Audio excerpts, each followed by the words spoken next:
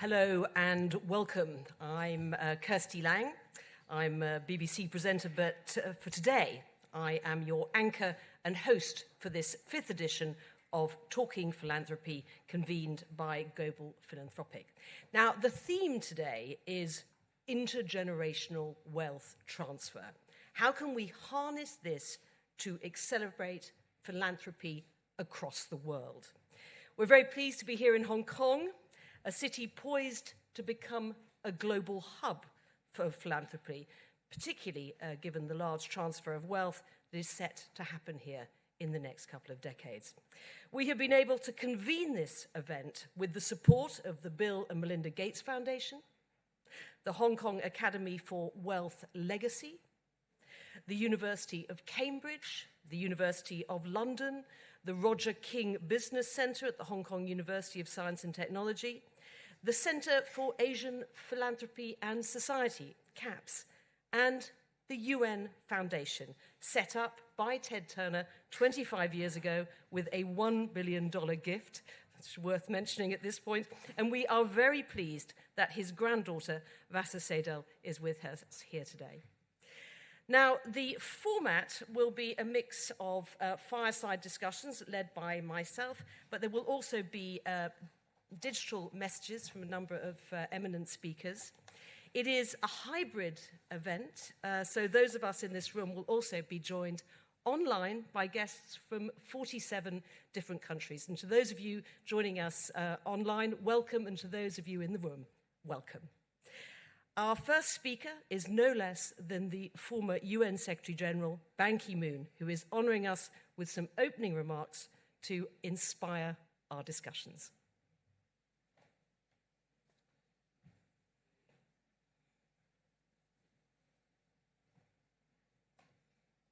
Should be coming.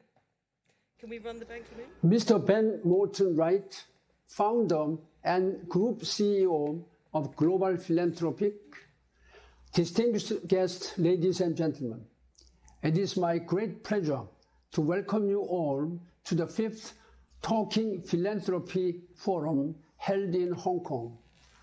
When I addressed this forum in 2021, I highlighted the immense challenges and difficulties we collectively had faced in implementing the UN Sustainable Development Goals, SDGs, due to the COVID-19's global impact. And today, 3 years later, these challenges have not only persisted, but in many ways have further exacerbated in urgency and complexity. Now, more than ever before, it is crucial that we align our efforts to implement these SDGs. However, this forum gives us hope. Indeed, we are on the verge of witnessing the largest transfer of wealth in human history. This unprecedented shift presents a tremendous opportunity. If we can channel a portion of this wealth towards addressing the pressing challenges the world is facing now, then we can meet our commitments and shape a better, more sustainable world for our future generations. One of the keys to making this happen lies in intergenerational conversations. We need to listen to the voices of the next generation and work together to tackle the pressing issues of today. Distinguished guests, ladies and gentlemen, philanthropy has the transformational potential to speed up this process, but it requires active collaboration between families, governments, and global cause-led organizations. Only through expanded multi-stakeholder partnerships and cooperation can we begin to solve the major problems confronting us now. The discussions today will feature insights from leading academics around the world who will present the latest research on wealth transfer. You will also hear from the next generation of philanthropists who will share their experiences and insights on how they are channeling their inspiring efforts to advance key philanthropic causes. I'm also thrilled to welcome delegates from the United Nations Foundation to the forum. They have led the groundbreaking Unlock, the future coalition uniting 25 of the world's largest youth-focused organizations and reaching nearly 1 billion people worldwide. Distinguished guests, ladies and gentlemen, as we expand our efforts to come together, we stand at the threshold of an unparalleled opportunity. The world is about to witness the biggest transfer of wealth, offering a pivotal moment for us all to channel our focused resources to address the most urgent global challenges that we are facing. But beyond the wealth, it is the collective wisdom, courage, passion, and compassion across all generations that will truly light our future path forward. By listening to the voices of the next generation and building bridges between families, governments, and international organizations and people together, we can create true, lasting change. Let this forum be a testament to our shared commitment to shaping a sustainable world where future generations not only survive, but thrive. The future is in our hands. Let us seize it with both purpose and unity. Thank you. Well,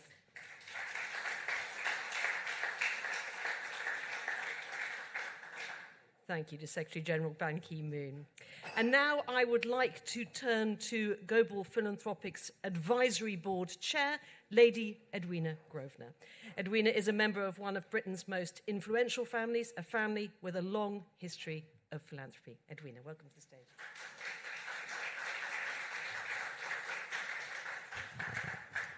Thank you. Ladies and gentlemen, and next generation philanthropists, good morning, and a very warm welcome to you all, even if the weather outside does slightly resemble a January day in England. Thank you so much for being with us, those of you who've made the journey either in car or on foot. I hope you're not too wet, and for those of you joining us online, well done. You're sort of keeping dry wherever you are. I'm honoured to welcome you all to this event here in Hong Kong as chair of Global Philanthropic's Advisory Board, bringing together some of the most distinguished philanthropic minds. As Secretary General Ban Ki-moon noted, today's discussion is particularly critical given the many challenges our world faces right now. He highlighted some key themes which I think we'll be sure to be picking up on throughout the day. Themes such as the necessity to have those intergenerational conversations when it comes to the greatest transfer of wealth in human history. A sobering but hopeful thought. The tremendous opportunity this pivotal moment gives to us. The need to listen to the voices of the next generation. The transformational potential of it all. The need for active collaboration, collectivism, passion, and compassion. But most importantly of all, the need for hope. Our fantastic lineup of speakers today will share cutting-edge research and impactful case studies highlighting how philanthropy can serve as a powerful solution to some of today's most pressing challenges. Then later on today, I'll be joining Kirsty and other philanthropists to share some of my own experiences, all beginning at quite a young age, younger than 18, but actually 18 was the pivotal moment when I started working in a prison in Kathmandu in Nepal, which slightly changed and directed the trajectory of my life, 25 years in, still working in prisons, mainly in England and Wales, the United Kingdom, but also around the world. Today's event is not only about understanding global trends in philanthropy, but also about exploring practical ways we can make a meaningful impact together. It's an opportunity I hope will inspire the next generation of philanthropists to engage with these challenging global issues, something I've been grappling with myself with my own 3 children back at home. So please enjoy the discussions today, take advantage of this moment, and let's see if we can help to accelerate philanthropy around the world. Thank you.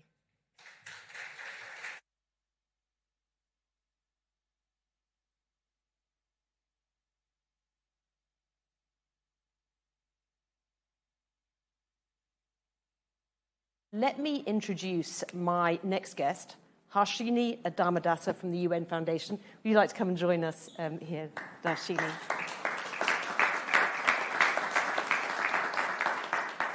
And we should all say congratulations to Harshani because she's just got married.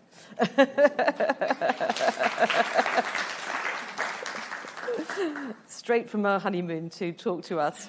Harshani is from the UN Foundation, and for those of you who don't know, the UN Foundation is separate from the UN, and we'll talk a little bit about that, but they do work very closely together. As I mentioned earlier, the UN Foundation was founded by the media tycoon Ted Turner with this extraordinarily generous gift, this $1 billion gift that's been critical, and the foundation has been critical in supporting the UN's Sustainable Development Goals. Today we're going to discuss, though, how the UN Foundation works with young people under a program called Our Future Agenda. It's led by Harshani, and it's a platform that empowers young leaders to advance global cooperation. Harshani, welcome, and thank you very much for being here.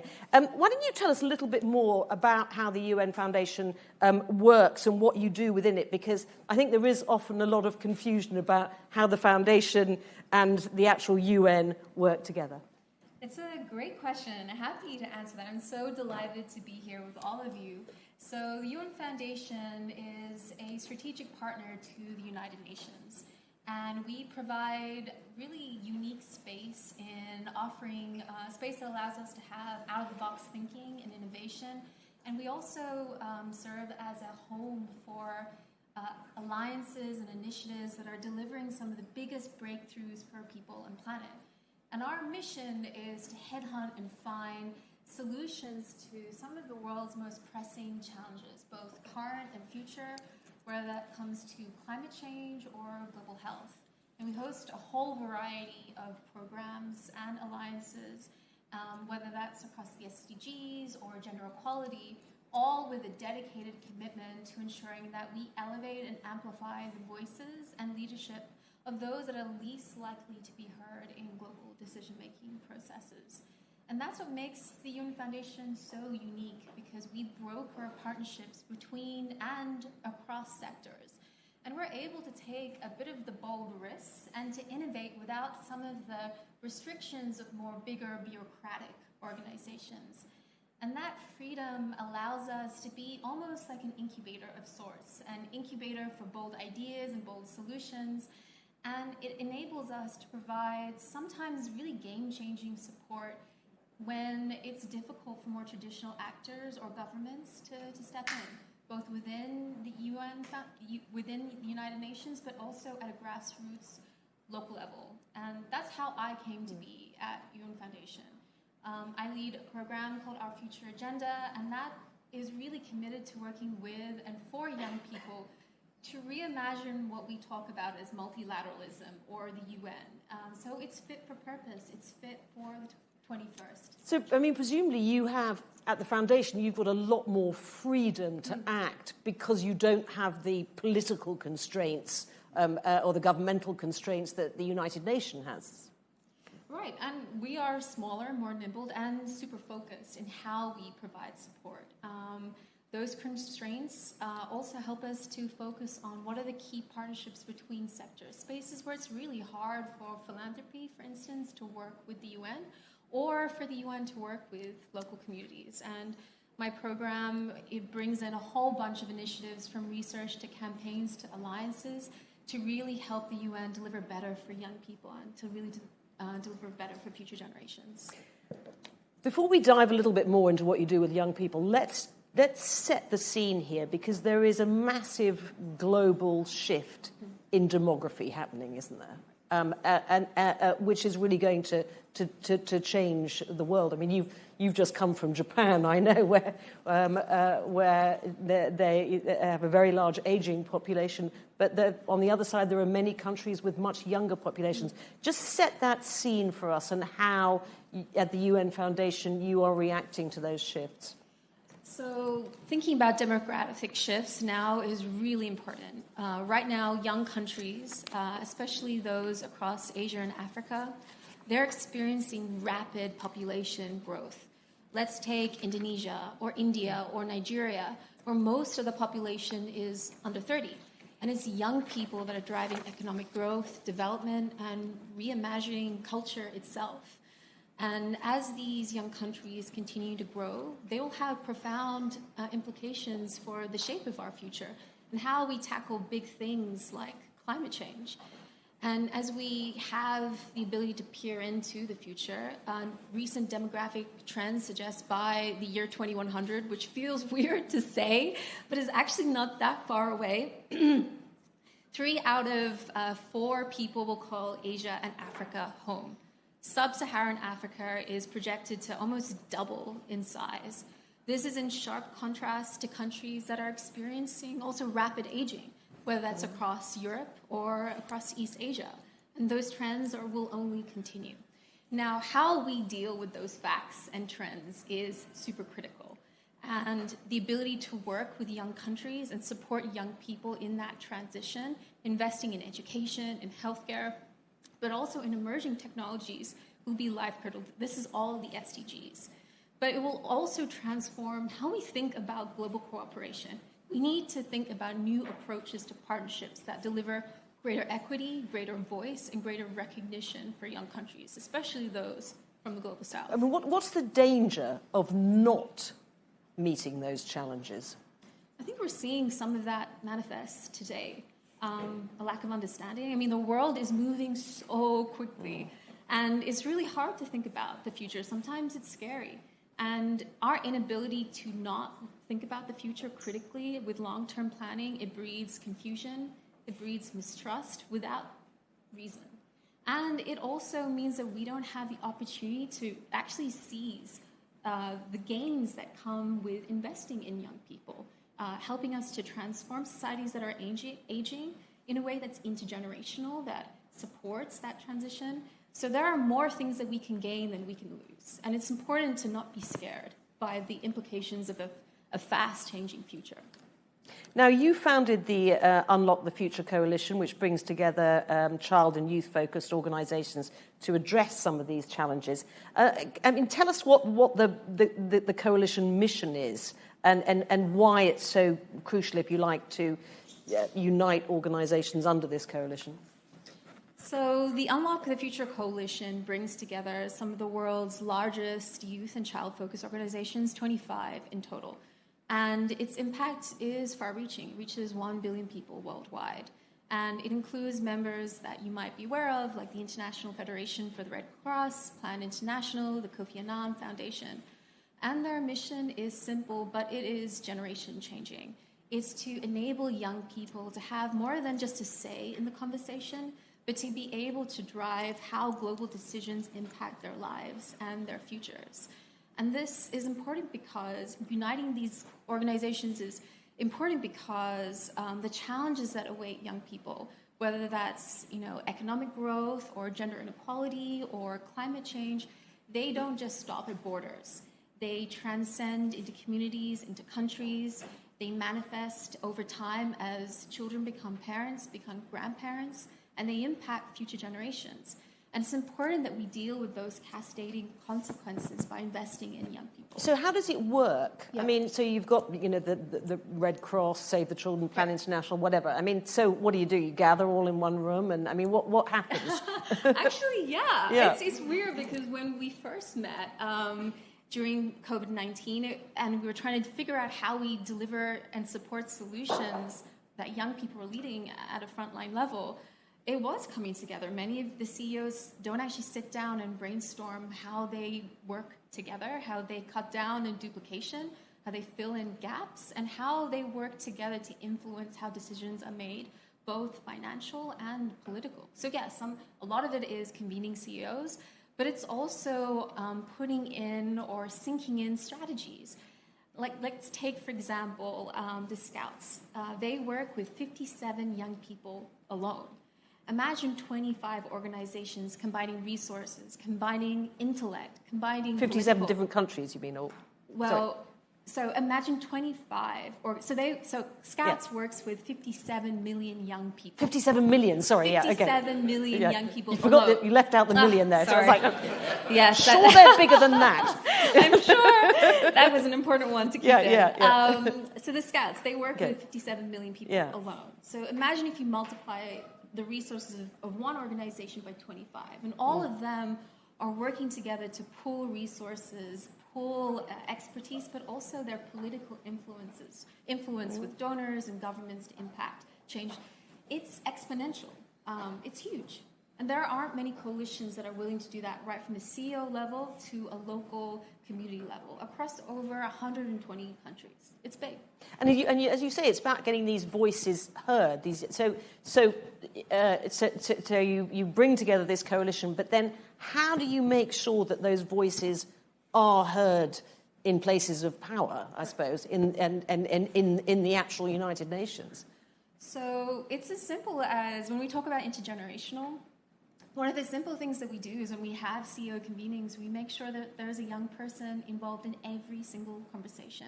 And every single organization that represents itself makes that decision with a young person. And it's rare for a CEO and a young person to sit together and speak on behalf of their organization. It's catalytic. And when it comes to how they engage with the UN, many of these youth and child-focused organizations, they define their 5, 10, 20-year strategies based on what young people want, what young people need. Their whole DNA is constructed around amplifying and working with young people. And presumably with the world changing so fast, as we all know from our own, kids and whatever, they want quite different things very often than the older generation. Yeah, different and many things. And sometimes conflicting things. Yeah. But one thing that is consistent is around financing. And that's one of the biggest things that the Unlock Coalition is focused on, is how do we transform the financing landscape, which is quite traditional, to be more nimble, to be more flexible, to be more dynamic and responsive to young people that are engineering some of the greatest badass solutions to tackle the biggest challenges of time. And that's one thing that I'm really excited to talk about too. Now, I was going to come on to this because one of the key initiatives of the Unlock the Future Coalition is the Funders Collective. What is that? So as mentioned, the Funders Collective, it's one of the areas where the Unlock Coalition's all united, the CEOs of all the Unlock Coalition members united behind, because it's the biggest challenge that face young people. And it's hard to believe that it's only 6% of global development assistance that actually goes to young people, and that most youth organizations, their annual budgets that they operate on is somewhere between $5,000 US per year, and 97% of their staff are volunteers. So you can imagine that the funding that they receive, it all goes to activities, and there's nothing to sustain their actual operations to really think about long-term planning. And that really shortcuts their potential and their ability to really think beyond the now, to think for the future. We're not really providing them the skills to do that. And it also prevents, supporting really dynamic, bold solutions that are mostly underfunded and undersupported in the philanthropic space as it exists now. Yes, because I mean, when governments have to cut back, and I've seen that in my own country, in the UK, one of the first things that they cut back on is youth activities. Exactly. Yeah. Exactly. And so the Funders Collective is really trying to flip that script. And it's not about signing more checks. It's really about a system-wide reset for how we prepare for the future by investing in young people. And that requires really moving away and transitioning away from traditional structures that have really strict eligibility criteria and high compliance demands, which just screen young people out from the get-go. And the Funders Collective is all about multi-year flexible funding support and resources to young people so they can move from action to organization to movement building. And as soon as we can see that transition, we'll see a huge uptick in growth and progress amongst young people, but also in how they work with communities. Now, you spend a lot of time talking to the younger generation of philanthropists. How would you say that their values and preoccupations differ from that of their parents or their grandparents? What are they worried about? So young philanthropists are really changing the way we think about giving, and how they also think about impact. One of the things that I've heard consistently is ensuring that giving manifests in something real, in something tangible, and feeling a deep connection to the initiatives that they support. Unlike traditional or older generations, which tend to invest in traditional institutions or sectors like health and education, young philanthropists are passionate about causes, about issues that impact people and their everyday, whether that's from social justice to economic inequality to climate change. These issues require rewiring our structures. They're not quick fixes, but a lot of young philanthropists are willing to stick it out to see that change not just manifest today, but manifest for generations to come. And what I also hear from a lot of young philanthropists is that they see giving as a way of life, as an extension of themselves and the values that they and their families represent. They want to see a difference, and they want to be part of it. And of course, the next generation of philanthropists, I'm going to sort of state the obvious here, but they're going to have to live with the climate change. They're going to have to live with environmental degradation. They're going to have to live with warming oceans to an extent that my generation are not going to have to. Are their voices being heard sufficiently, do you think? I think it's a difficult question to answer. I think yes and no. I think more can be done in terms of areas where I'm seeing areas that are positive. You see young philanthropists really challenging traditional models and pushing for more flexible and nimble structures, whether that's donor-advised funds to funder collaboratives that allow resources to be delivered more quickly, more efficiently, and with greater control. But there's a lot that still needs to be done. I think young philanthropists are still coming into their wealth and unable at times to give large contributions at the level or depth that they hope to achieve. Trust and accountability is also a big deal. A lot of young philanthropists want to see a direct connection between their giving and impact, and there's a lot of trepidation around big bureaucratic institutions that can't really move quickly. I think young philanthropists have also shared that. So they're a bit more suspicious of the big traditional NGOs? Absolutely. So they would have a tendency more to invest in... To local community action. Yeah. Right? And part of that is also because the nature of our world is rapidly changing. It is daunting, and it's hard to feel a connection between your giving and your impact when our world is moving so quickly. And it can make the philanthropic journey sometimes daunting, if not lonely. And I think that isolation can also be felt in traditional structures where young philanthropists don't feel that the systems are set up to enable them to speak up or to take up leadership roles. And that's why it's really important to provide neutral and safe spaces for young philanthropists to share their experiences, their journey. And is that what you're doing with the Funders Collective? Exactly. The idea of your Funders Collective is this is a place where young philanthropists from around the world can gather, exchange ideas, get advice from Right. others. It's a space where young philanthropists can actually engage with the people that are doing So it's a the peer work. group. Yeah, it's a peer group, but it's a mentality of let's roll up our sleeves and figure out what's not working, what is working, let's take some risks, but also invest in things that do work with evidence and impact. And it allows young philanthropists to really invest in a menu of options on issues that they really care about and work with young people to do that. So if there are young philanthropists out there listening to this, how do they become part of this, of your funders collective? They get in touch with you I think the UN Foundation offers a multitude of spaces to do exactly what we're trying to do with the Funders Collective. And it's also important to be curious and to ask questions and join spaces like this and to feel camaraderie in the questions and finding answers together. So these conversations are vital to that. Well, we've heard this morning about there being a shift, a next generation shift, particularly here in Asia. Does your Funders Collective represent this shift? Absolutely. I mean, one of the things that we're very focused on and very interested in is working with young philanthropists, especially from young countries across Indonesia to India, that are leading their own companies, that are entrepreneurs themselves, and see a direct correlation between the goods and services that they provide and the difference that they want to make in the world. And it's important to support these young philanthropists across Asia, especially in countries that are aging, and to really see that shift as not something that's scary, but something that's doable with the right solutions and with the right network of supports. That's something that we're very keen on exploring. Now, in 2015, all the members of the United Nations adopted the 17 Sustainable Development Goals, SDGs as we call them. The aim was to bring peace and prosperity to the planet while tackling climate change, hence the sustainable goals, working to save our oceans and forests, and the deadline for achieving those SDGs is, of course, 2030, and we're already in 24. The clock is ticking.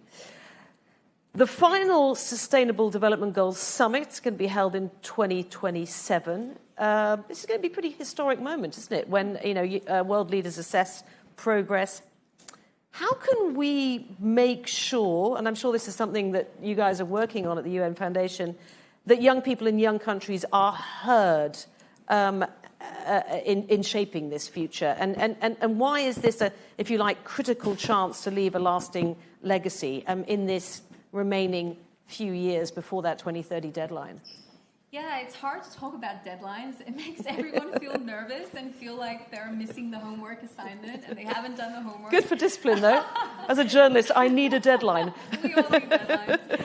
And it's a hard thing to say, but we're only 19% on progress of the SDGs. 19%? 19%.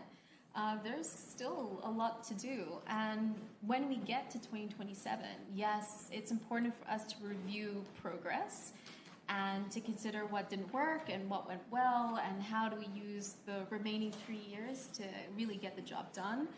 But it's ever so important to think about beyond 2030. And that's a scary thing when so many companies, so many funders have pegged their giving to 2030.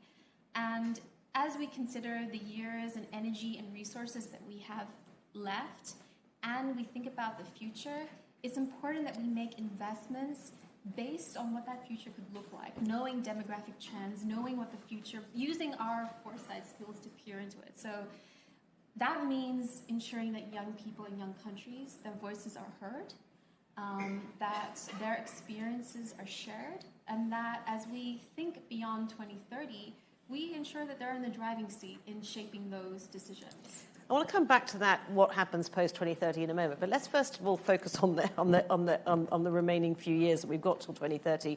So you said only 19% has been achieved, which is a little bit depressing. What's the pace of that? I mean, was there a big spurt in the beginning and it slowed down, or, I mean, where are things picking up? I mean, that's a lot. Yeah. So, I mean, where are we on the progress? And is it, it feels very overly optimistic to imagine that we're even going to get there.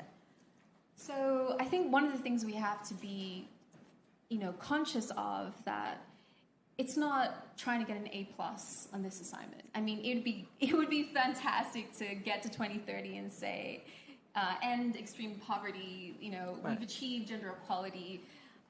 It's about shifting the dial. It's about shifting mentality and shifting how institutions and systems work. And sometimes that takes generations. And sometimes that's just not giving up. That's converting passion into compassion. It's about looking through critically and not being scared about why didn't things work as we thought they did. And exploring what we know now that's different. Do we have better solutions? Do we have better ideas? How do we use the raw potential of the people now to think more critically about the future? I'm hopeful because it's important to not be afraid of the 2027 moment or the 2030 moment because I'm confident that we have the science and evidence to get there. A lot of it is about political will. It's about people mobilizing and people caring. I mean, I know that, and you've pointed this out, that many young funders, many young philanthropists have tied their plans to the UN SDGs. They're using them as a benchmark. And many ask, what will happen after 2030? Is anyone thinking about this? And what is the thinking? I mean, do they still remain? We just shift them a few years, or do we change it? Or, I mean, what will happen? So this is one of the questions that the Unlock the Future Coalition is trying to answer. It's uniting young people as well as companies, as well as civil society, to think about what are our options. And there are many. And also applying long-term thinking and long-term planning to exploring what are the best pathways. With a lot of philanthropists who have tied their giving to the SDGs, they don't see the SDGs as a tick box exercise. Many of them have corporate strategies that extend beyond 2030 to 2050 to 2080. Many of them are thinking critically about the legacy they leave behind for their children and their grandchildren. And so there is an appetite and readiness to think about this. And as I shared, there are tools and mechanisms that enable us to think about what's next. And is it time that we need to rethink traditional funding models as part of that? Yes. I mean, as I said, only 6% of global development assistance goes to young people, and they currently represent 50% of the world population. So there's a lot that we need to rethink. And a lot of that comes down to trust and our risk appetite. Young people are innate entrepreneurs, innovators. They experiment, but also they operate in new ways that might feel foreign to us, from community organizing to digital activism. And it's important to see them as equal partners in the process for how we change economies and transform societies, as opposed to an unequal dynamic where it feels so distant from young people from more traditional donors. Now, I'm going to go to the room in a second, see if anybody's got a question, but let me ask you a final one from myself, which is, do you have a message to any funders who have joined us either in the room or online? So be curious. I think it's so important to be having this conversation, period, because it's so hard to talk about the future, and because we're so fixated on the present, what we see on our phone, on social media, on television, and we have the ability to really think with optimism, to think critically and strategically about the future. And a lot about the future is investing in the next generation who are bold, who are courageous, who are curious. And I think the second thing is really thinking about traditional giving. How can we shift from systems that enable more nimble and flexible giving and see young people as partners? And a lot of that is in working with the next wave of young philanthropists that are also coming in to their own and need conversations like this and experiences like this to really share their thinking and grow in their journey. Well, I hope there's lots of young philanthropists, future philanthropists out there listening who are going to get in touch with you, Harshani. But would anybody like to ask a question before we bring this inspiring session to an end. No, I think it's two. Yes, got a question there. Oh, actually. Harshani, my question is basically, considering Teta's groundbreaking role in shaping the modern media and his unprecedented gift of $1 billion, do you think that he be regarded as one of the world's greatest visionaries of our time? I mean, absolutely.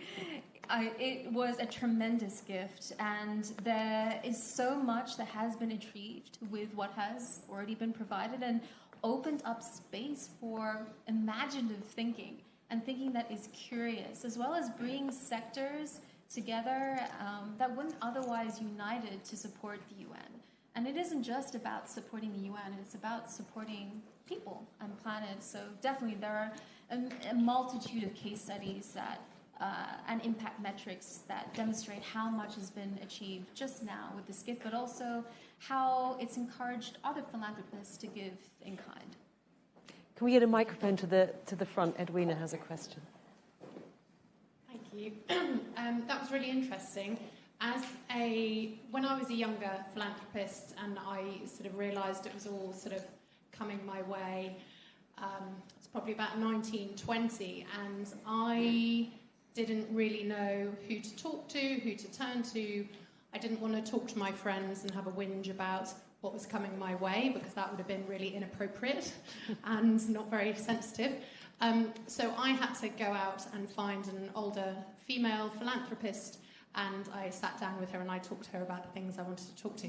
So it's nice to hear that, you know, now that I'm in my 40s, there seems to be lots of different areas that philanthropists can turn to, but I still wonder if it's slightly behind closed doors.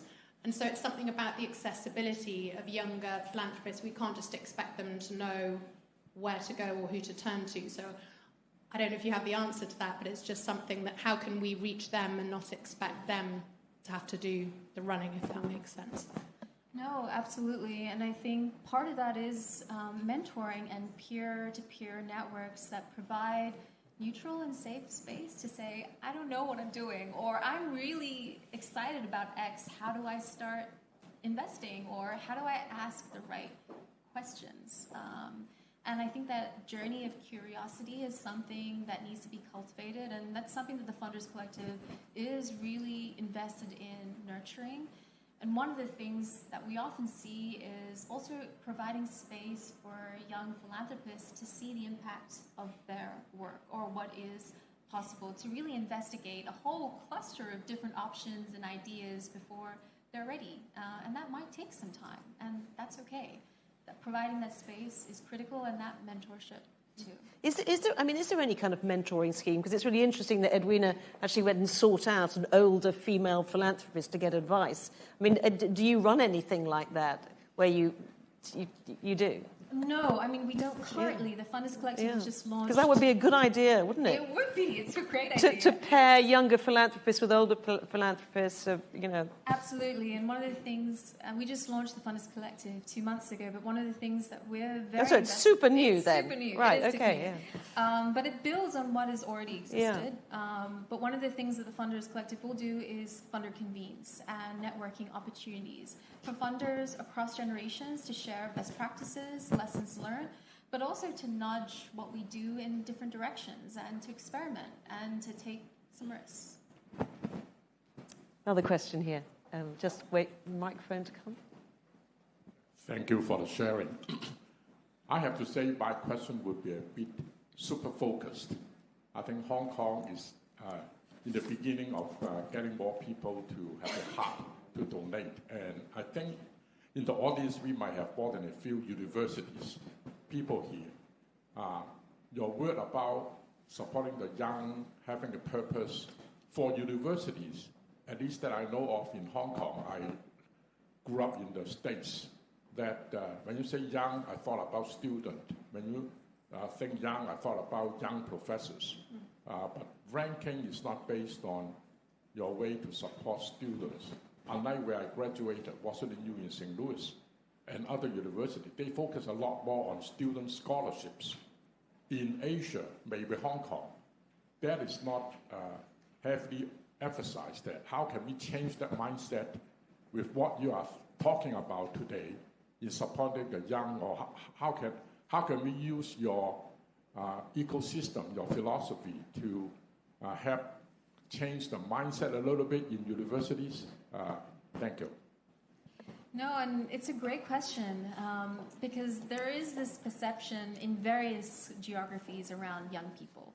And we define at UN Foundation young people as anyone under 30. And there are so many definitions within the UN nations, United Nations around young people. But under 30, that includes entrepreneurs, that includes students, it includes mothers, it includes a whole host of community actors and professions. And I think what is helpful is providing young people the space to come together and to see commonality even in one country. It's very difficult for young people to sometimes from one profession to engage in another. And that's what makes the United Nations so unique. I think a lot of people, especially young people, look up and think of it as a platform, which it is, to tackle our biggest problems. And no matter what country you come from, no matter how old you are, no matter what profession, and there's a lot of resources out there for young people to engage.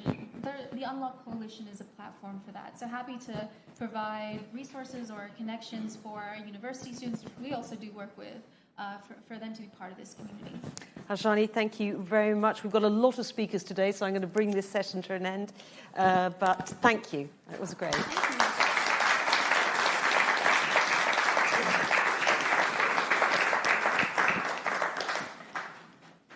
And while we're talking about universities, our next speaker is from Cambridge University, and I'd like to welcome Lindsay Hooper to the stage. Welcome, Lindsay.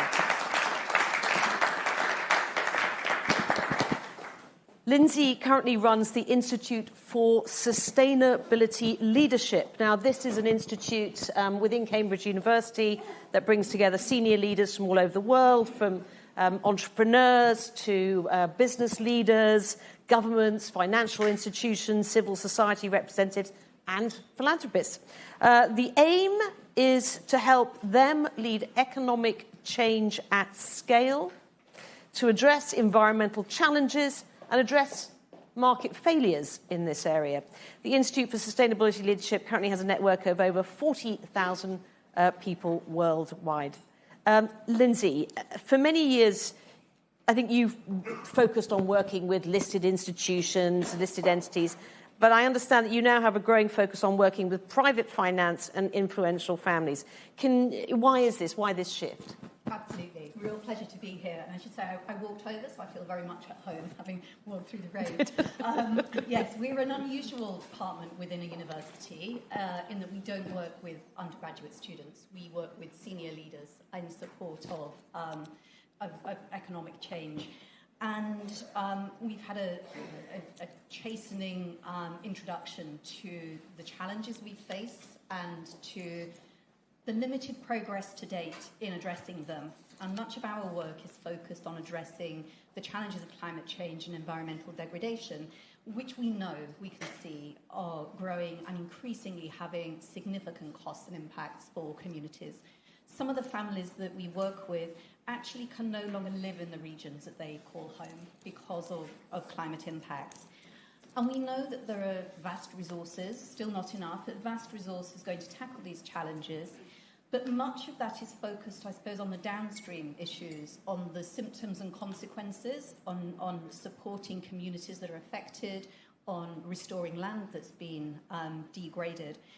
But in our view, that will be futile until we start getting upstream and start to design out the root causes of these challenges. There won't be enough capital in the world to deal with the consequences while we still keep making the problem worse. So we need to prevention rather than dealing with the symptoms. Absolutely. Yeah. So, and in our view, the core challenge is our current model of economic growth. So growth is essential. Everything in nature grows.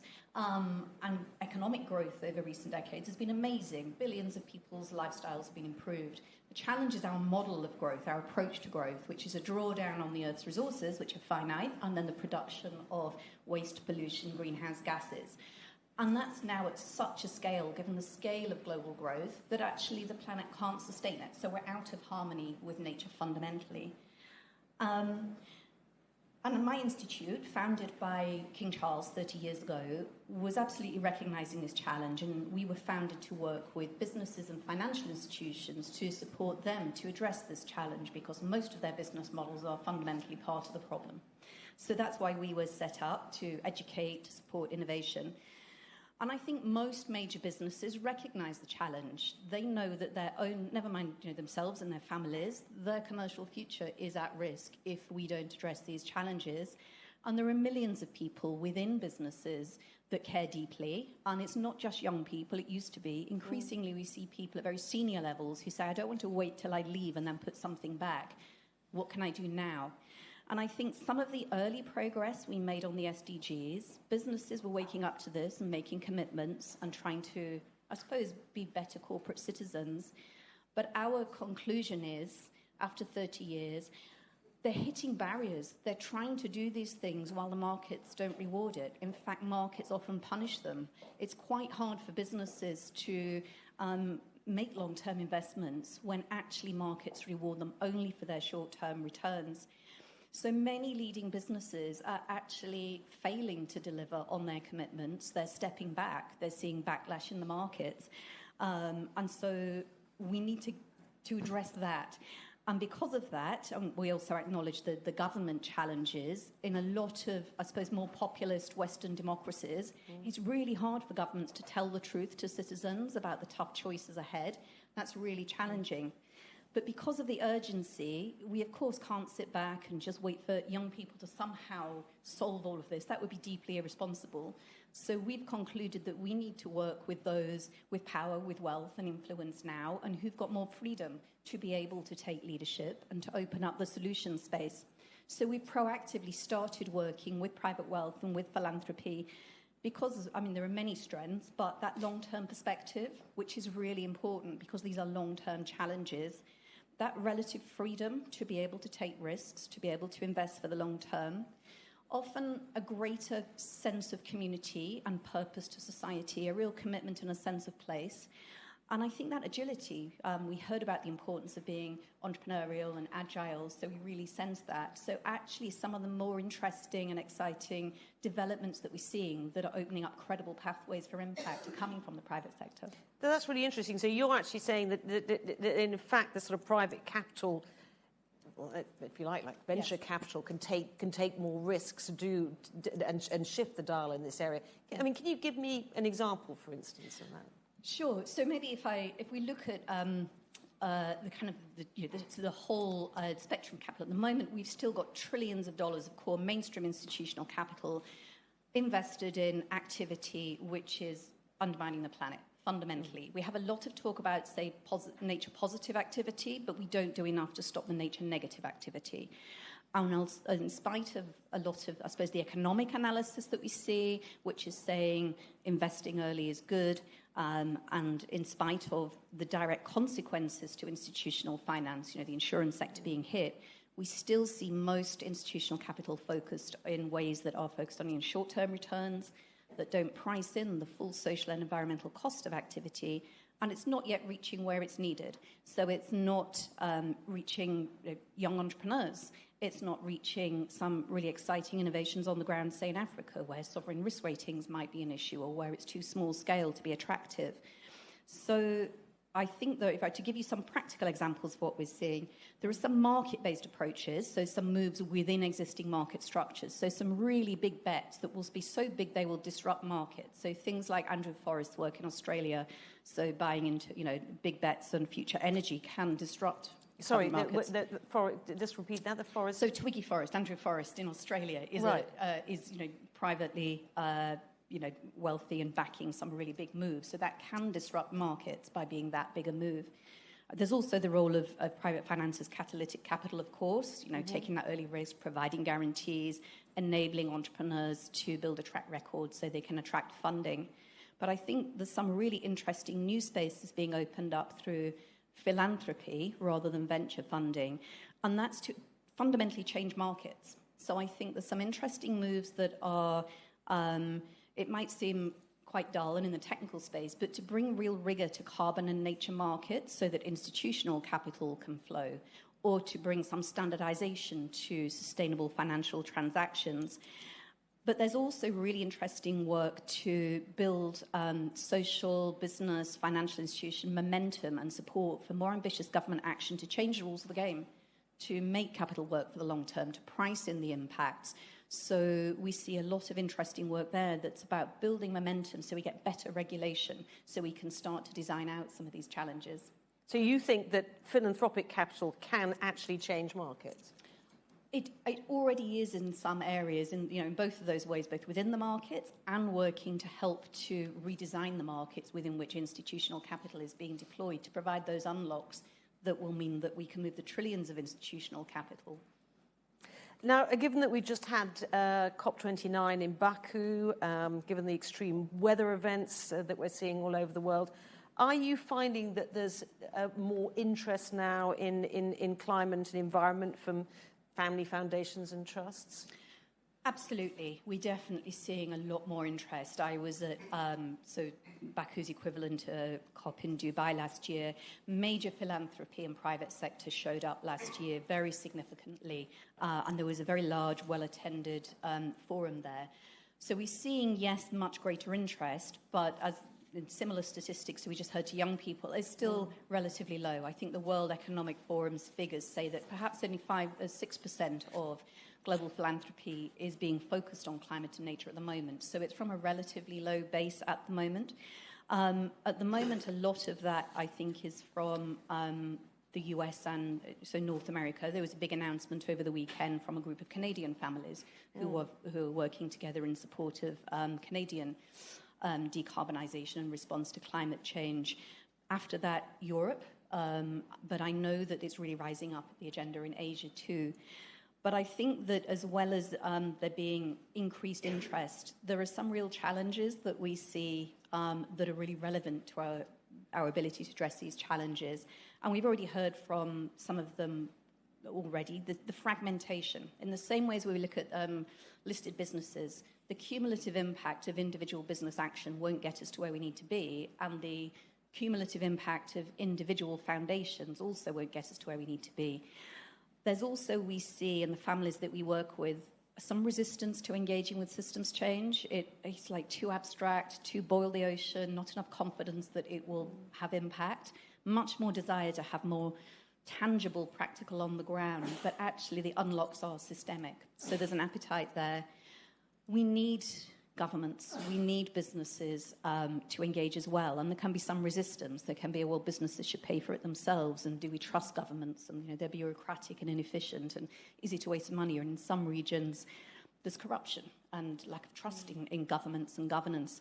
But we have no option to have better engagement there. And as we heard, some of the processes can be just too bureaucratic and not agile enough in a changing context. So I think we're going to have to overcome some of those. But I think there are some really interesting new examples and new solution spaces. So Bloomberg Philanthropists, for instance, has a whole range of interesting examples. But in the US, for instance, they're doing work that convenes local communities, businesses, regulators, state by state, to secure buy-in to phase out coal-fire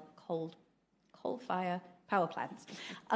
They are also doing work to build global capacity. So they've started a kind of a global capacity building coalition that enables South-South learning, that makes resources available, particularly for emerging economies who need to attract capital. We also see a lot of actually younger entrepreneurs, often people who've made their money through tech and are already having foundations to put things back, funding not just research in universities, but funding getting innovation into societies and economies. So, moonshot projects, how do we, rapidly decarbonize key sectors? So, Quadrature, Breakthrough, there's Bezos, maybe they're not so young, but there's quite a lot of capital focus there. And then there's some interesting pooling, there's a Canadian family, has a co-impact, the West's Gaia initiative, trying to bring together and pool funding to try to get some big systemic unlocks. But still only 6%. I'm just going to come back because it's quite a shocking statistic, that actually. Yes. 6% of worldwide philanthropic investment, only 6% goes into environment. So that's not my research, that's WEF research and figures from work they did. The World Economic Forum. Yeah. But yes, and most of that's coming from North America. At the moment, I think it's about 43%. So that means here in Asia, there's relatively lower. When I looked at the statistics from that, it was kind of 43%. I think North America. It might have been 27. Can't quite remember in Europe, and then it was broadly with the rest of the world, but Asia rising within that. But yeah. Now, let's talk about the work that your Institute of Sustainability Leadership does. I mean, can you give us some examples of how you work with leaders, and particularly with influential families and philanthropy? Sure. So one of the things you would expect us to do as a university is education. So that is absolutely one of the things we do. And in fact, last week we had held our program. So we run a program that's a multi-generational leadership program for families where we already talked about the importance of intergenerational learning. So we bring together people across generations, but we bring families together across geographies as well to not only learn from leading research and academics, learn from leading practice, from civil society, to be exposed to a whole range of perspectives, challenge, case studies, but really importantly to learn from each other. So education is one way. Convening is another. Universities are one place where you can really bring together people for candid, honest, difficult conversations, and that's something that we've increasingly been doing. So this year, broadly, people in my domain, our peers in the sustainability movement, are recognizing that we're just not making progress and some of our ways of working are not effective enough, and recognizing that geopolitics, technology, we're starting to knock these global issues off leadership agendas. So we convened some of the leading foundations we work with alongside activists, leading businesses, media commentators, tech entrepreneurs together to say, let's be honest about what's not working. Let's step back and say, where are the most promising pathways? So that's another way. And of course, as a university, there's a huge amount of research that is underway, but actually we do a lot of innovation. We have a lot of actually young entrepreneurs in our innovation ecosystem. My colleague Jays, who runs this, and we work with UNICEF as well. So we do a lot of work that is connecting capital to some of the most promising solutions. Of course, as a university, we also are very grateful recipients of funding, and some of that is being directed to strategic communications. So you're probably familiar with David Attenborough and some of his films, which have had a really major impact on raising public awareness of the challenges. So we've got funding to do that same kind of quality, that same kind of engaging communication to help raise public awareness and understanding to try and build momentum. So we engage there. Some convening around how do we get political ambition to act, funding there. But we also are very focused on how do we rapidly decarbonize critical sectors, so aviation, food, buildings. So funding there to say, how do we get rapid unlocks? And we've got some really exciting work in the aviation space that's saying we have to decarbonize it, and we have to do it in years, not decades. So research is helping to find what are the breakthrough, if we just did 5 things, what would those 5 things be through modeling? So those are some of the ways we work. And is there a greater willingness, I suppose, amongst philanthropists and family foundations to invest in that kind of new technology to combat climate change than... So I think, yes.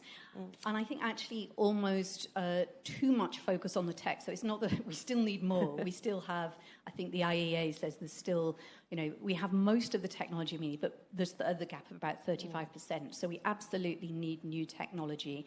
And there's a whole range of not fully tested, but potential technologies which are sitting in prototype stage. They're sitting and need to be scaled. There's a lot of appetite, and I think of the funding that's going into these issues is either going downstream to support communities affected or to restore nature, or into tech. And that's great, and we need that. But I think we also need more that's focused on the cultural barriers, the political barriers, the policy and regulatory barriers, and trying to get these market unlocks so we can get institutional capital, the trillions of capital to scale too. So I think there's not yet enough focus on those areas that are tackling the root causes. Are you optimistic or confident that the next generation of philanthropists can or indeed will deliver solutions to some of these global challenges? Or help deliver? Help deliver. Help deliver. I think we have no option. We've got a responsibility to believe it's possible, because what's the alternative? I think there's clearly evidence that younger people generally are more committed and more interested. Certainly and I think the World Economic Forum's analysis has said that they're twice as likely as their parents to focus their philanthropy on climate and nature challenges.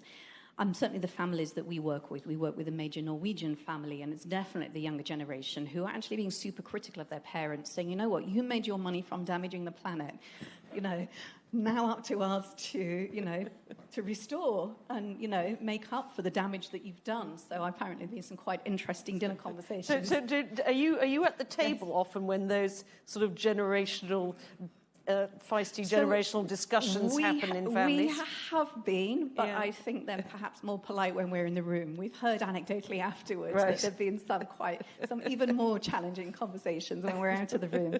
But I think it's not just because they care more. I think these are the issues now. This is the context and the landscape that they're having to respond to.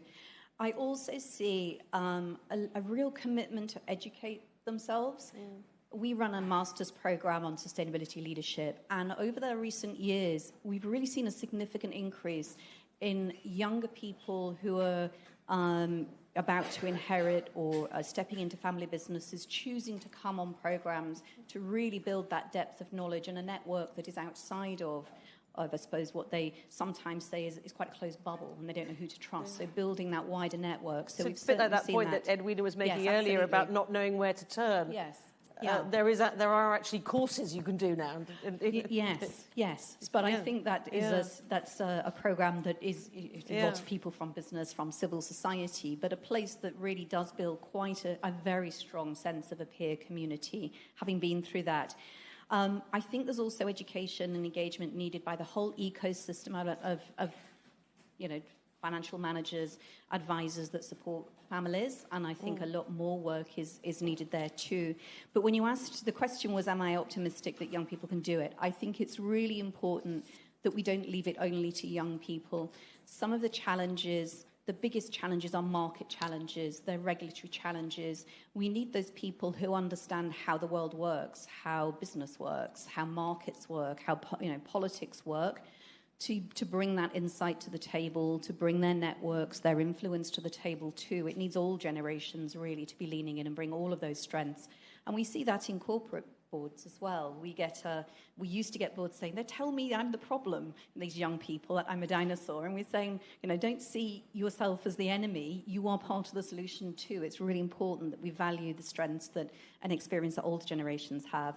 But having said that, I do see some of the most exciting developments coming from younger generations.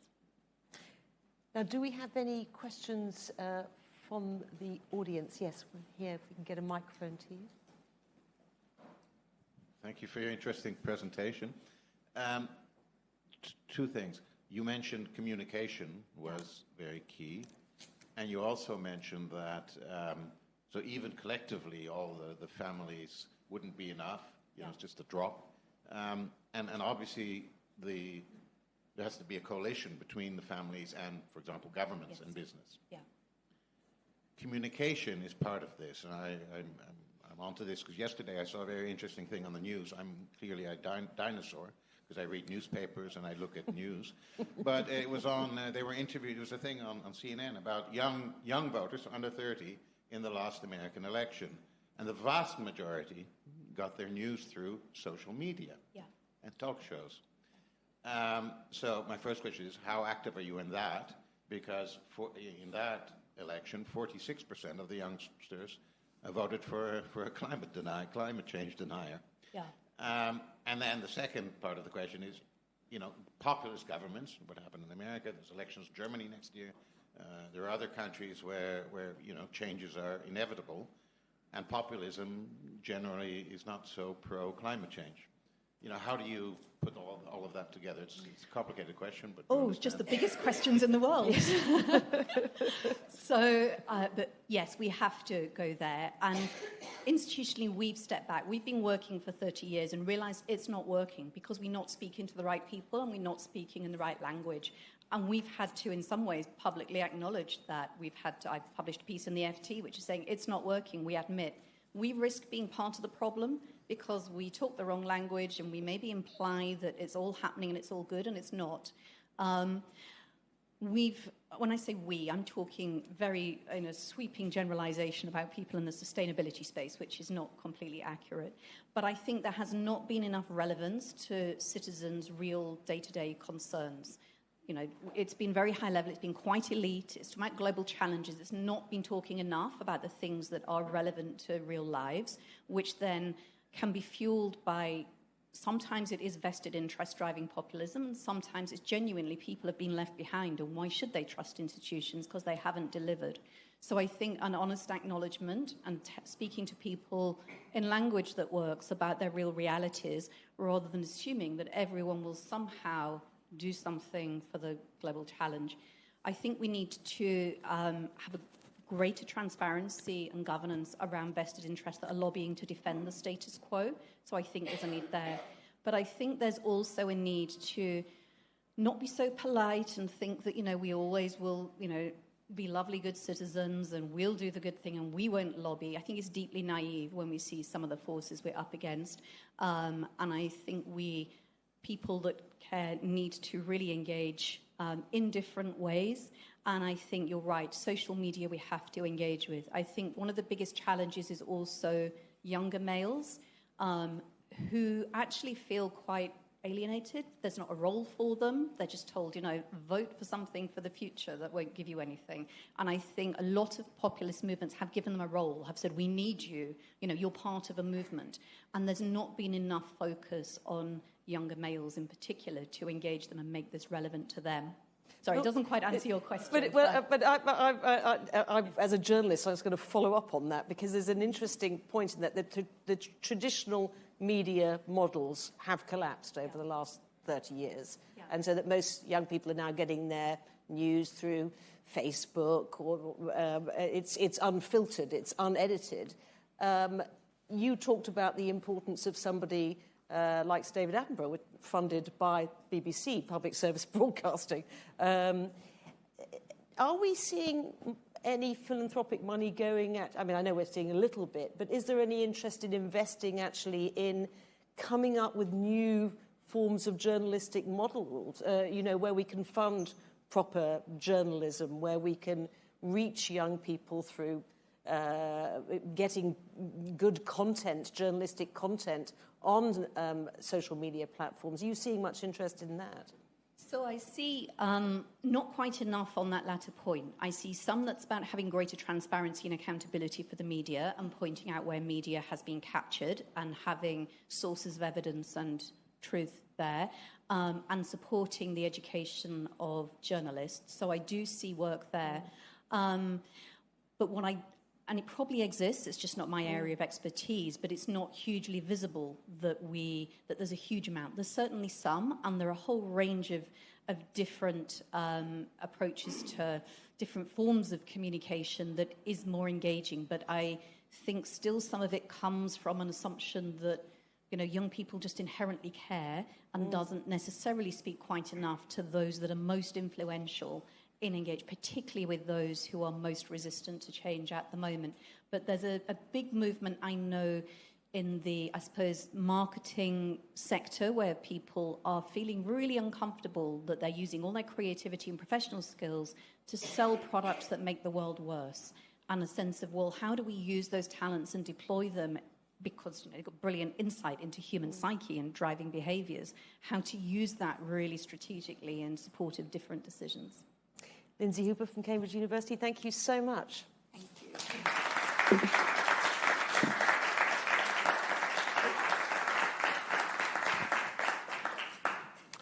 Well, I am now delighted to introduce my next guest, which is Dr. Jean Satrijo Tanudjojo. Please welcome to the stage.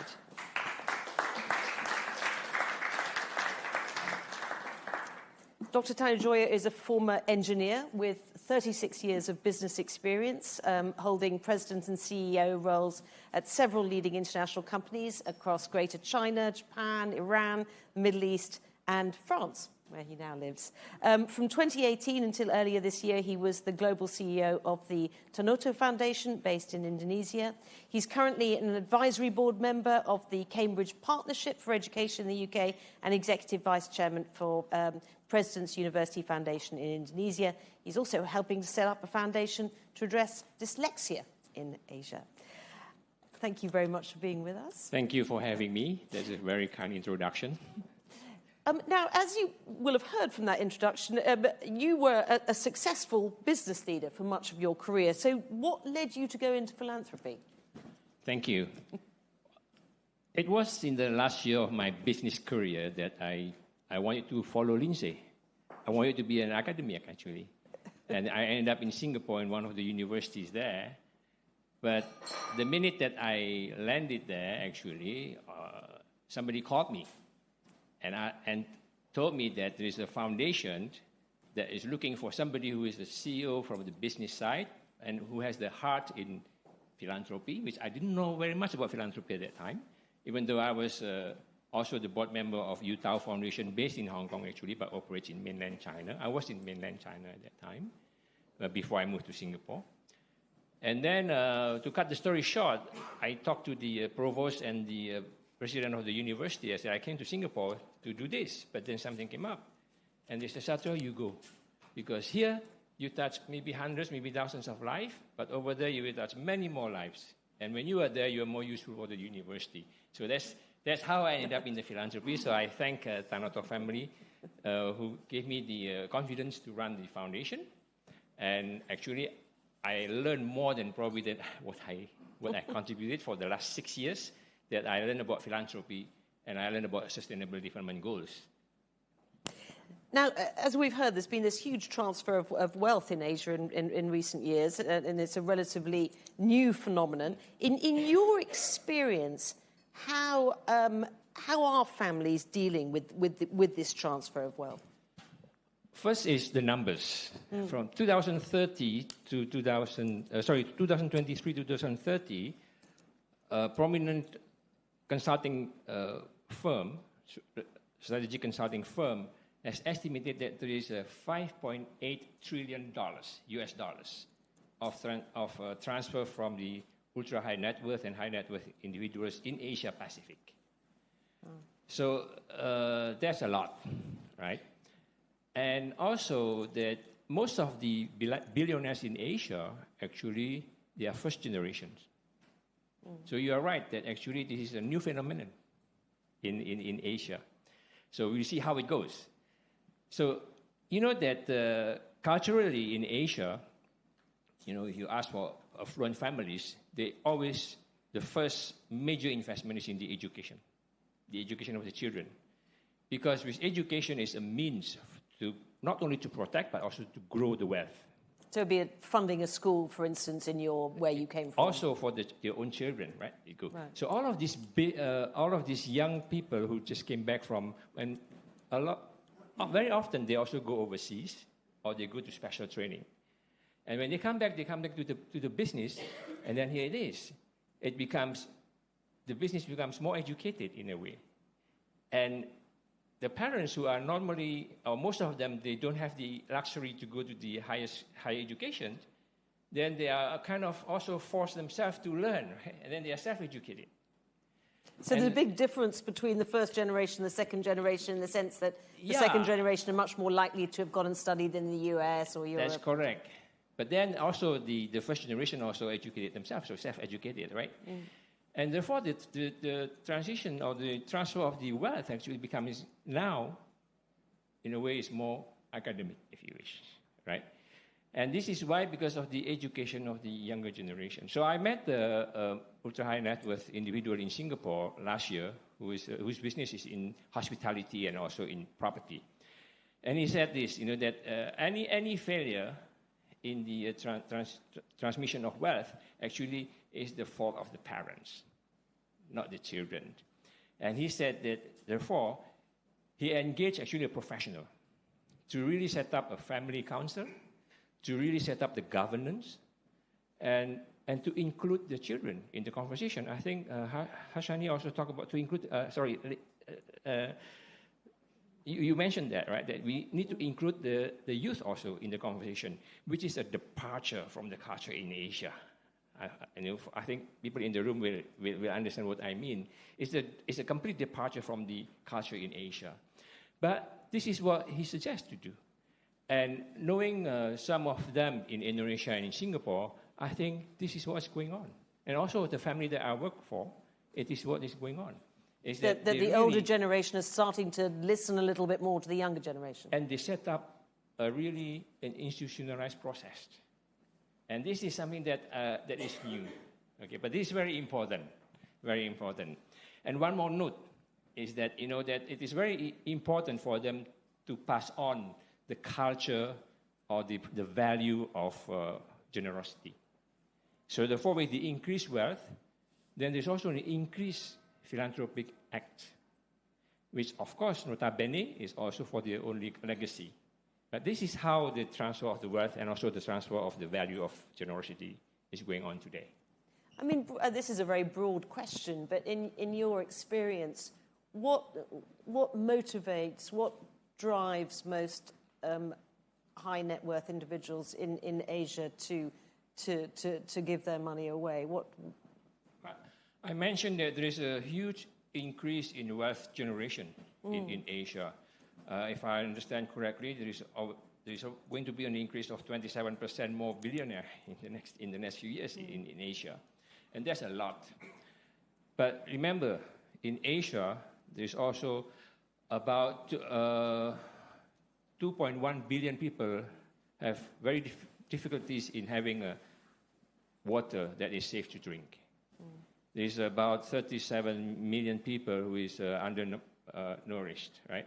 And there's always 23 million, who basically only 233 million, who really only have $1.9 per day.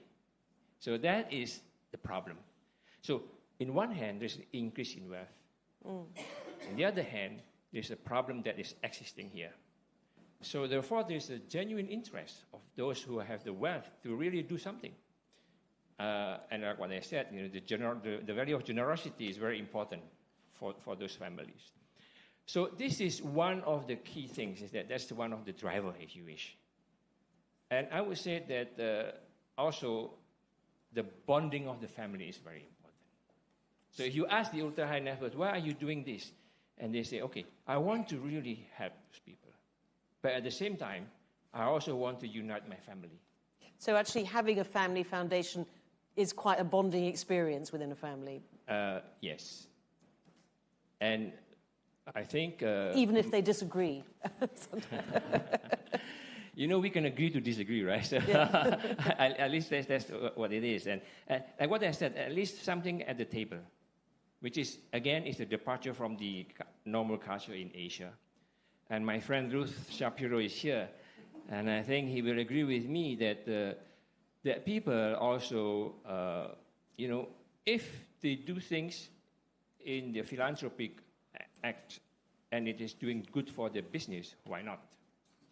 Right? I think that's also, but that is not the number one priority. Actually, that comes with it. Yes, because I was going to ask, how does the emphasis on doing good influence philanthropists as compared to, say, the advantages of improving their business image? What's more important, or do they go together? They go together. They go together. Okay, right. They go yeah. together. So meaning that I repeat what I said is that first is those people they really want to do good. Okay, and secondly is to also bond the family, and thirdly is why not if it is doing good for the business. Now, I have an anecdote, if you allow me, I will tell this story, is that, once I was in a panel discussion in the university in Indonesia, where I am the alma mater, actually. So I'm the alumni.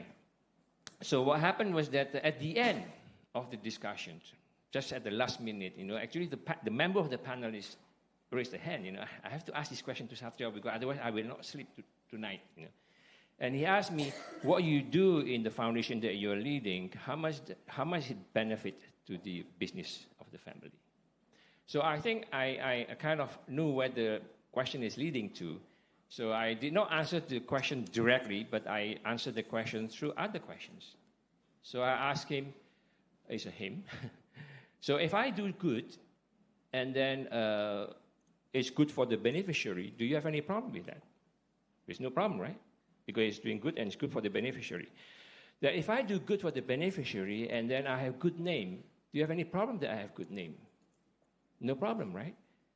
And if I have good name and then people like what I do and people like me and then it does good for my business, do you have any problem with that?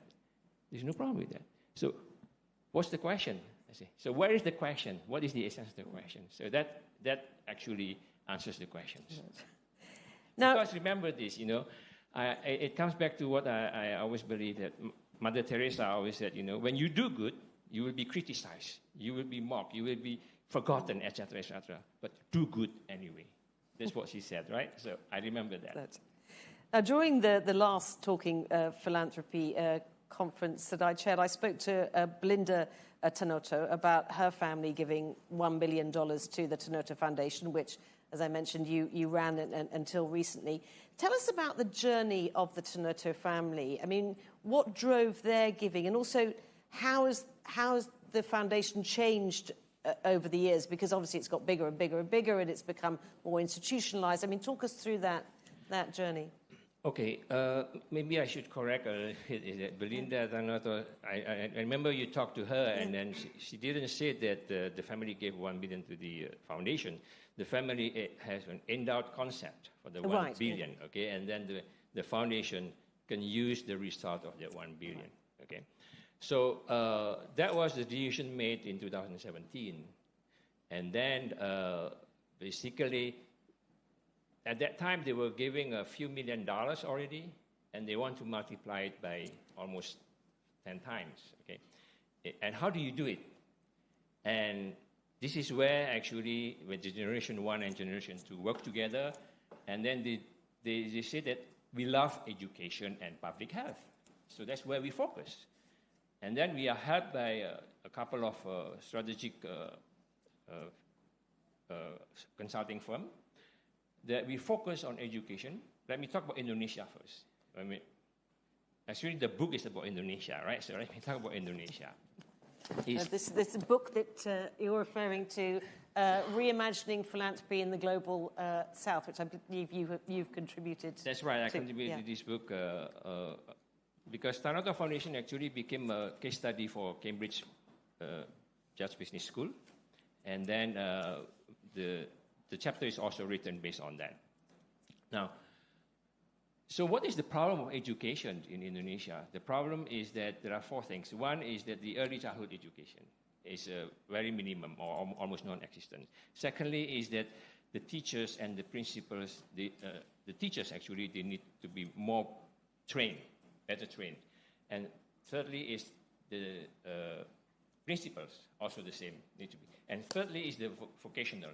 So we say, okay, we do the three things. And the vocational is the job of the CSR. It's very important to note that actually we separate between CSR and the foundation. So the foundation addresses the education, which is the early childhood, the basic teachers training, and also the principal training. And this is how the work is. And we started by saying this, the principle. One is impact. In business, I think a lot of businessmen here, and they say, we always care about profit and ROCE. In philanthropy, I always say that the language is impact. So actually, it's impact first. Second is, how can you say that you make impact? Well, provide the evidence. So it's evidence-based. And thirdly is, we always say that we cannot do everything ourselves. We only lie to ourselves. We say that I can do everything ourselves. So thirdly is partnership. So that's how things are evolving. And then we institutionalize it, and we create a advisory board, and then we really put the governance very strongly. So you've mentioned two things there, partnership and governance. I'm going to come to governance in a second, but let's talk about partnership, because you've written about how in Asia, philanthropy very often increases partnership with government. Give us an example about how that works. What can philanthropists do that governments can't? What can they bring to the table to, say, deal with an issue like lack of early years education in Indonesia, for instance? Well, first of all is that philanthropy, I don't think we should replace the government, right? Philanthropy cannot replace the government. Philanthropy actually is complementing or together with the government going forward. Mm.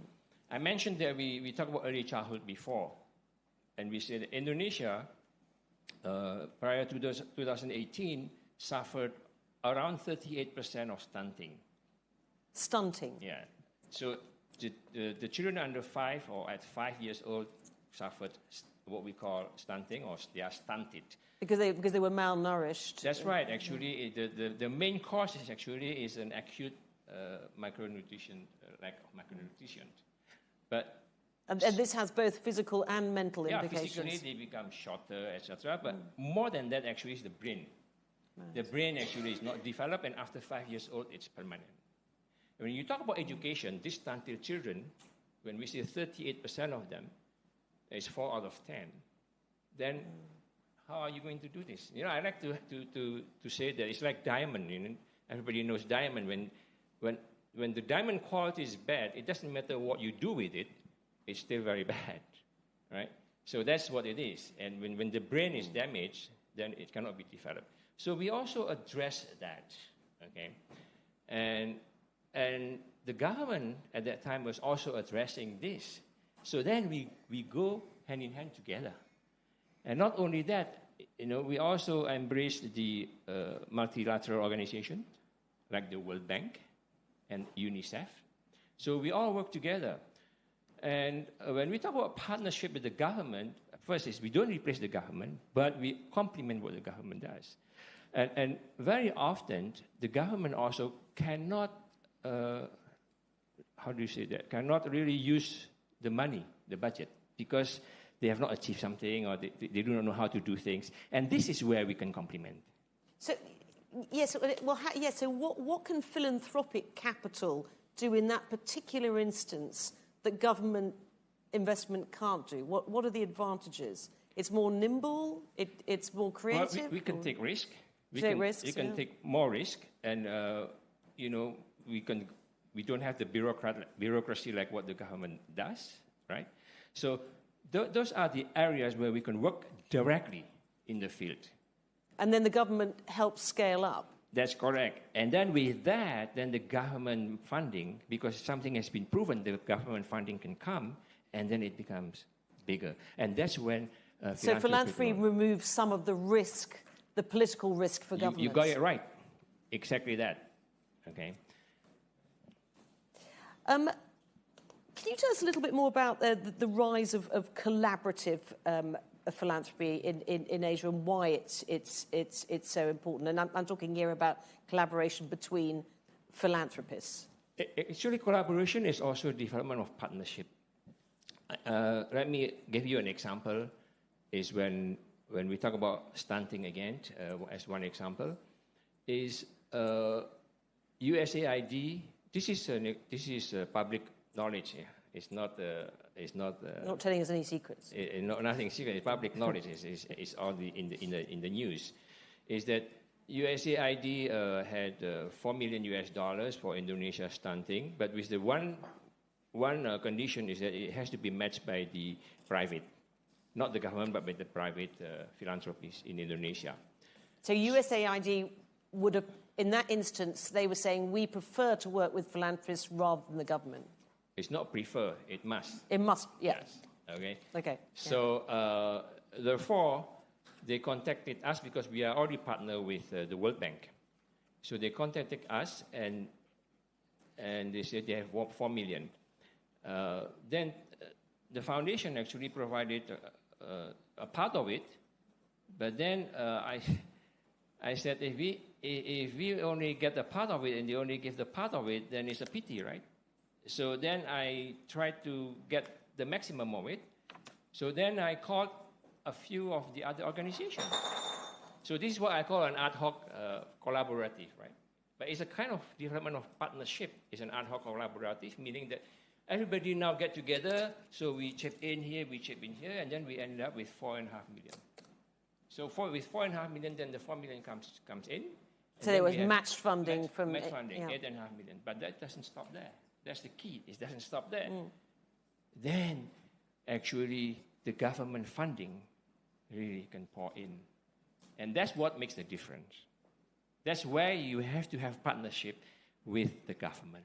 So again, you have this sort of catalyst effect of the philanthropic money bringing in overseas development money and then Indonesian government money. The philanthropic money, actually, in a way, is always catalytic. Yeah. Right? Because in Asia, in Indonesia, I can talk about Indonesia, Singapore, China, and also we were operating in Brazil, we are operating in Brazil, is that we always inkling with the government. Always. We never do against what the government does, right?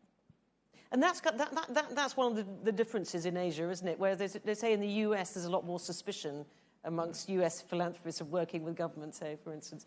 Well, we have to understand that what I said before is that most of the philanthropists, they are still the first generation and they are still business people. Yeah. So they also want to do business. Yeah. Right? So they cannot say that my philanthropic world will damage my business. It has to also be complementary. And I think that makes a lot of sense.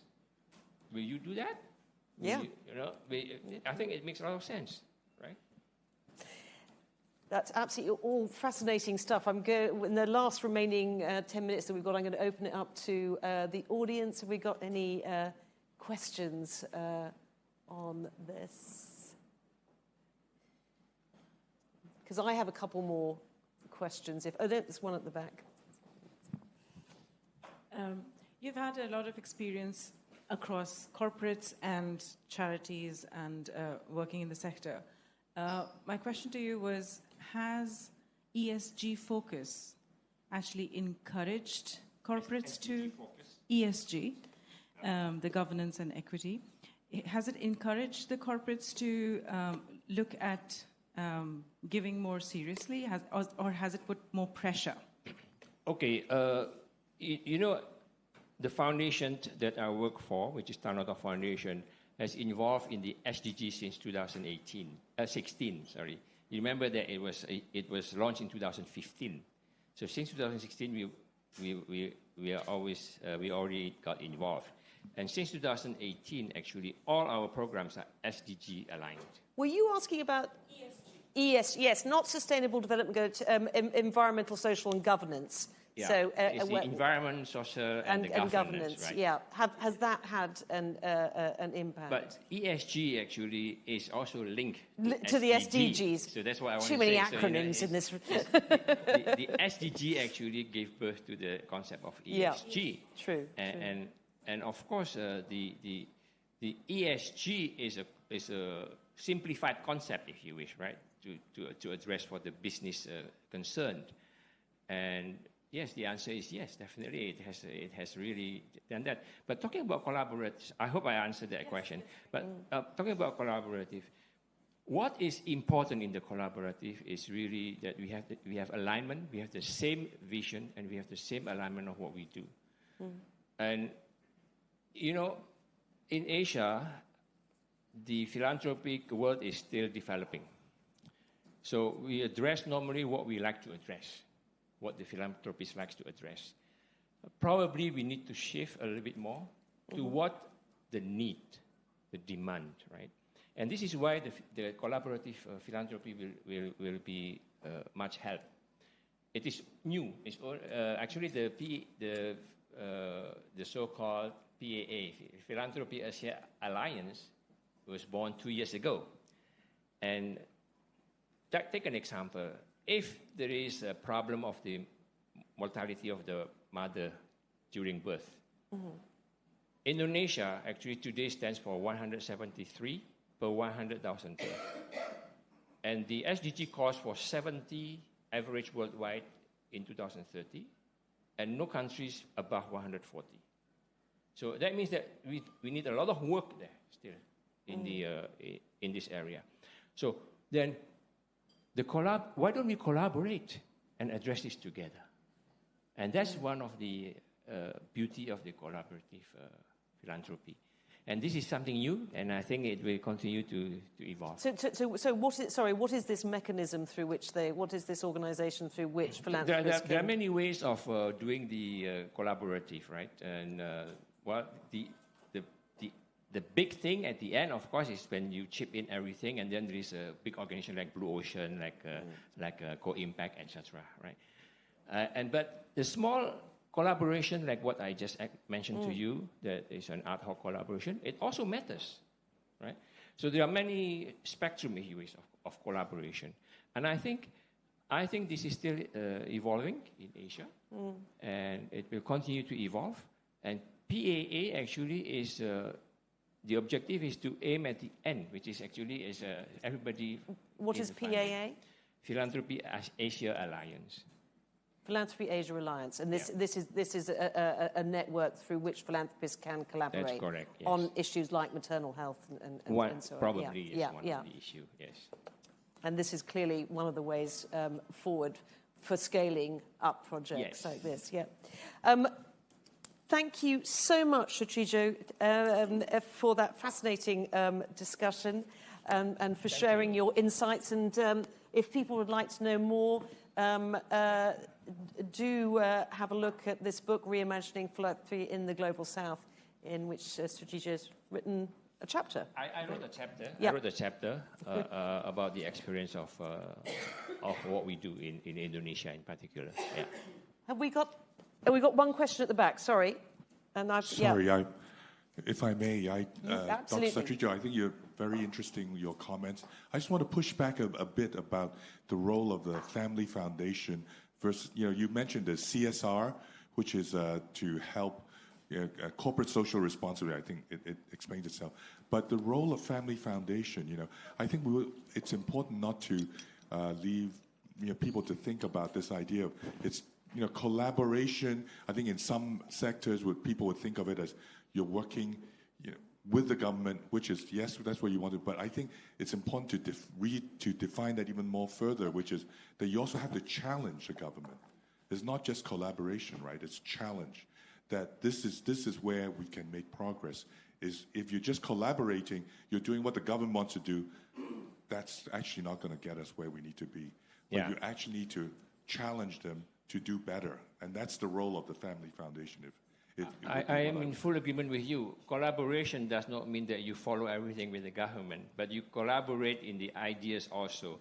So collaboration is not only just funding, but also ideas.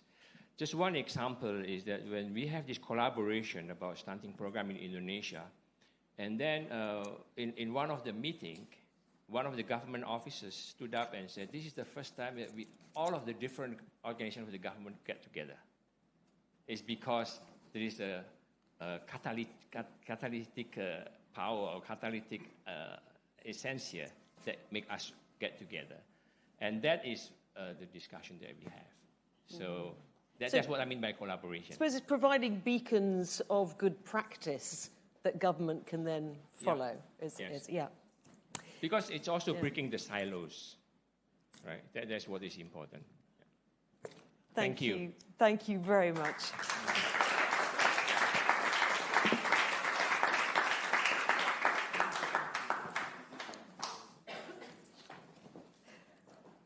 Well, our next speaker got a mention from Satrijo there. It is Ruth Shapiro. Do come and join me at the front, Ruth. Yeah. And there's a microphone there. Ruth Shapiro is a thought leader in this area and a highly distinguished academic with degrees from Stanford, Harvard, George Washington University, and the University of Michigan. I hope I haven't missed any out there, but it's a pretty... False enough. Dr. Shapiro's academic work was in international development in Asia, but she describes herself as a born-again capitalist, believing that investment from family companies and philanthropists can move the dial when it comes to solving some of the world's most difficult problems. In 2013, to this end, Ruth co-founded the Center for Asian Philanthropy and Society, CAPS, which is based here in Hong Kong. It's a non-profit that works across 18 Asian countries and territories. It's independent, action-orientated research and advisory organization committed to maximizing private resources for doing good. One of the CAP's flagship policy studies is the Doing Good Index, which has been going for 11 years. It looks at factors that encourage or impede the giving or receiving of a private social investment. Ruth, let's start with, how do we know that philanthropy is growing in Asia? Because I know you've looked at this, so maybe you can give us some statistics on that. Statistics, no. No. I'm unlike Pat Satrijo, who memorized really great statistics. I'm bad at that. Okay. But what I can say is there is more wealth in Asia, and I will just say he was right in the statistics that he said. There's more wealth in Asia, and surprisingly, although the United States is kind of held up as best in class in philanthropy, the notion of connectivity to community, helping one's family, one's village, one's clan, that is integral and in the part of the DNA of this part of the world. So this idea that people helping people is somehow new, it's not new at all. It goes back thousands of years in this part of the world. So what's new is the amount of money that exists now in Asia. So the idea that it would be deployed toward communities, toward helping people succeed and flourish, that just seems commonsensical. In the United States, we had, the Rockefellers and the Carnegies who did that, but it didn't become part of, like, de rigueur. When you got rich, you became philanthropic. I would say it is somewhat de rigueur now in the U.S., but in Asia, it's always been that there's this sense that I'm embedded in this community and I'm giving back, right? And why is the Tanoto Foundation so active in Indonesia? Because that is where Sukanto Tanoto made the bulk of his money, got started, grew up, and feels connected to in a profound way. So I would just say, although we don't know, surprisingly, the only country in Asia that really tracks philanthropic giving, where foundations and charitable contributions have to be reported, is mainland China. And there we know exactly how much money people are giving. In the rest of Asia, including Hong Kong, you don't have to say.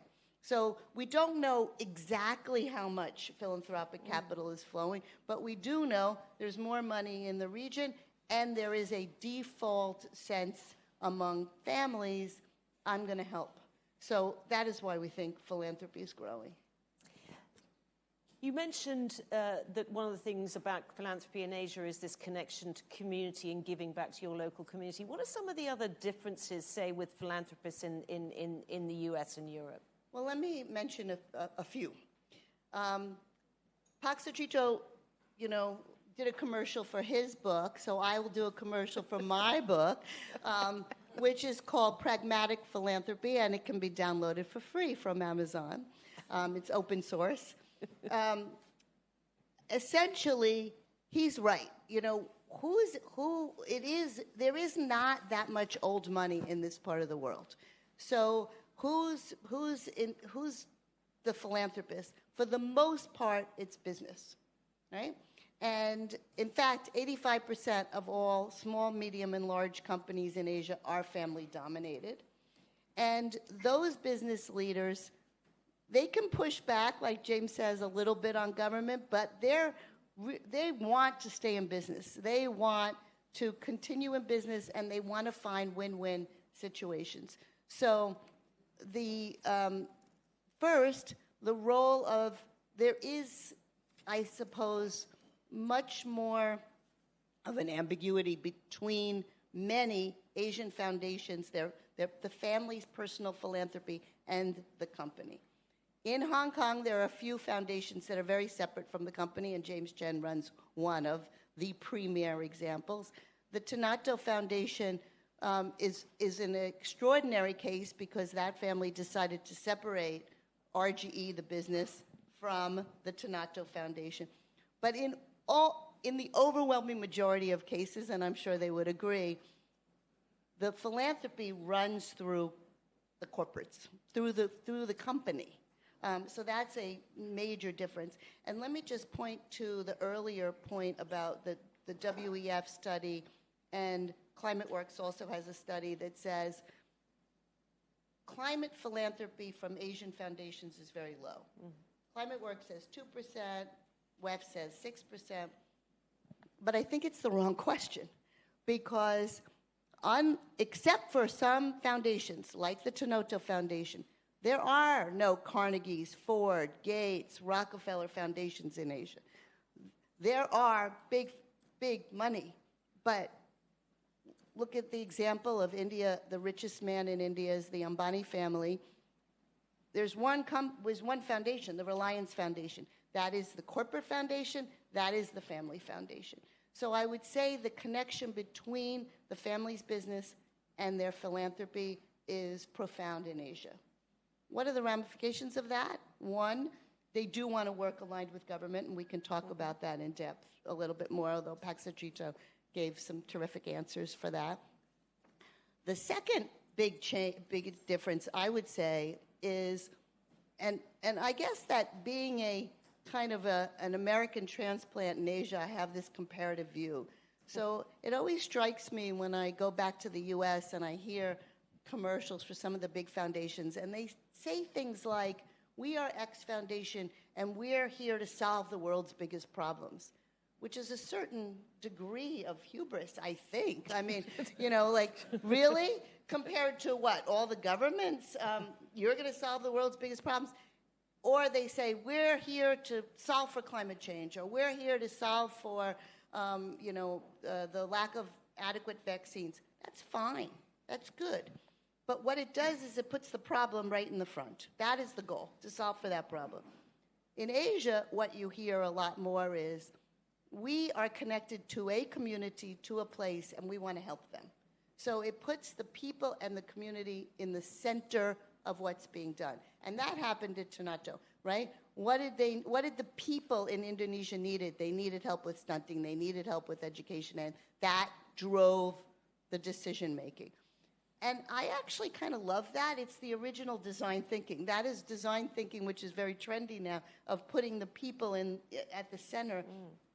That's the default strategy in this part of the world. But does that also mean that Asian family foundations are less likely to invest in fighting global challenges like Absolutely, climate change? Yes. So we have to think that in Asia, except for Korea, Taiwan, Japan, and Singapore, and you could say Hong Kong, but it's a city, the rest of the countries in Asia are emerging markets, which means there's needs at home. And as was said earlier, Asia as a whole is on track to achieve 0 of the SDGs as a whole. So there's plenty of need at home. And so why would somebody in the Philippines give money to Laos? There's plenty of need in the Philippines. And that's where the companies are. And that's where they grew up. And that's where their connections are. So I think it makes sense, right? Also, according to the Doing Good Index, which I encourage everyone to read, and we have a great microsite attached to it, many countries are now putting in barriers that kind of push back on foreign money coming in and make it more difficult for domestic money to go out. So there are actually government levers being put in place to encourage giving at home. Right.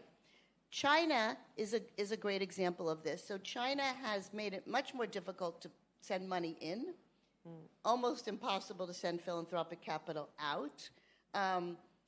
In fact, we have a donor in Shenzhen that makes screens, big screens for multimedia screens, and they wanted to make a donation to us. And we said, well, we have a new office. We really need this AV equipment. And he said, well, like, you know, he's 10 miles away, really. He said, I don't think I can do that. I said, can I just send somebody over to pick it up? He said, oh, no, we can't do that. So we can't, you know, theirs is not much of a flow, even though Hong Kong is part of China increasingly. But so governments are pushing back. China, because of the rules and regulations it's put into place, has actually created more domestic giving to compensate, to be commensurate with the amount of foreign funding that is no longer going in. The rest of the countries in Asia have not been able to do that. We've talked about the Doing Good Index, which you set up. Why did you set it up, and what impact does it have? So when I was starting CAPS, we did 30 case studies on really great nonprofits and social enterprises to kind of figure out how they were working. We wanted to make the case that, well, we wanted to see if there was a justification to create the Center for Asian Philanthropy and Society, which I co-founded and run. And let me just say, we are a research organization. Our mission is to increase the quality and quantity of all types of private social investment in the region. But we do it from the point of view of Asia. We try to understand what makes people tick in this part of the world, what's going to motivate them, what works on the ground in this part of the world. And that's why some of our donors are here today, and I'm very grateful to them, because we try to say, okay, you know, the United States might be doing one thing, but is that the right model or strategy in Thailand? Not necessarily.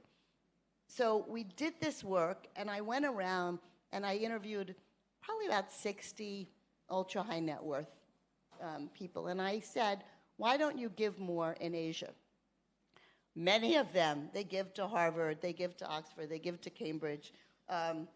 They give to Room to Read and the Nature Conservancy. But what about the organizations here? Actually, there are 10,000 nonprofits in Hong Kong, more than 10,000. And surprisingly, the only answer that I got absolutely across the board, whether it was Korea, Indonesia, India, was, I don't trust the local organizations to receive the money. There have been scandals. Local nonprofits are not good about telling their story and being transparent. So many business leaders say, well, I can kind of do this myself. I don't need to work through a nonprofit. I have a distribution system. I can just write a check for... No, I can go into the community myself. My operations are there. I have a distribution system there. I'm working there. I can just do the work. So many corporate foundations become operating foundations. No need to work through these other organizations.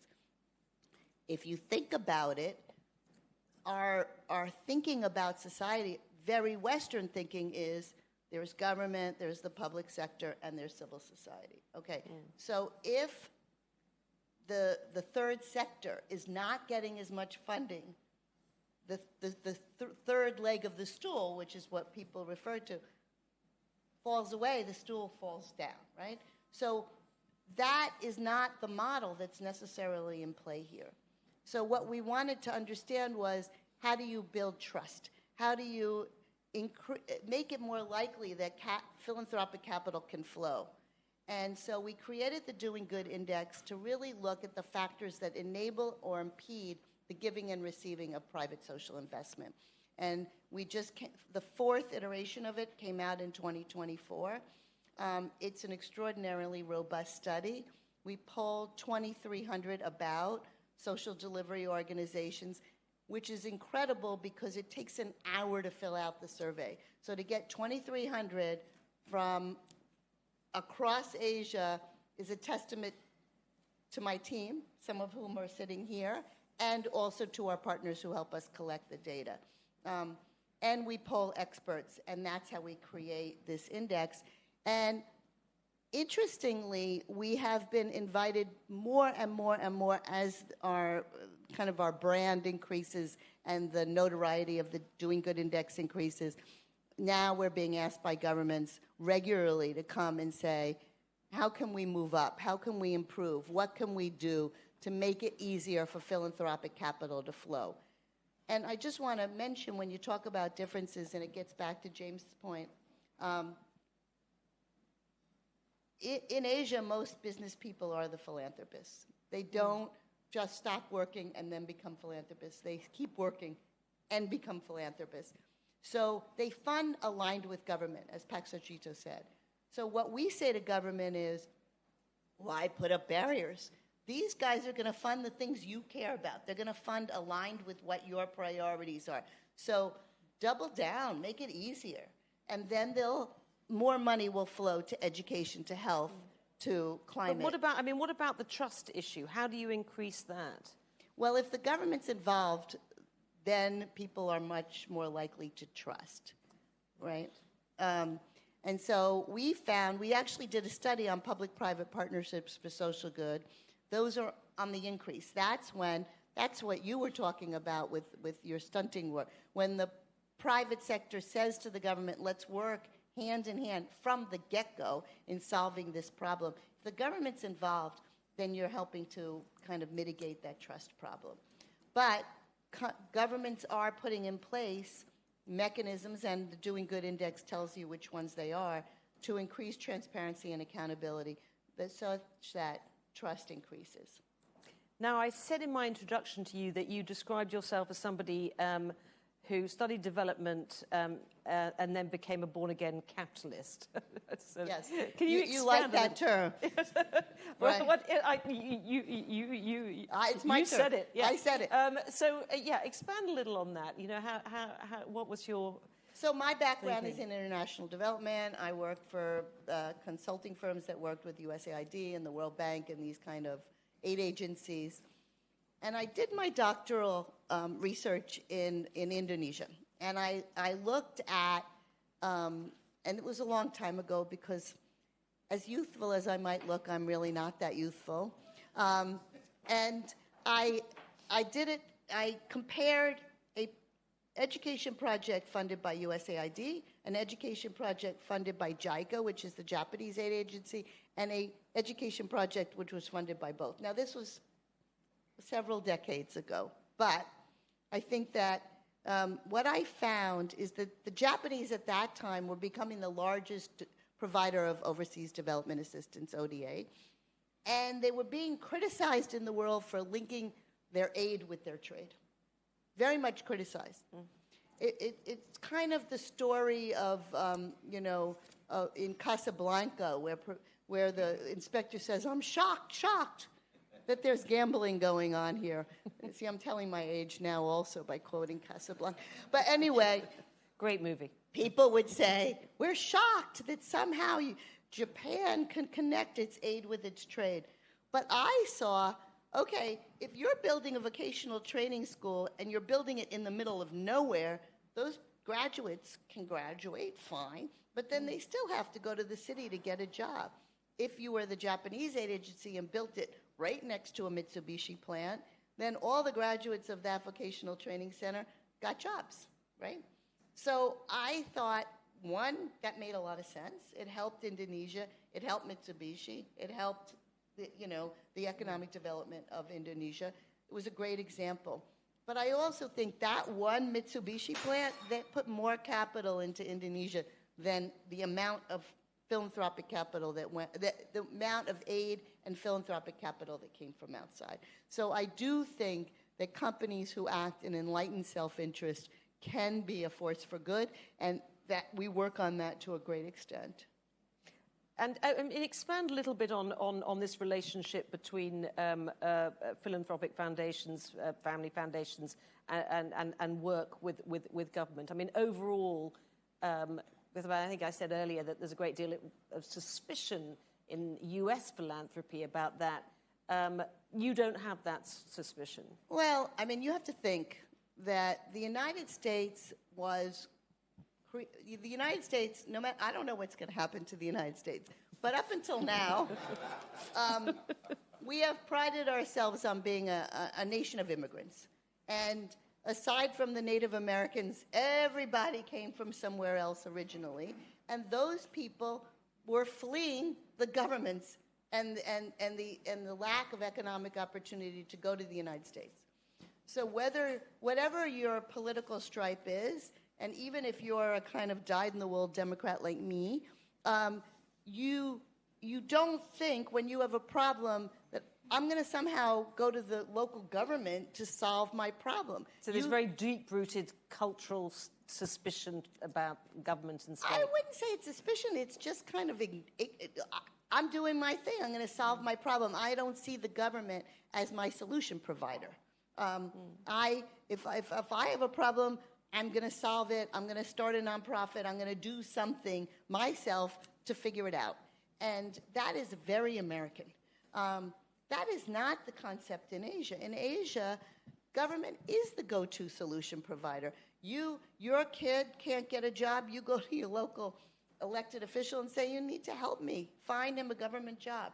You don't have clean water, you immediately go to the government and help. So the idea that the government is front and center, that is clear. So one, people want to be in business and they want to stay in business, so they align with government. But there's a disposition to want to work with government across the society, across the sectors of society. And most philanthropists will say, we will only work with government in this part of the world. And there's some serious benefits there. One, like Satrijo said, you can scale in a way that you can never scale if it's just philanthropic capital. And I think James Chen, when he started his Clearly campaign by providing glasses to the people of Rwanda, but it really, eventually went to the United Nations, I believe, to get government support for these efforts so that the whole world can see more and have glasses. So the concept of working with government makes a lot of sense.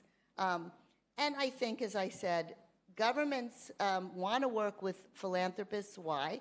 Because they provide risk capital, because they can pilot new ideas, and because they have more flexible money to be able to do things with. Now, we briefly touched on this before about what governments can do to encourage more philanthropy. And in your view, what are the most effective levers? Well, if you ask a philanthropist, does the tax subsidy matter to you or drive your decision about whether you're going to make a donation? I can guarantee you that 99.9% of the time they will say, of course not. I am doing this of the goodness of my heart. The tax subsidy or benefit has nothing to do with it. But it does matter. It does drive incentives. Why are DAFs so important in the United States now? Because of the tax benefit that they provide. So taxes put money back in the pockets of the philanthropists, and the country that has figured it out the most is actually in Asia. Singapore has a 250% subsidy for both individual and corporate donations, meaning for every dollar that somebody gives in Singapore, they can deduct $2.50 from their taxable income. That's the highest in the world. That is the government saying, we want you to engage in this way. Which brings up the second point. Taxes vary across Asia. In Hong Kong, it's very low, 15%. In many emerging markets, they're not great about collecting taxes, so it doesn't really matter. But what does matter is the messaging from government. We want you to do this. So the example that I like to give here is that during COVID, Prime Minister Modi in India created a philanthropic entity called PM Cares, Prime Minister Cares. It's a fund that was originally set up to address COVID. In India, if you give to Pratham or you give to Magic Bus or you give to other great nonprofits in India, you get a 50% tax benefit for making that gift. If you give to PM Cares, it's 100%. Wow. So what is the messaging there from the government? So people pay attention to that, right? So I think that the messaging piece about taxes is important. Second, we are a big fan of government procurement programs. We think that when government procures the services from nonprofits and social enterprises, it increases the legitimacy of those entities. It puts money and funding in the pockets, in the coffers of those nonprofits and social enterprises, and it kind of creates win-wins. Which is the country in Asia where the government procures the most services? It's China. 73% of nonprofit organizations get government funding through procurement processes. The government in China has figured out how to work with the sector to get what the government of China needs. Now, people in the West can say that is the co-optation of the social sector in China, and I would say all the nonprofit leaders I know in China say, yeah, but so what? That's our reality, and now we can do our work and get funded for it too. The example that I really like is from Taiwan.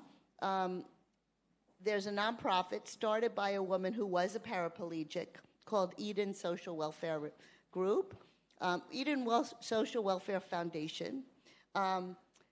It has about a $40 million budget a year, 20 million. It works on disability.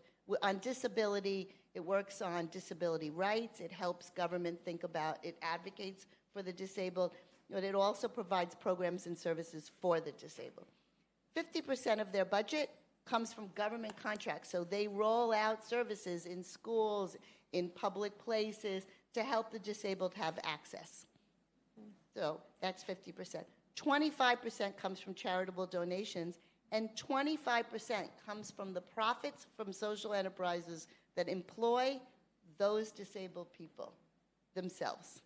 And that's $10 million US a year in profits from those social enterprises. So it's a great example of working with government, of kind of being nimble and solving a problem. We've got just a few minutes left with Ruth. Have I got any questions from the audience? Yes, here in the front row. You do need a mic. It's coming to you. Thanks very much. And Ruth, that was fascinating, and it's really eye-opening as well. And I really resonate with you say the regulatory barriers for moving the capital and the money between mainland China and Hong Kong. So before my time at Cambridge, I actually helped a UK-based foundation/NGO set up their office in Beijing, and took us more than 3 years to get all the paper done so they can receive money within China. So I think my question is actually related to that. There's lots of regulatory barriers to move money within the region, I mean Asia more broadly. But as you mentioned, lots of them are emerging markets, so they probably have similar challenges and social problems. For example, access to water, or social care, or housing issues.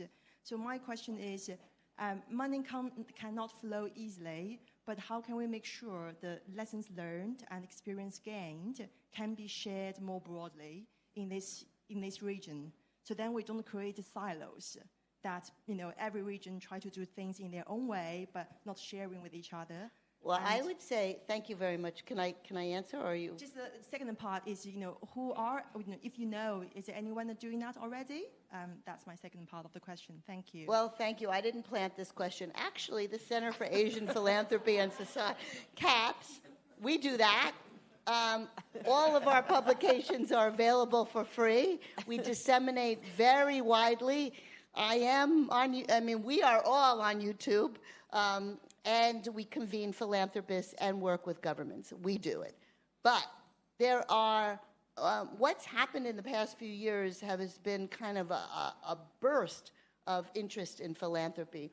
So you have PAA, which we talked about, coming out of Singapore.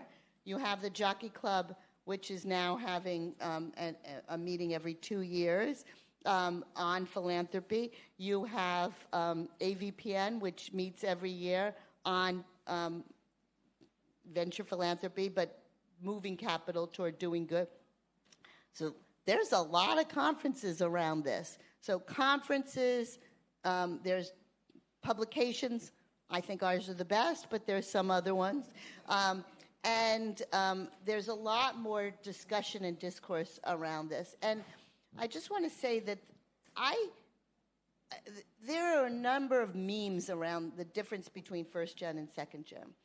And many say second gen cares more about impact. I don't know if I believe that, because it's not like they're hiring project evaluation teams to do that. But what is very true is second gen, the new gen, whatever it is, second or third, people under 50, and we did a study on this too, it's part of their identity of kind of being connected to community, that's part of the discourse that they have, that they talk about these things with their friends. So the currency of social interaction is becoming much more where people are talking about, I visited this village, I'm helping this, I fund this scholarship program, I help a women's cooperative. That is becoming more mainstreamed, and I think it's a really positive and exciting sign. Ruth Shapiro, on that note, thank you very much.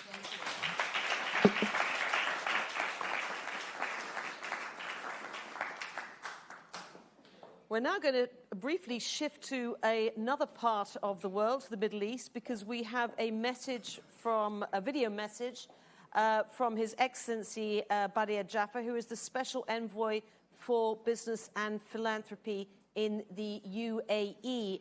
Unfortunately, he couldn't be with us in person because he's at the COP29 conference, but he wanted to share his thoughts on the importance of governance and succession. Badr Jafar. And I think we have Dear friends and colleagues in philanthropy, please forgive me for interrupting your enjoyment of the stunning views and the even more stunning company. I only wish I could be with you in person to enjoy both, and I promise that I won't keep you away from either for too long. I'm sure that, like me, you're very grateful to Lady Edwina Grosvenor and Ben Morton Wright, not only for making today happen, but for everything that they do for our community. They help make us more than the sum of our parts. And it's by being more than the sum of our parts that we can maximize our collective impact. That is their goal, and it's also my goal. This, I think, is a critical time for us to be talking. You have no doubt already heard a lot of data and a lot of wisdom today about the dynamics of intergenerational wealth transfers. But to just take one data point, over $70 trillion is expected to be transferred within the next 20 years. And with this huge wealth handed down to millennials and members of Gen X, the opportunity for boosted impact is major. This next generation is more attuned to the interconnectedness of a wide range of societal issues, including implications for climate, public health, food security, biodiversity, and economic equity. This next generation is also far more demanding when it comes to transparency and accountability. That is a good thing, but it also means that we have a responsibility to set them up for success. That's a big part of what I've been working on these past 20 years or so, and also relevant to my recent appointment as Special Envoy for Business and Philanthropy from the UAE. What I've become increasingly convinced of is that the answer lies in building better infrastructure to support strategic giving. That infrastructure comes in three main forms. First, stronger and more active networks. Second, simpler and more efficient regulation. And third, better philanthropic governance backed by solid data and evidence. I don't think I need to convince you about the power of networks. The fact that you're all gathered today tells me that you get it. I would just point out that networks are not only important to link philanthropic communities of individuals, families, and institutions, they're also essential to connect our philanthropic community with other stakeholders, including governments, multilateral organizations, and of course businesses. I've lived the transformative power of such multi-stakeholder networks. I've seen how bringing together philanthropists, institutional givers, business leaders, and policymakers strengthens relationships, builds trust, and uncovers new ways of working together and scaling impact. This all-important trust and the relationships that rely on building it are also massively important for the second form of infrastructure our next generation needs: effective regulatory frameworks. Now, some countries are better set up than others, but the overall picture could be a lot better. In some jurisdictions, there are no frameworks to empower strategic giving. In others, legal frameworks exist but are burdensome and restrictive. All of this adds up to a brake of sorts on philanthropic capital. All of this reduces the impact this potentially catalytic form of capital can have, which is why it's essential that we combine our voices and use the trust and relationships that we have to encourage and advocate for better regulatory environments that can see philanthropy thrive. But we also have to be honest with ourselves. In order for us to stand a chance at really moving the needle, we must back up our good intentions with facts, with data, and with evidence. And of course, with robust philanthropic governance.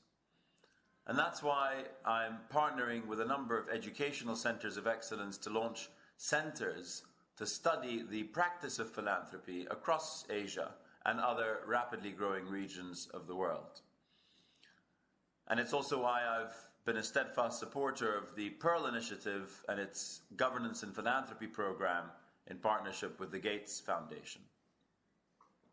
Without quality data, our networks are blind. Without evidence, philanthropists and their foundations cannot make fully informed decisions. And on the theme of data and evidence, another essential part of philanthropic infrastructure in our regions is well-informed philanthropy journalism. I believe that Asia, and in fact global growth markets more generally, have been underserved in this respect, which is why I was excited to partner with Alliance, a non-profit media group dedicated to philanthropy that's been active for over 25 years, to train and place philanthropy journalists across Asia, the Middle East and North Africa, and sub-Saharan Africa.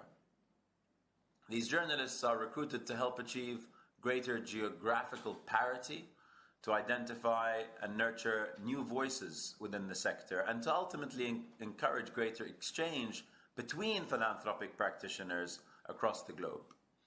We also hope to enhance philanthropic practice within these regions by featuring local champions who can share their knowledge and experiences with a wider audience. Efforts such as these and all the incredible initiatives that so many of you are spearheading will undoubtedly help to boost the growth of strategic philanthropy across Asia and in turn help us seize the opportunity provided by the growth of catalytic capital here. Dear friends, I've kept you from each other and those views for long enough.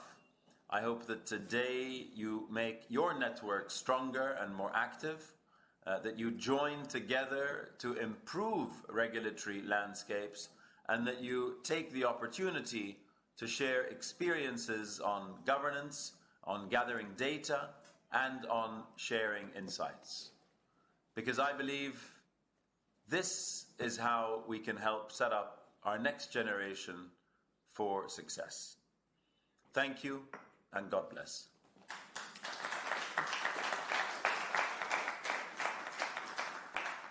Well, thank you to Badr Jafar. Well, my next guest, who I'd like to welcome on to my fireside, is Ye Jiawei. Would you like to come up?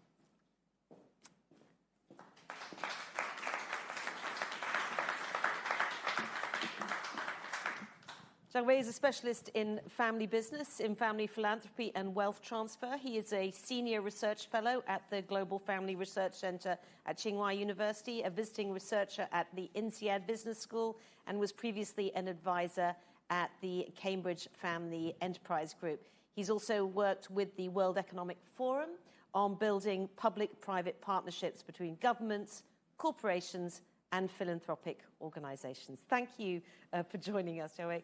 Could you provide a brief overview of your personal journey, since I've been asking lots of people this, into the philanthropic sector? How did you become interested? Absolutely, and great to see you, Kirsty, and good afternoon, everyone.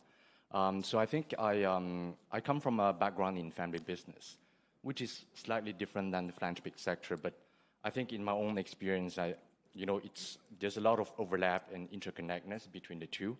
So I've started, I come from a family business and started working in middle school as a family member, and then started at Tsinghua University as the fellow at the Global Family Business Research Center, which later on I became the executive director of many research projects. And where we already had a lot of focus on philanthropy, which was one of the kind of the areas of research for family business. And later on, I was also brought into advisory, where philanthropy was also part of the wider family enterprise ecosystem, and we're advising a lot of families on that. And one thing I realized in my journey is that we see a lot of need from family businesses to connect with each other and also to get support, to collaborate. So that's what brought me into the World Economic Forum, leading on the family business and philanthropic agenda. Yes, I was going to come to the World Economic Forum next, and your work with them on the family business agenda. You were telling me that actually your personal catalyst for the work that you did for them was a particular report that came out by Edelman about trust. Talk us through that. Yeah, so I think the work that at the family business community at the forum was more basically responding to the question of what does it take for a business family to be successful over generations, and we take a stance on more a forward-looking stance. And several years back, so this Edelman report, they produced a report on trusts, for several years already, and basically they interviewed the wider public audience about trusts. And for, I think, a couple of years back, businesses have overcome government as the most trusted form of organization. More than the governments, more than the media, more than the NGOs. And within the business segment, we see that family businesses are by far the most trusted form of organization since a decade. Now, with that, the other side was quite surprising. The rich and wealthy are being perceived as the least trusted entities or individuals, and bringing the most dividing factors.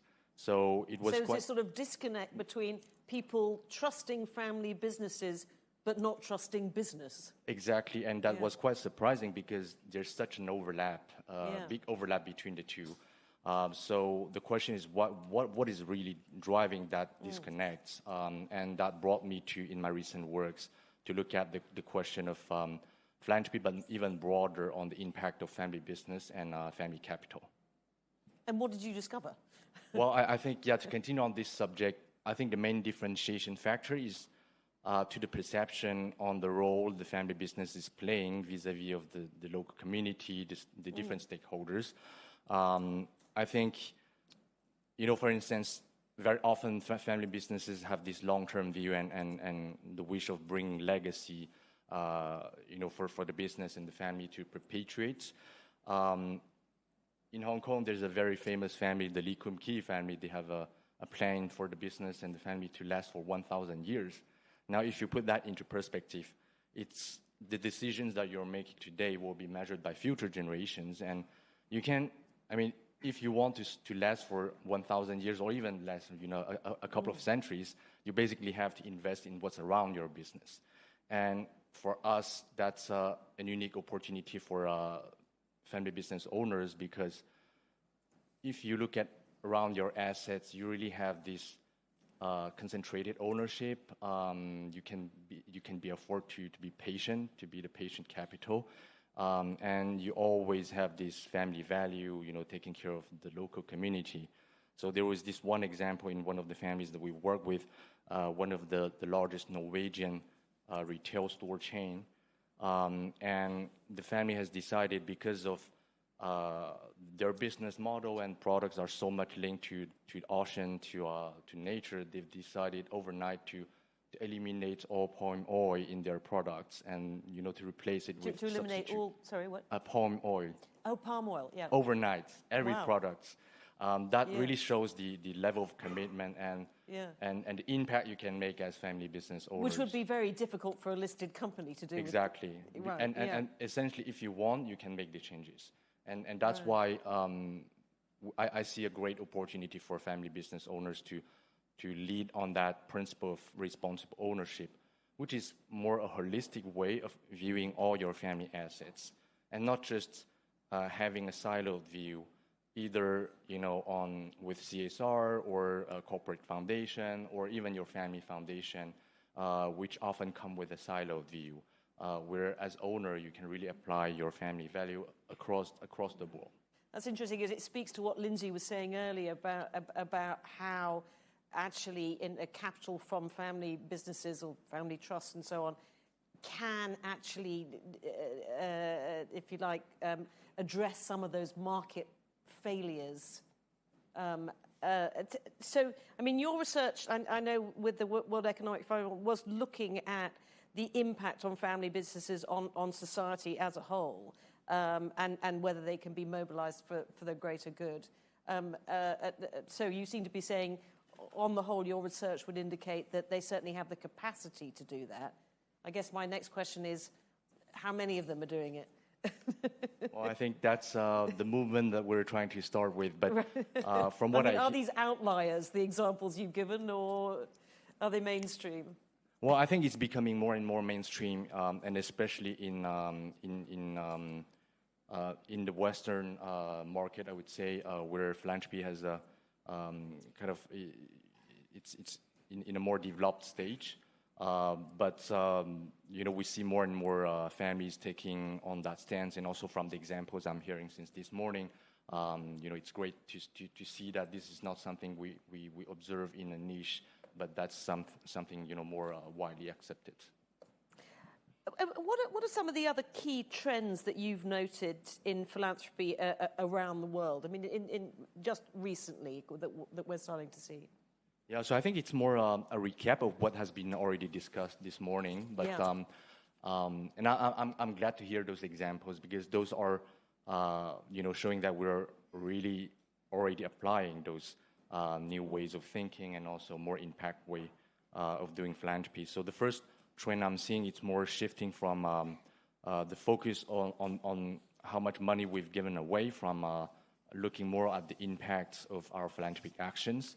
I think most of the case, and in more the developing markets, and even in my own family example, we always look at how much money we've given to this foundation or to this school.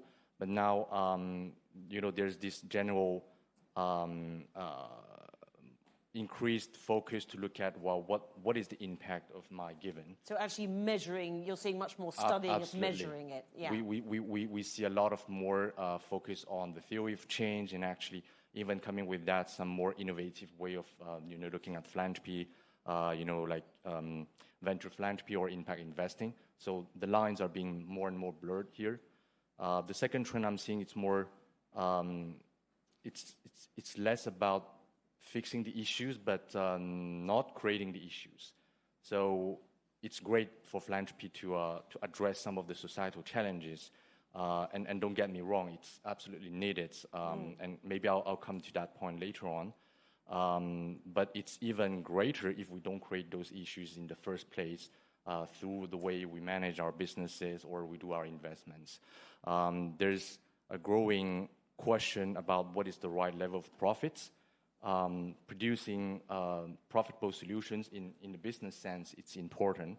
Now, if you maximize profits at any cost and then fixing things with philanthropy, it's making less and less sense in the current world. And the last trend I see, it's more shifting from individual giving to a more collaborative approach, where people are realizing, it's individual strength and efforts are limited faced to the scale of the issues that we're facing, and philanthropists are being more vocal about their causes and also spending more efforts in bringing others along in a collaborative effort. That's interesting. So just to recap, these three shifts, shifting to just, writing a check and giving to looking at measuring impact, shifting from fixing issues to rather fixing, not creating them in the first place, and shifting from individual giving to a more collaborative approach. Let me just drill down a little bit on the second one, fixing the issues and not creating them. Give us an example about, is this how that works? Presumably, this is about a more purpose-driven approach to family businesses, is it? Yeah, absolutely. So, we've been doing, some research with HBS on that, and perhaps I can share a few examples on that. So there is this one Swiss family we've been working with, and it's in the 5th generation. It's the owner of one of the largest pharmaceutical company in the world. I guess at this stage it's pretty obvious. And maybe to give you another tips, the fourth generation family leader, it's also one of the biggest philanthropists in conservation and biodiversity. So now you should know who the person is. And essentially, the family has been thinking about the future model of philanthropy, but also is one of the most impactful thought leader on the model of society and also for business. And actually, in kind of reflection about that, about the future of philanthropy, the family member has actually shut down the foundation, that has been set up by the 3rd generation, and that has been running for 30 years, because the family has been trying to kind of look at what are some of the more innovative way of doing philanthropy and also making an impact. And so they've shut down the foundation because now they want to have an impact through the family business instead. Exactly. So one of the things he told me is it's not how you spend the money, but how you make it. So essentially, it's the point is not how your business can fund your philanthropic efforts, but more how can you leverage your business to see the outcome you'd like to see in the world. And for him, your business is your most impactful platform, thinking about hiring tens of thousands of people, tens of billions of revenue, and the impact and the scale of change you can make, it's much larger than your foundation. So in what ways? Just to explain how. Well, in the way of how you treat your employees, right. How your product or your services are in coexistence with the environment. So all those different issues that in traditional philanthropy we're trying to solve. Well, I think the point here is how in your business and your business practice can you more incorporate those non-financial metrics and financial returns. So we're going back to sort of, actually, let's explore the root causes of some of the societal problems, environmental problems, rather than using the money through a foundation to deal with the symptoms after you've caused the problem. Yeah, exactly. Yeah. And it comes back to how we are measuring our society in a way. And that's also addressed by the ESG metrics, right? Because in the last 50 years, we've been always running companies based on profit maximization and financial statements, where the ESG effort is really incorporating some of the environmental, social, and governance metrics into our reporting. And in some of the countries now, they're also we measure economic progress by GDP, but now we're there are some recent efforts in incorporating natural capital in that equation as well. So I think there's a shift of thinking of how we measure things, how we measure value. So here's the thing, is it good for the business? Is it good for the family business when they do that shift? Well, I guess so. He hasn't been complaining. No, a positive or no negative impacts on the bottom line so far? I think so that business has been ranking on top of the Dow Jones Sustainability Index for 11 or 12 years now, and still remaining one of the most competitive business in the industry.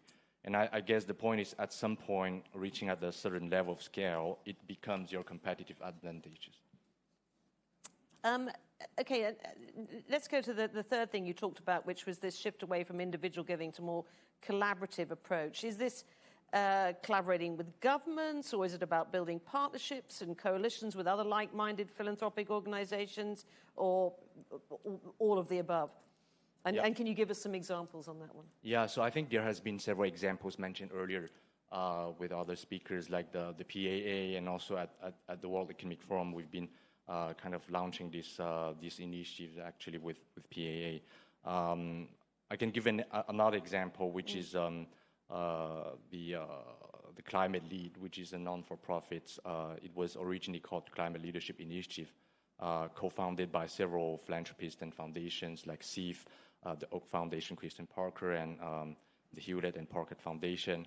And the idea was also precisely linking to they're acting in the space of climate philanthropy because they've seen the total amount of climate funding going to philanthropic giving going to climate is less than 6%, depending on different sources. So the idea it's how can we scale up and kind of amplify the philanthropic giving into climates. And the idea is to not only focus on the grants from those philanthropists, but also getting other people on board along the way. So they have this model of beyond the grant dollars support, which is they provide advisory support for free for other philanthropists. But the peer philanthropists who co-founded this initiative also spent a tremendous amount of time in sharing their networks and also convincing other philanthropists, but also sharing their expertise and philanthropic strategies to help others get on board, but also supporting others in their philanthropic efforts. So it's kind of have this more collaborative effort, and I think since a couple of years they've raised $4 billion of additional philanthropy given to climate solutions. So that was majorly successful. That's pretty positive.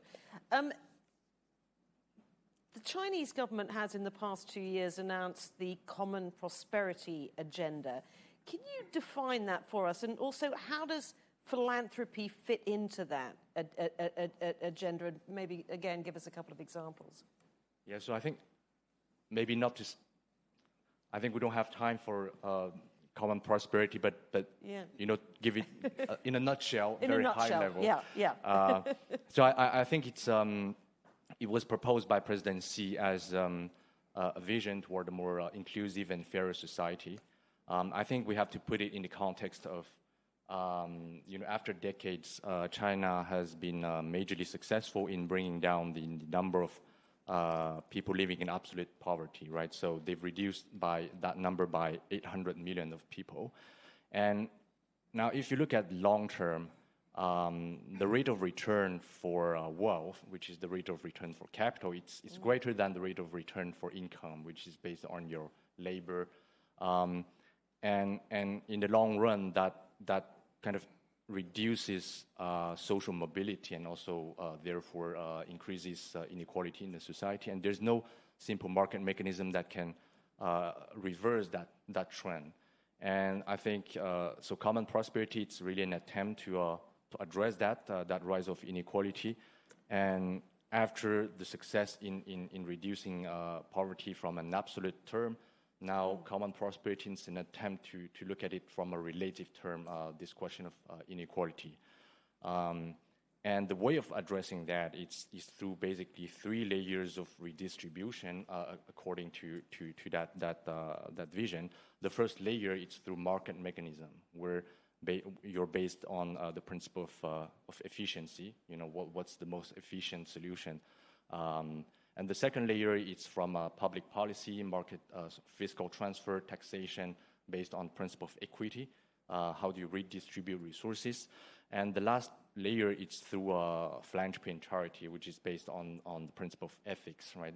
Moral, how do you support the most vulnerable people? And I think from that layer, philanthropy absolutely has a great impact in contributing, and we see that in many of the examples in the Chinese society with the tech giant like Tencent, Alibaba, donating 100 billions of renminbi into social innovation and philanthropy, and many emergences of new philanthropists and giving in that sector. Are we seeing governments investing more research into this issue? And I suppose, I mean, you've spent most of your career researching this area. Are governments doing more, and where do you think that research focus should be? What's the next thing that people should be looking at? Yeah, so I mean, I think first there's a point which is linked to what I have just described, which is if you look at the scale of philanthropy, it's quite limited. You know, in the context of so for instance, in 2019, the total amount of giving in philanthropy in China, it's only less than 1% of China's GDP. So if you really try to solve some societal challenges, you basically have to collaborate with the government and the private sector, and which is linking back to what have been discussed this morning. You can really kind of leverage on the strength of each sector, and kind of. I think that's the area where I'd like to see more research, and I think more focused, you know, across the three sectors, because with some market mechanism, it's quite hard for corporations and investors to invest in early stage solutions, and that's the space where philanthropy can really have an impact with catalytic funding, being nimble and agile, and they can really fund the very high risk projects, and for the private sector to scale it up, and the public sector then to come in with a favorable policy environment. So I see that would be a really fantastic area for research. Now, I know you've worked in Davos with the WEF and on this subject. Are there enough forums like this, like the one that we're in at the moment, where people are brought together and discussing these issues? I mean, I know they're growing, but are there enough spaces like this? Yeah, so earlier, I think, you know, we've mentioned PAA, AVPN. I think those are great forums. And I think in the current stage of the world, we definitely need to see more, you know, forum like Talking Philanthropy, and really want to applaud Ben, you know, for making this happen, and also everyone to be present. I think we're living in a world, you know, with geopolitical shifts, societal division, and also climate risk, climate challenges, and philanthropy is really one theme that can bring all together, and it's great to have this East-West conversation more often, so it's really great and a lot of value for everyone. Jiawei, thank you very much. I think we've got any questions for the audience before we break? Because I think we're about to break lunch. Edwina, microphone coming to you. Thank you. I don't necessarily expect you to know the answer, but I just wanted to pose the question because somebody might. We've heard a lot about philanthropists in Asia giving to education and the climate. And obviously, as someone who works in the justice system, I wondered if you had any knowledge about giving to the justice space. And by that, I don't just mean prisons, judiciary, police, probation, you know, the whole landscape there. Well, you're right. I don't have the answer. But I think it's more a question to the audience as well. But indeed, it's not the most common area of giving, and especially I think in Asia. I think in my entire career, I've only seen one charity who's very active in that field, and it's based in the U.S. But yeah, you're right. Yeah.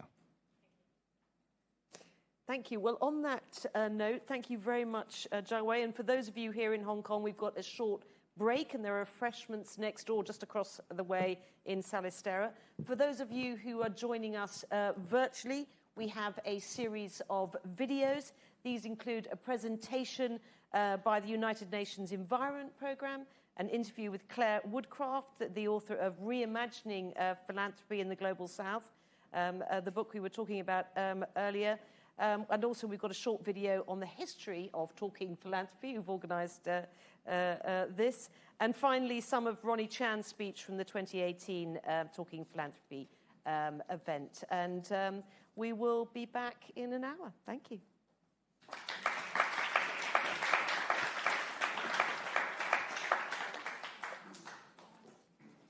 Yeah, so we'll reconvene at 1:45, everybody.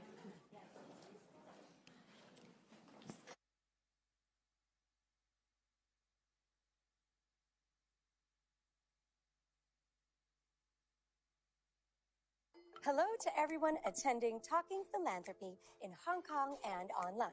My name is Edwina Grosvenor. I'm an actress, singer-songwriter, and TV host here in my home country of the Philippines. Today, I'm taking the time to join this event for the same foundational reason you are, to help create a better world and contribute to true change. For me, I believe that without a healthy planet, nothing else matters. I believe that the future depends on all of us reconnecting with nature and returning to unison with Mother Earth. This is why I serve as a Goodwill Ambassador for the United Nations Environment Program. And this is why I'm here with you today, to better understand how to change the world. In this portion of the event, you're going to learn about the mission of the United Nations Environment Program, also known as UNEP, and why it's been considered the leading environmental authority for more than 50 years. From closing a hole in the ozone, to supporting a global plan to protect biodiversity, to helping countries achieve and even increase their climate change commitments. UNEP and the various multilateral agreements it hosts brings the world together in a way no other organization can. Its work reaches from protecting the ocean floor to the depths of our rainforests, and from ending our legacy of plastic pollution to scanning the horizon for future challenges. It is truly the pulsing heart of environmental action. Today, I'm thrilled to introduce you to UNEP. We will begin by taking you through the organization's history, and then we'll travel to Nepal to meet a young entrepreneur whose trajectory has been truly changed by UNEP support. I hope you enjoy this journey. Thank you, and I'll see you on the other side. We are facing an existential crisis. Unlike anything the world has ever seen. We need to take action. Everyone has to stand up. The warning is not a new one.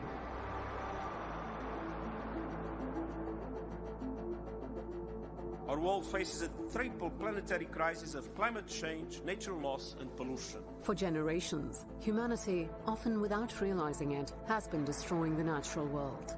In the name of progress, we have polluted the Earth's oceans, chopped down its forests, and clouded its skies. Today, nature and our own survival rest on a knife's edge. It's time to ratchet up the action that we need to have at the country level. The United Nations Environment Program was established with one goal in mind: to unite the world in saving our planet. It is clear that the environmental crisis which is confronting the world will profoundly alter the future destiny of our planet. For 5 decades, UNEP has used science and its mandate to bring the world together to help nations find solutions to grave environmental threats.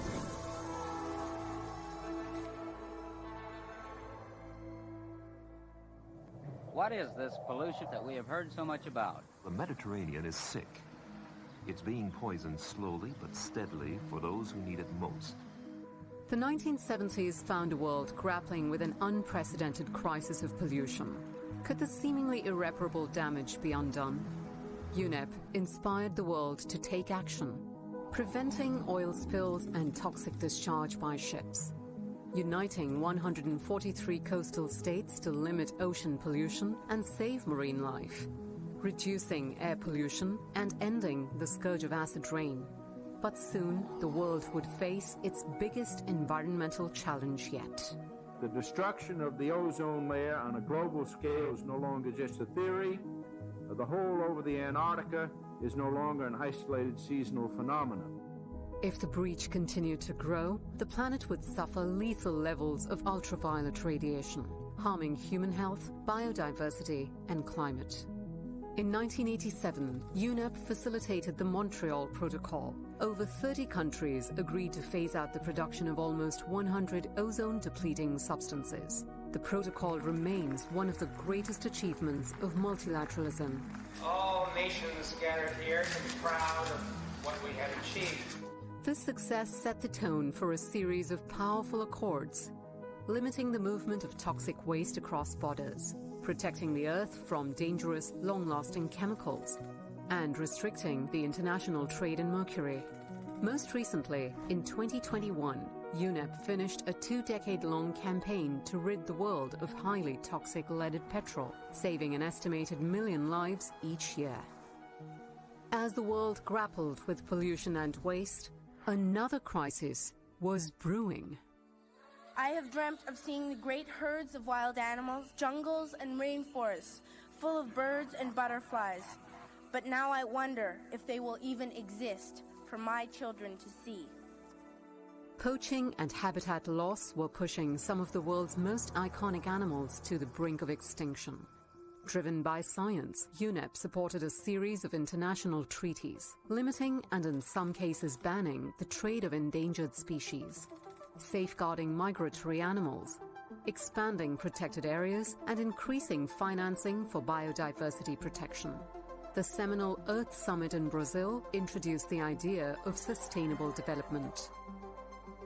This is an historical moment for the mobilization of all peoples of the world.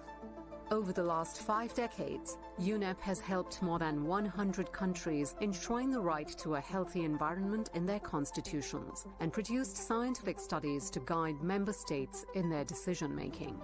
In 2012, a new international body was established to provide scientific data on biodiversity in a joint effort from UNEP and other UN organizations. In 2019, it found that 1 million species face the threat of extinction, underscoring the urgency to act.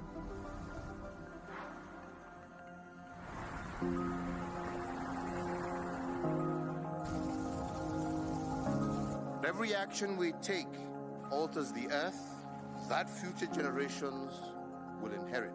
The world is starting to recognize the effects of planetary warming, but UNEP began sounding the alarm 3 decades ago. As early as 1988, UNEP and the World Meteorological Organization launched the Intergovernmental Panel on Climate Change. For over 30 years, IPCC science has helped member states counter climate change, earning the body a Nobel Prize for its work. UNEP-backed studies have informed some of the planet's most crucial climate accords. These include a 1992 agreement that set a template for curbing greenhouse gas emissions, followed by the Kyoto Protocol and the landmark 2015 Paris Agreement. I'm proud to announce that 175 parties have signed the Paris Agreement. UNEP has also mobilized 450 banks, insurers and investors to help create a more sustainable world. We don't want fossil fuels anymore. A lot has happened in the last 50 years, but it's the next 10 that will be pivotal for life on this planet. But in fact, what you and I and other ordinary people around the world can do will not by itself save the natural world. The great decisions, the great disasters that face us can only be dealt with by governments. And that's why this organization is so important.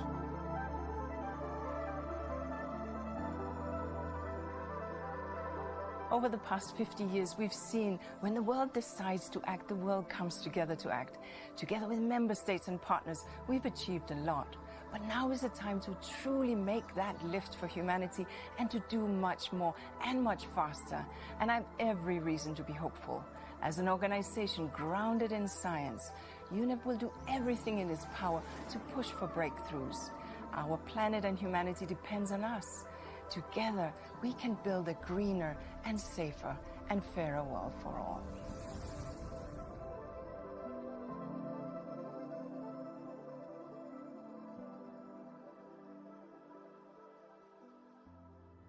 Instead of just sitting in the sidelines and complaining, we decided, what more can we do?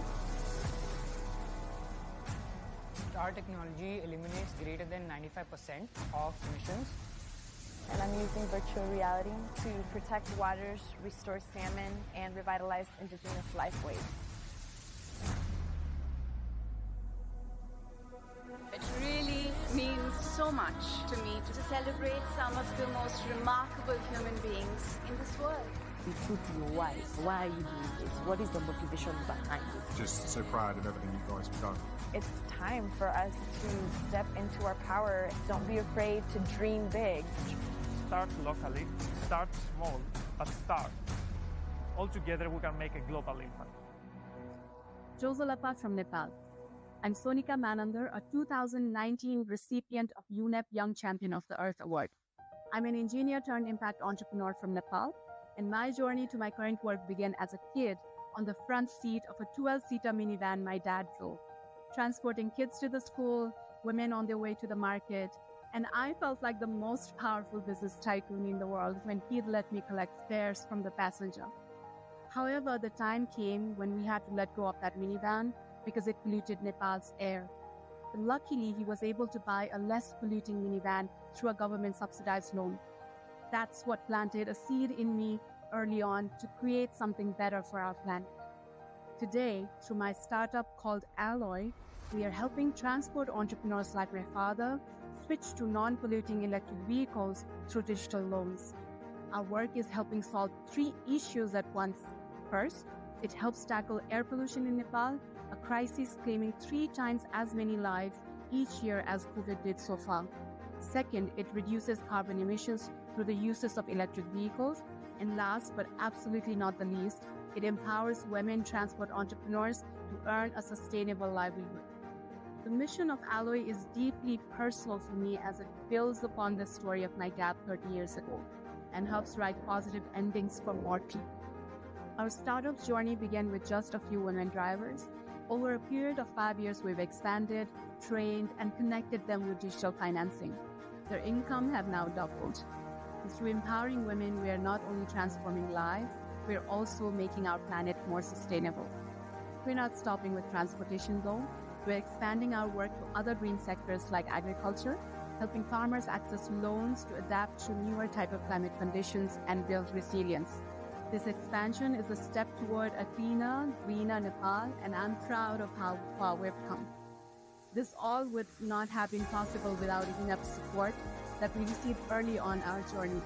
Since I received the Young Champion of the Earth Award in 2019, I've come to realize that this recognition is more than an honor.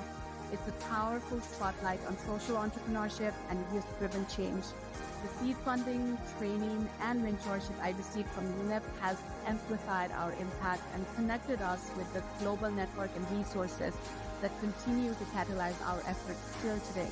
Philanthropy and foundational support are the lifeblood of ventures like Alloy, providing critical resources that help us scale faster and allow us to take risks for a better future. Each investment is multiplied by being channeled into projects that uplift women, protect the environment, and build resilience in our communities. And organizations like UNEP are critical to our success for the knowledge and guidance it provides, and the incredible programs it creates and the funding it channels to initiatives like ours. I've said this before, and I cannot say this enough, that the future is youth. We need to invest in young people, in their ideas, their energy, and their commitment to change. They are not just leaders of tomorrow, they are the creators and leaders of today. So let us all drive to a cleaner, greener, and more resilient future with the youth together. Thank you. Thank you so much for your attention. Something I've witnessed time and again during my ambassadorship with UNEP is that a small drop falling into the right waters can have a powerful ripple effect. As we saw with Sonika, support given to her has dominoed to help the lives of innumerable additional people. Call it true impact or transformative change or whatever you wish. But I think we can all agree that this is what the world needs most right now. We need each investment to be put into waters that can produce limitless ripples. We need support for change that sparks change. Thank you for investing yourselves, your careers, and your time here today in achieving this. I do believe that philanthropy and the United Nations Environment Program share a similar mission, and I look forward to finding ways to join together for a future that supports life for all people and all of the planet.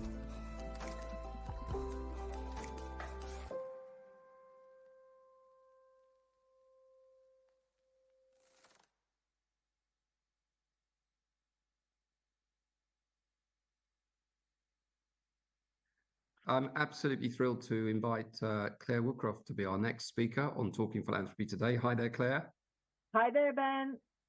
It's been a while since we were last on Talking Philanthropy. In actual fact, I think you were the co-chair of the last one. So we're really delighted that you've come back to talk to us some more.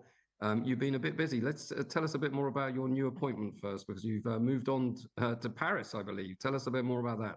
Yes, indeed, Ben. So before we last spoke with your wonderful Asian audience, and I was at Cambridge, actually, of course, running the Center for Strategic Philanthropy, with a very similar mandate to the new one that I now have in Paris, where I'm working with ESSEC, the French Business School, and I'm newly the Executive Director of their Philanthropy Chair.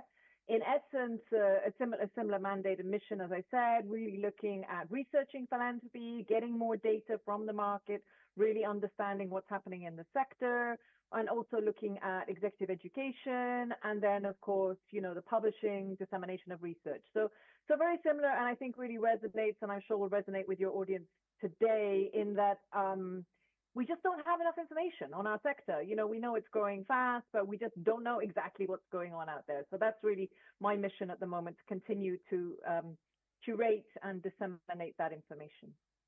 That's great to hear. And we're going to be talking about your book, which is the main theme, which is I've got here, and I have read it. So interesting bedtime reading, so to speak. And it's a really phenomenal book, actually. So congratulations to you and your Cambridge College, which we are hearing from earlier on in the Talking Philanthropy, and the wonderful work that the Institute and the work of Cambridge has done in this space, and particularly around the theme that we're going to talk about all day today at Talking Philanthropy, which is wealth transfer, and that issue about how that transfer can take place.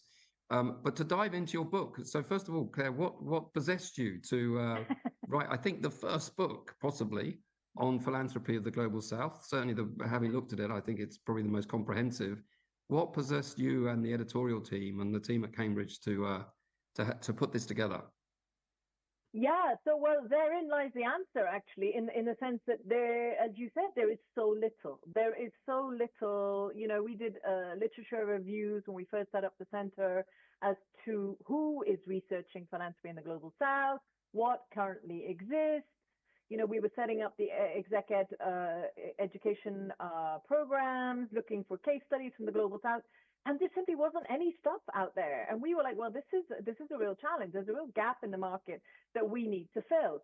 So that was kind of really driving the mission at the center anyway. And then more latterly, of course, after we did our COVID-19 report, looking at what was happening during the crisis, we said, what's happened post the crisis? Wouldn't it be great to hear from people in the market, those leaders in the Global South from whom we don't hear often enough, as to what happened during and post-COVID, but more broadly, what's happening generally in the market. And I talk about the book as, a one-stop shop for people who are either already operating in the Global South, because it's a real compendium of the different regions, but also those who are interested in operating in the Global South, giving to the Global South, or already have a philanthropic mission in the Global South and want to understand what their peers are up to. So that was really the mission behind the book, was first and foremost to offset this dearth of information and case and stories,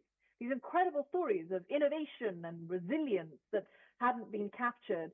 But we also wanted to address the growing movement.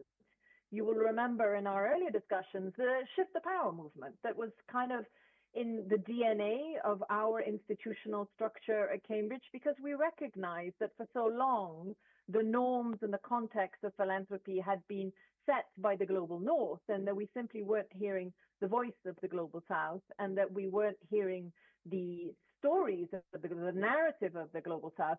So we really wanted to offset that power imbalance and amplify the voice of the Global South. And I often say now that, we can talk more about the content of the book, but to me, the opportunity of the book is creating this community of leaders, peer leaders in the Global South, to really amplify the understanding of what's happening in these markets and the opportunity for engaging. So that's really what drove us in the beginning.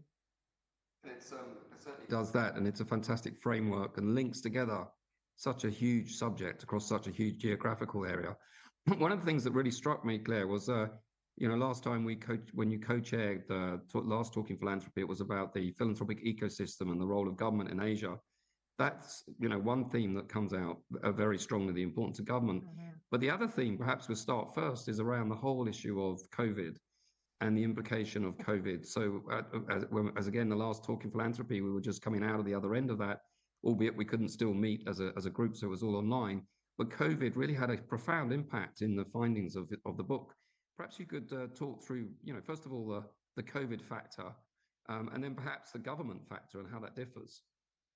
Absolutely. So as you said, there is, a wide spectrum of ideas in the book, and that is part of the complexity when I do things like this, try and articulate succinctly what the book is talking about. And I think COVID does complicate things because it was such a complex, such a deep crisis, which we still feel.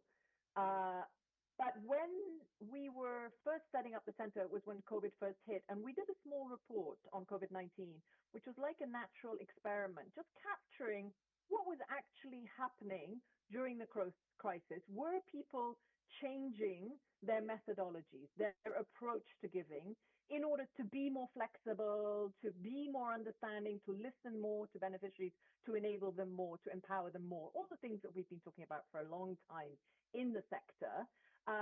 So we wanted to then look at, through the book, what had changed since we wrote that first report on COVID-19. So during the actual crisis in COVID, we did see a change. So some good stuff, some not so good. So some of the unfortunate things that happened during the beginning of the crisis is that we saw Global North donors, philanthropy, focusing more on its domestic market.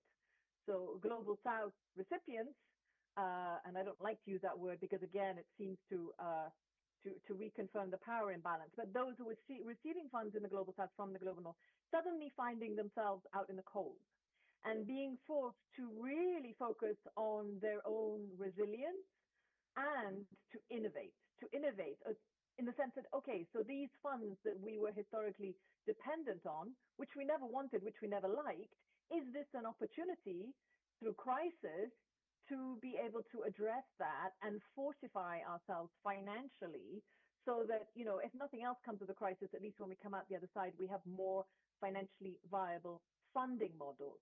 So within the case studies that you see in the book, there is that is what's underwriting the book, is these authors are writing about how COVID helped transform their models and what that means for them currently in terms of their resilience and their ability to generate more impact, and most importantly, to generate impact without being constantly dependent on, seeking resources in far-off regions, when in actual fact, there may be opportunities locally, given, and this perhaps goes back to your next two questions, given the growth in these markets, this intergenerational wealth transfer.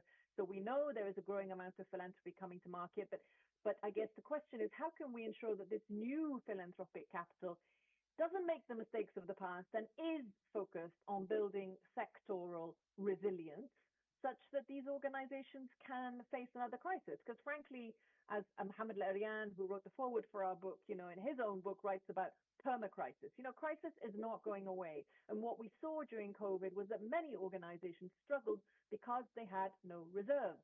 So we know the third sector has this fragility and vulnerability, and COVID really exacerbated that. So if you lose funding from one key source and you don't have reserves, you simply go under.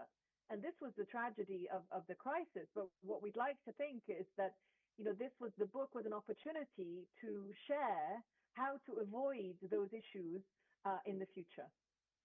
But the issues of reserves, also that issue of unrestricted giving, where people responded very quickly and actually found out that was rather a good way of giving grants to trust the organization. That then links into sort of the decolonization debate as well, which I think is an interesting feature of this whole discussion. But what about that role of government that we also talked about at the last Talking Philanthropy? It seems that is kind of the big difference in terms of a defining difference in terms of how do you work with government. And your examples in the book from Indonesia and Malaysia, the two that I like to pick up on, were really good examples of actually philanthropists working with government. So is that something that's quite striking? What's your sense of how important government is in the Global South? Absolutely. But just before I answer that question, Ben, I just do want to touch on the unrestricted one, because I think during the crisis, we saw some incredible transformation of the way people were giving. As you said, much more trust-based, empowering local communities, conscious of that movement to decolonize, and some incredible stories of foundations saying, yeah, we used to have this like 6 months due diligence process. Now we ask them within 3 days to fill out a form, and we trust them, we know them. And my favorite example is one of an African foundation who said, look, this is such a severe crisis. We're giving grants based on a WhatsApp application, just somebody over WhatsApp voice message saying, it's a desperate situation. This is what we need. Please help us out. So I think we should remember that COVID really did trigger a change in this whole approach to restricted or versus unrestricted. And I, have been championing unrestricted for decades. I really wish we could just mainstream it once and for all. But COVID did drive a change of behavior, but I would suggest that it hasn't necessarily post-COVID been institutionalized. So we're seeing some of that innovation disappear. Coming to the point of government, so absolutely. So when you work in these Global South markets, when you are defining your interventions based on frameworks such as the UN Sustainable Development Goals, the SDGs, you can't help but look at what governments are doing. And I would say, not even just in the Global South, in any market, philanthropy is risk capital. It's here to test and create new ideas to solve complex, entrenched socioeconomic problems. But philanthropy can't scale many of these solutions. You need governments for that. So if you're going to deploy philanthropic capital effectively, if you're going to be, like I always used to say when I worked at Shah Foundation, we were like the crazy scientists in this lab testing new solutions. If you're going to be the crazy scientist testing new solutions with your risk capital, you have to have a plan for scale. And it's very rare that you're going to be able to do it alone. Even some of the huge US foundations, if you want to drive system change, you simply cannot go it alone. So for me, the first port of call, if you want to ensure that your intervention is scalable, is looking at government. So what are they already doing? Actually, before you even start, what is the gap? What is the government not doing? Where can we help? Maybe there's an area of education or health where the government, often I hear in the markets where I work, the government's doing very little for teacher training. Okay, great. Can we drive innovation for teacher training in these markets that the government can then scale? So I think it's really important that you align with government public policy. Now, what our COVID research did, and in the book, is really look at, so how does that happen? How do you create these partnerships with governments? Because quite frankly, in many markets, the government doesn't want to talk to foundations. They are often suspicious of foundations or, private philanthropic capital, whether it's a foundation or coming from a donor-advised fund or wherever it's coming from. There's a suspicion that somehow philanthropy is not accountable and it's coming in to try and take over from the government or challenge the existing regime. So that suspicion, we had always heard about that. That's nothing new to anyone in this audience. But what we saw during COVID was this sudden awakening for public sector bureaucrats, if you like, around the opportunity of partnering with philanthropists. So first of all, there was the obvious, understanding that this is a growth market, that there is some significant capital coming into the philanthropic sector, and maybe governments might like to access some of that capital. But more importantly, I think the government's understanding really what philanthropy was all about and philanthropists' ability to innovate. So we have these two wonderful examples of the Tanoto Foundation and the YTL Foundation. We actually even heard from others including a Brazilian foundation where I remember this story they told us, for decades we've been flying across Brazil, such a huge country, hours on planes trying to convince governments to work with us on digital education, spending loads on travel expenses. No one was listening. And suddenly, overnight, the Brazilian government was on Zoom with us. And in half an hour, we've convinced them. Oops, I lost my headphone. We've convinced them of the opportunity of philanthropic capital and the opportunity for partnering. So that is replicated Tanudjojo Foundation that many of your audience will be familiar with. And of course, our dear friend Satrijo Tanudjojo, who is speaking at your event, who is from Indonesia and was heading up the Tanudjojo Foundation until recently. They built their whole strategic model when they underwent a strategy refresh, really working in partnership with the government. They understood from the very beginning that if you're working in education, you cannot do it alone. And they have wonderful examples of how to work with complex governments, because governments are complex, particularly in Indonesia, given the geography. And the Tanudjojo Foundation just found these really intelligent ways of calibrating, working with local government versus working with sovereign government or federal government, if you like, and working with a very new, innovative minister that came to be during that time. So I think that's the strength of the Tanudjojo Foundation case study, is helping others understand how you go about it. Because as a foundation, it's very easy to sort of hunker down and just go it alone and just say, we're just going to launch this program. 5 or 10 years in, you go, we're not getting the impact we wanted, and you realize because it's not scalable. And Tanudjojo Foundation really nailed that from the outset. They said, we want to engage with government, local, federal, we're going to understand them, help them understand how we can help them. And as Satrijo will no doubt talk to you about, is the opportunity of bringing on board international networks that can help governments as well. The relationships that Tanudjojo Foundation had with the UN, with the World Bank, that was really powerful, that they could help governments access or navigate those relationships, let's say. So that's a brilliant example. And YTL similarly, YTL had also, a bit like our Brazilian foundation, had been, YTL in Malaysia, of course, had been looking for a long time at how to support government on digitizing education.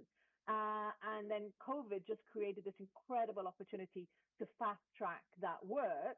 And no longer did they need to, sort of scream till they're blue in the face about the value of this, because of course the nature of the crisis was such that digital education became a must for everybody. And they were extremely well positioned then to offer up solutions. And I think it's important that we remember that, philanthropy is about finding solutions. And that's really what this book is about sharing those solutions so others can learn from them or even collaborate with them.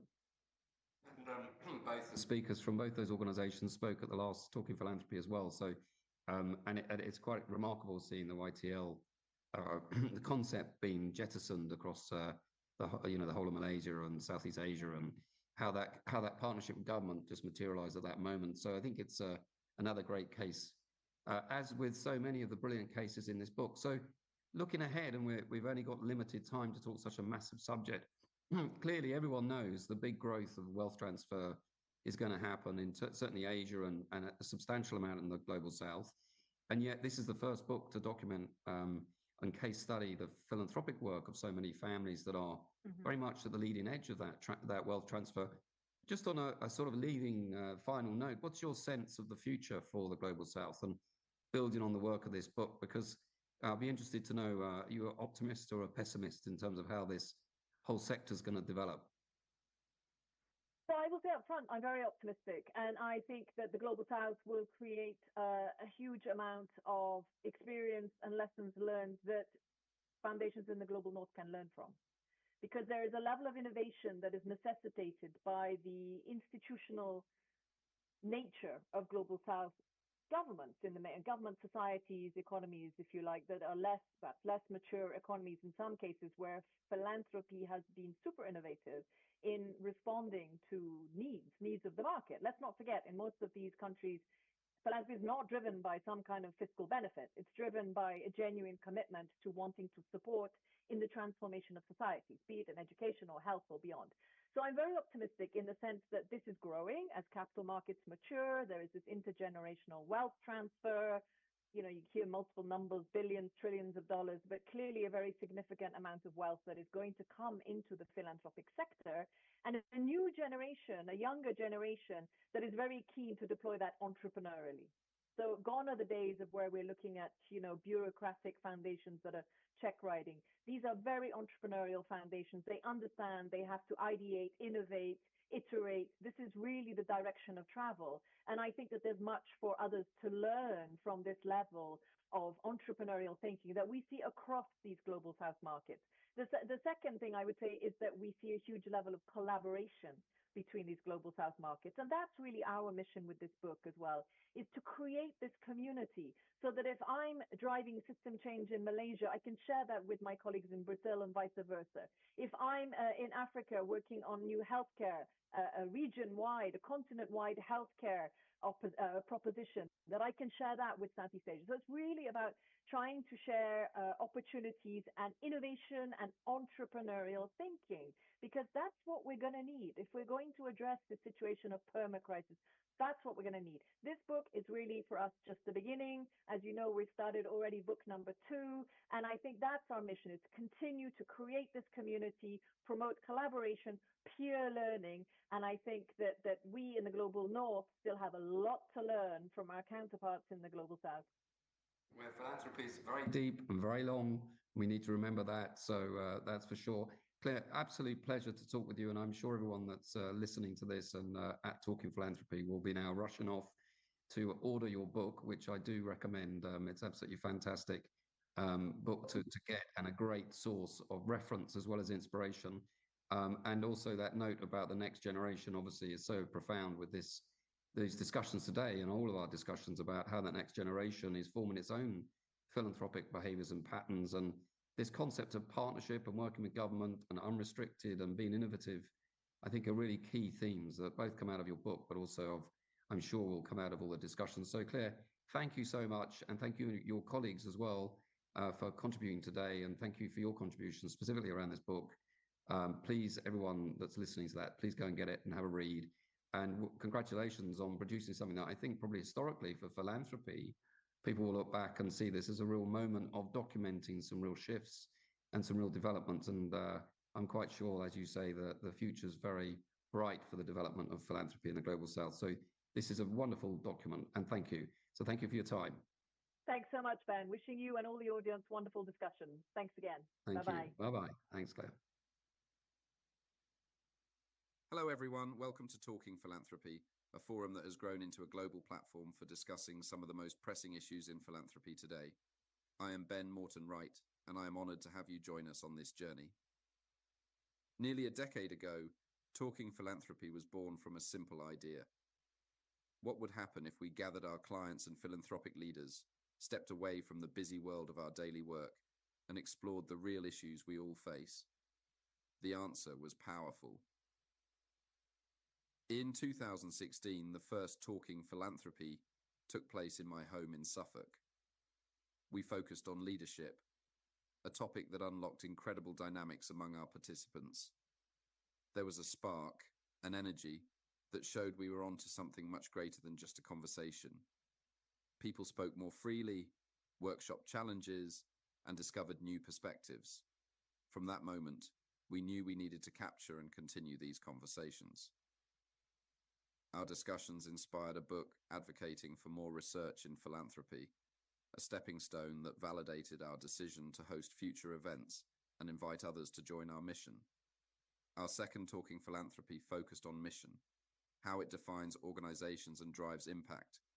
Partnering with Société Générale, Kleinwort Hambros Bank, we brought together some of the world's leading philanthropists to share their insights. It was eye-opening to see how mission shapes their approaches and guides their boards.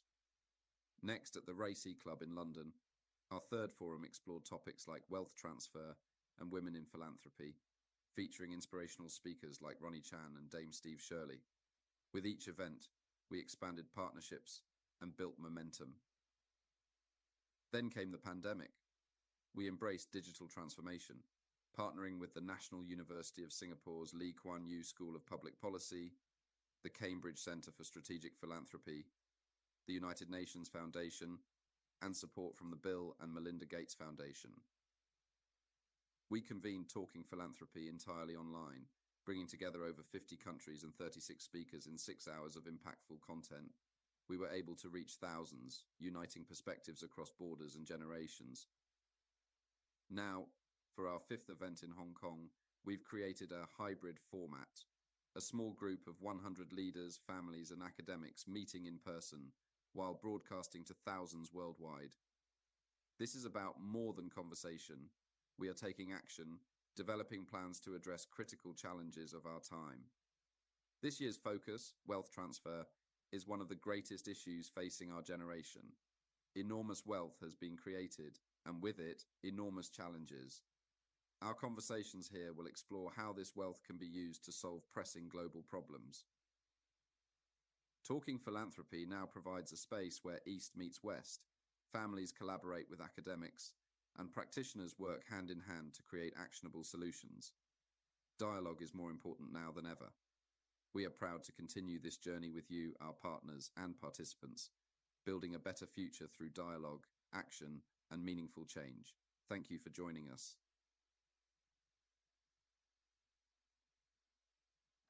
To prepare our next generation is something that is work.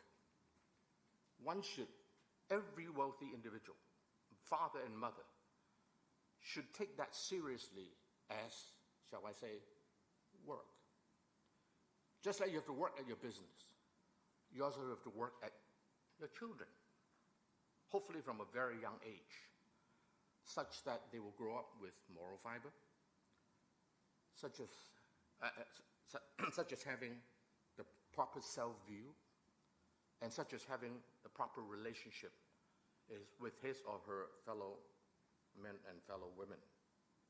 It is not just the education you give to your children. It's not just the self-view that hopefully you help your children shape in themselves.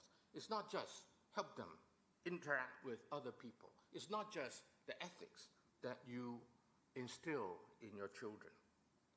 But allow me to be a little specific. And that is, wealthy parents better give their children the proper sense of value of money. Of money. Wealthy people or wealthy children growing up, money to them is nothing.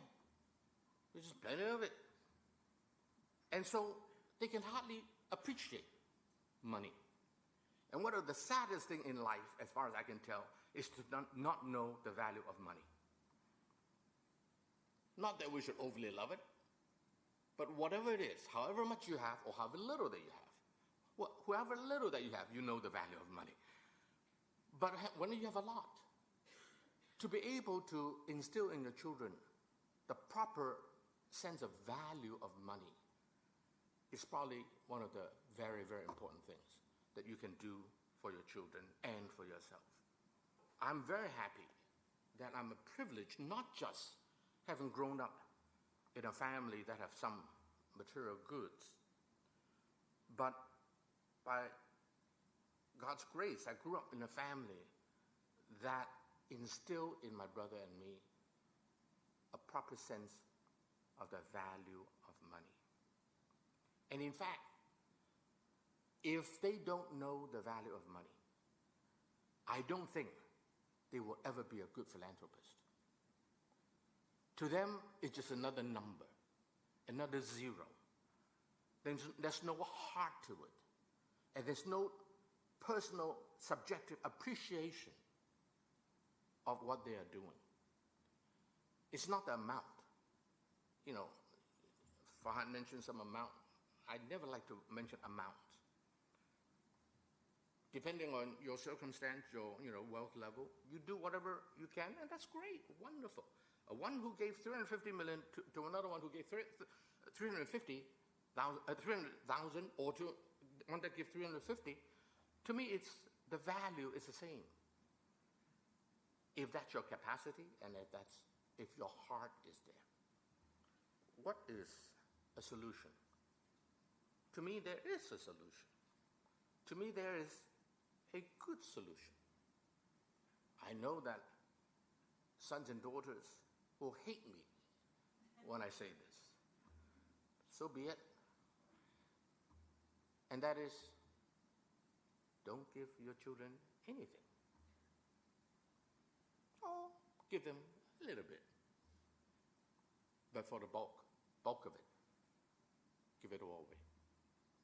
You know, a couple of years ago, I was at the office of Bill Gates, and he said, Ronnie, how come you haven't signed the whatever you call it, the pledge to give out in your lifetime majority of the wealth, if not all, huh? And I said, Bill, I'm not that wealthy. When my father died, before he died, he and I together set up a trust. Father and son agreed, and I consulted with my brothers. We all agreed. By the way, my father came to me and said, Ronnie, I want to give you and your brother something. Not too much, but something. So I said, well, Dad, thank you. I don't think I need it. You have given us a good academic education, and more importantly, a family education. You're great examples to us. Good enough. If I still don't know how to fend for myself and make a living for myself, your giving it to me may not help me anyway. But I trust that you have prepared your three sons well enough that they can live as productive individuals in society. So why do I need it? I cannot speak for my brothers, so let me go talk to them. I'm happy to report. I talked to my two brothers. They all agree with me that we don't need anything. So father and son, my father and myself, set up a trust where the three sons are excluded class. I don't get anything. It's all to be given to charity. My mother is 98-year-old. I'm flying to see her right after this. A happy day for me. And, of course, she can use whatever is in the trust, but the three sons are excluded class. As a result, the three sons never fight. There's nothing to fight about. Why do you insist on putting some elements in your family that your sons can fight about? Some of you are from Hong Kong. I see a few Hong Kong friends here. You know that several families in Hong Kong right now as we speak are having a hell of a hard time, brothers fighting, siblings fighting, right? You're laughing. I know all those people. We grew up together. Whose fault is it? Sorry to say, it's the parents' fault. Why do they give them anything? But of course, if you decide to give them nothing, later in life, you have a problem. You may lose your son or daughter. So you have to start early. As your children are growing up, give them the proper moral education, give them the sense of value of money, and then finally, make sure they have zero expectation of getting a penny from you. If you later decide to leave them 50 million, 100 million, whatever it is, they're not going to say no. They're not going to complain about it. Right?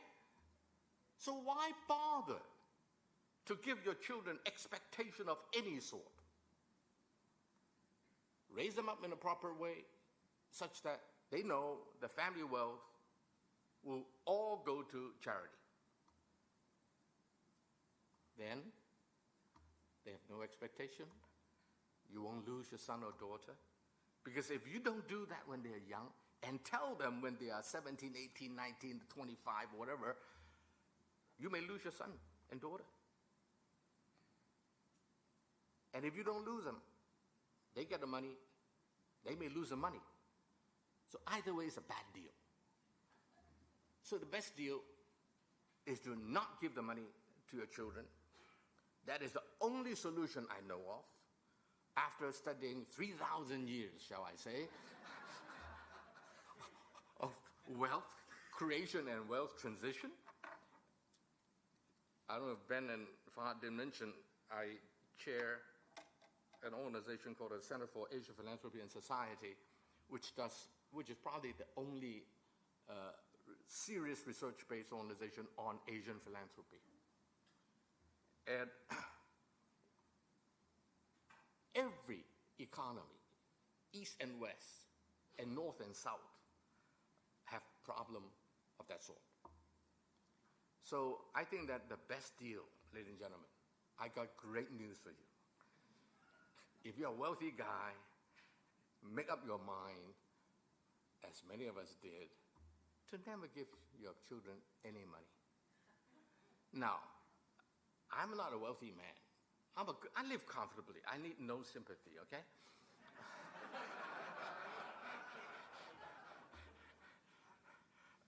But, you know, I told Bill Gates, I said, hey, number one, we have long given away all the money. And number two, if I were to sign this thing, people will say, Ronnie, you should have a lot of money. Otherwise, why are you signing this thing? I will be totally lying, as if I belong to a certain league that can give, you know, all their money away and the newspaper will report about it. I am not. So Bill reluctantly accepted my explanation and never bothered me again. And I'll be hosting dinner for his staff in a few days' time when I'm back in Hong Kong, and I'm pretty sure they will not raise the subject again. Bill is doing a great job, as you said, Ben. And by the way, many philanthropists started our life very stingy in terms of philanthropy. I don't want to name names. Many of you know who I'm talking about. But then somehow, in their head, it clicked. And they decided that the best thing for them, for the money, for society, for posterity, is to give all their money away. So I was yesterday at the London School of Hygiene and Tropical Medicine. The building in which I was built by John D. Rockefeller, I suspect Jr. And I'm happy to say that I chair an organization which, as Farhad mentioned, Asia Society, was founded by John D. Rockefeller III. And so giving all that money away is a wonderful thing for you, for your children, and for society. It's good for your health, it's good for your children's health, and it's good for society's health. I know there's a book that just came out by an Indian gentleman, a journalist, that really give philanthropists a hard time. I just read a summary. I haven't read the book, so I dare not definitively say. He may have a point, but my view so far is that philanthropy is still a wonderful thing. You want taxation, or you want philanthropy? You make up your mind what you support. To me, a good society is relatively low taxation. You have to have taxation, right? Relatively low taxation, so that there's plenty of incentive for people to make wealth, and then the majority of them would give all their wealth away. They will live happily, their children will be happy, and society will be better off. So I hope that my solution is not too radical, too drastic, too offensive to some of you, but I think that after concluding a study of 3,000 years of human history, I think my solution, ladies and gentlemen, is the only solution. I wish you well. Thank you.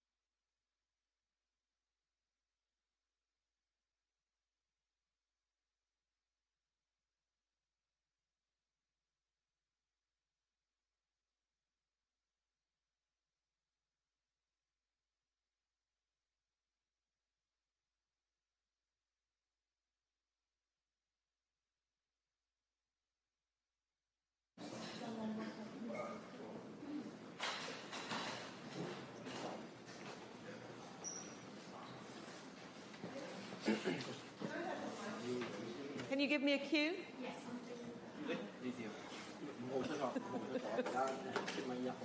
Hello, anybody out there? I need a cue for when I go back on air.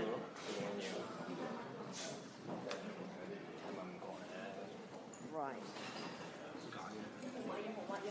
Victoria, tell me when we're back on.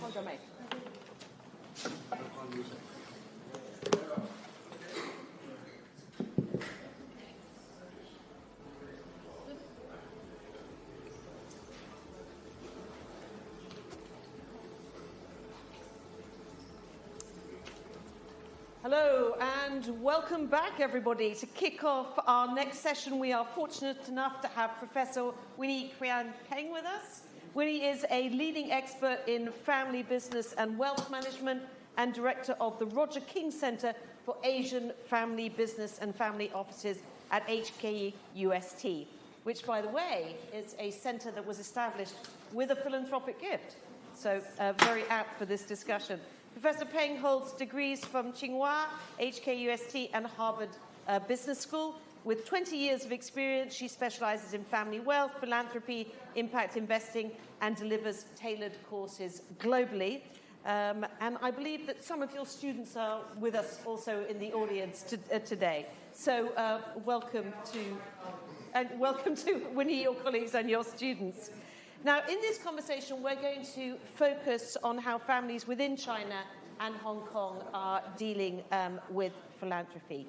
So let's start with a description of your role at the Roger King Business School. What exactly is it that you do there? Thanks, Kirsty, for the very nice introduction. So I'm a faculty member in Department of Finance at Hong Kong UST. And I'm also the director for the Roger King Center for Asian Family Business and Family Office. And our center, in fact, is one of the pioneer research centers in this field. And we're very fortunate to have at least 2 prominent family support in the past and currently. So Tanudjojo Foundation, this morning you heard the introduction. Tanudjojo Foundation actually supported our center for 10 years. So for which we're forever grateful about it. And also 2 years ago, our center's founder, Professor Roger King's 3 kids, they decided to give us a sizable endowment fund to support our center. So our center was very lucky enough to become the first research center at Hong Kong UST to receive endowment fund. So, but also very fortunate this morning we mentioned about Belinda Tanudjojo. So Belinda actually agreed to join our center's, Roger King Center's advisory committee recently. So we're very fortunate. So besides the Center for Roger King Center, I'm also the director for the Case Center, which is, the full name is Thompson Center for Business Case Study, which is another sponsored center. And recently I got a new title. I'm the co-director of our Hong Kong USD's new MSc program in family office and family business, which will commence next year. So, which means a lot more work for me to do. Yes. Yeah. I didn't know whether to say congratulations or not, but yeah, I think congratulations are in hand. And now, will you make a distinction between family businesses and business families in Hong Kong? What's the difference? Yeah, I think these 2 concepts, actually that concept's not really limited to Hong Kong or any other places. Okay, so family business, in brief, it is usually have one core business. And usually the family wants to hold it and want to expand, grow it, and also hope that it can be passed on to the future generation. Any kind of innovation or transformation happening is within that business. And the family wealth is tied to that business particularly. And usually you need to identify one successor. So that's the definition of family business. Now we'll talk about business family. So business family, on the other hand, is actually a family full of entrepreneurial spirit. So not just fund a startup business. In fact, the future generation, younger generation can also start a business as well. So family owns one or more businesses, but not necessarily to be the same time. It could be different time. Okay, so it's not necessary to really pass one business to future generation. If it's good timing, maybe it's better to sell it out and start a new business. And so family wealth is actually diversified in a portfolio of business, and usually it's not just one successor you want to identify. You need to identify a team of successors. Okay, so those are the differences between the two. Now, you've done quite a bit of research, I think, regarding the shift from family businesses to business families. That's right. What have you found in the course of that research? Okay, so we all know a curse is called wealth does not pass beyond 3 generations. Okay, it's not simply just applied to Chinese; it's applied to everywhere in the world. But I think Japanese could be an exception, but we'll not talk about that. Okay, so it's not easy to build long-lasting business for sure. Okay, even if sometimes you work very hard, you may be constrained to a lot of external factors. Okay, so one of the key factors I want to mention here, in fact, this is research done by me and Professor Roger King together, is industry characteristics. No matter how hardworking you are, if your business fell into those kind of 3 industry characteristics, you may not last very long. The first one is capital-intensive industry. Second is cyclical industry. The third is the industry that requires high growth. Okay, capital-intensive, you need larger amount of capital to start, and sometimes if you face difficulty, it's very difficult for you to really deal with that kind of capitals, right? And the cyclical industry, if you borrow money in a down cycle, then actually you cannot really pay back the money to go bankrupt. And for like high-tech industry, those industries, you need a lot of constantly, to boost up their growth, right? So you need to hire a lot of people and also introduce a lot of new funds. Sooner or later, your ownership will be diversified. So basically, if your business fall into those 3 kind of characteristics, so sorry about that. Even you work very hard, you actually cannot survive very long. This is the first one.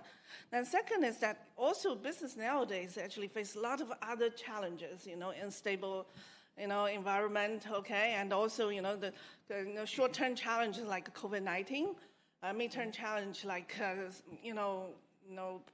Sino-US tension. And long-term challenge could be industry disruptions. So you face a lot of challenges, and business cycle becomes shorter and shorter.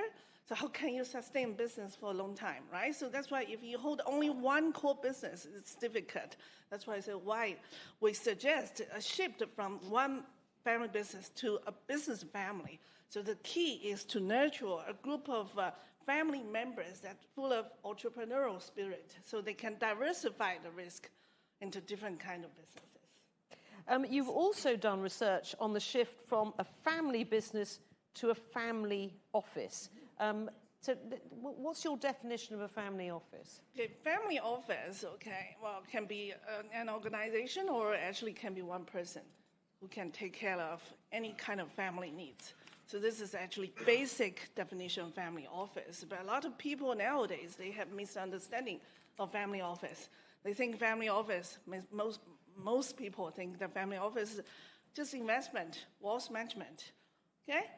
So this is, if we believe that if you only use family office to do investment, the better term, we believe, is you better call it private investment company, a private investment office. You don't need to mention family. We believe the true family office, okay, in fact, I think the focus could be managing family. And managing money could be a second thing, okay? So managing family is most important, okay? And there were many different types of family offices, okay? 3 types I want to mention here. The first is single family office, okay? Single family office is very easy to identify. It's the group of people just work for one family. But now multi-family office, a group of people working for a group of families. Sometimes we actually feel difficult to identify them because sometimes, we see a lot of so-called multi-family office are actually asset management companies. Right. Okay, so I think how do you identify as actually family office is actually buy side, okay, not sell side. So as a management company, actually sell side, okay? This is a multi-family office. And the third one is we call embedded family office. We believe that whenever you have a family business, you might have a family office already embedded in a family business because you use your accountant, CFO, chairman's assistant to deal with your family issues. So this is what we call embedded family. But as the family needs grow more complicated, the family walls grow bigger, you may have to separate the two. And can you have a family office without a family business, and just to preserve the legacy, or if you like? Yeah. So family business, family office to us is simply tools to preserve the family walls, family legacy. So family business, why? So we actually also promote, besides from family business to business family, we also promote another approaches from family business to family office. Okay, especially, I mentioned to you, family business is very difficult to survive in the long term, right? So if you really lack of talent and you don't really want outsiders to manage your company, maybe the best option is to sell your business. And once you exit from the business, you have a lot of money there, right? Then I think the next stage is for you to set a family office. So family office can help to manage the money and also can help to manage the family. Yes. That's interesting. So what are some of your suggestions to these families going forward? And say they've got they decide to take that route, have a family office. What sort of philanthropy should they engage in to preserve that family legacy through the family office? Okay, just now I mentioned that family office not just simply managing money, but also managing family, right? So how do they managing family? Roger and I, we proposed the 3 preservations. The role for the, I believe, is more genuine single family office. One is to preserve the family walls. Second is preserve the family harmony. The third is preserve the family value and family legacy.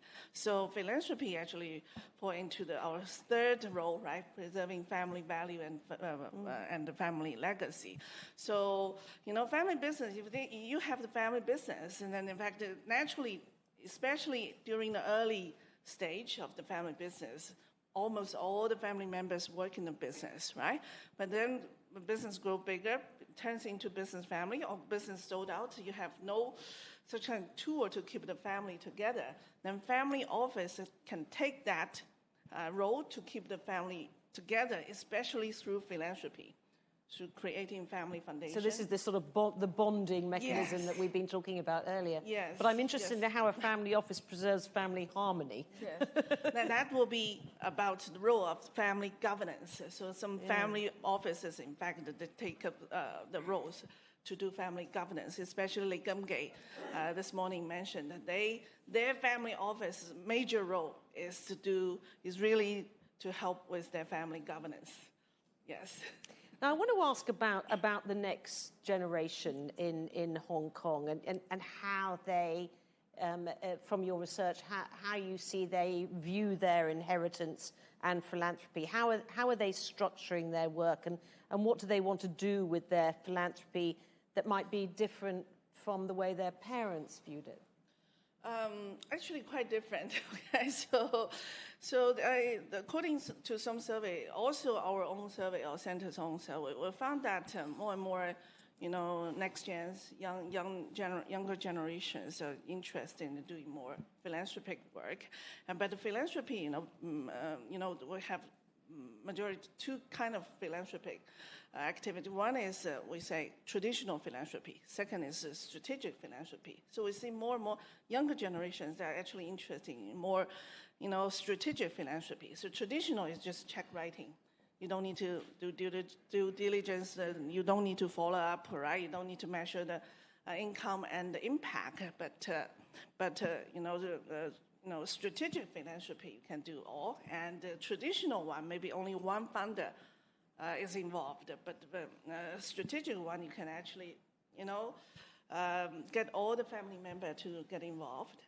and also, to seriously consider some, issues that was ignored by the society together. They work as a team. I think how to keep the family harmony is to create opportunity to engage them together. So family philanthropy is a very, very good way to engage them together. So just going back to that difference between the traditional philanthropy and strategic. So basically what you're saying, that the strategic, it's much more institutionalized. Yes. That you need all the checks and balances, the due diligence, the governance, and so on. Yes. And does that in itself, that institution, would you say, help with family harmony and bonding because it's more institutionalized? I think the key is not institutionalized. The key is you have to, engage all the family members involved, no matter what kind of philanthropic work you are doing. Not simply just one founder, put their name on each kind of buildings there, not like that, but involve all the people to do philanthropic work. And also, family business, usually in Asian context, we don't allow in-laws to work in the family business. Right. Okay, so in-laws, sometimes we'll call them outlaws, sorry about that. Okay, but philanthropic work, we can involve everyone, okay, including in-laws. That's also another way to keep a harmonious family.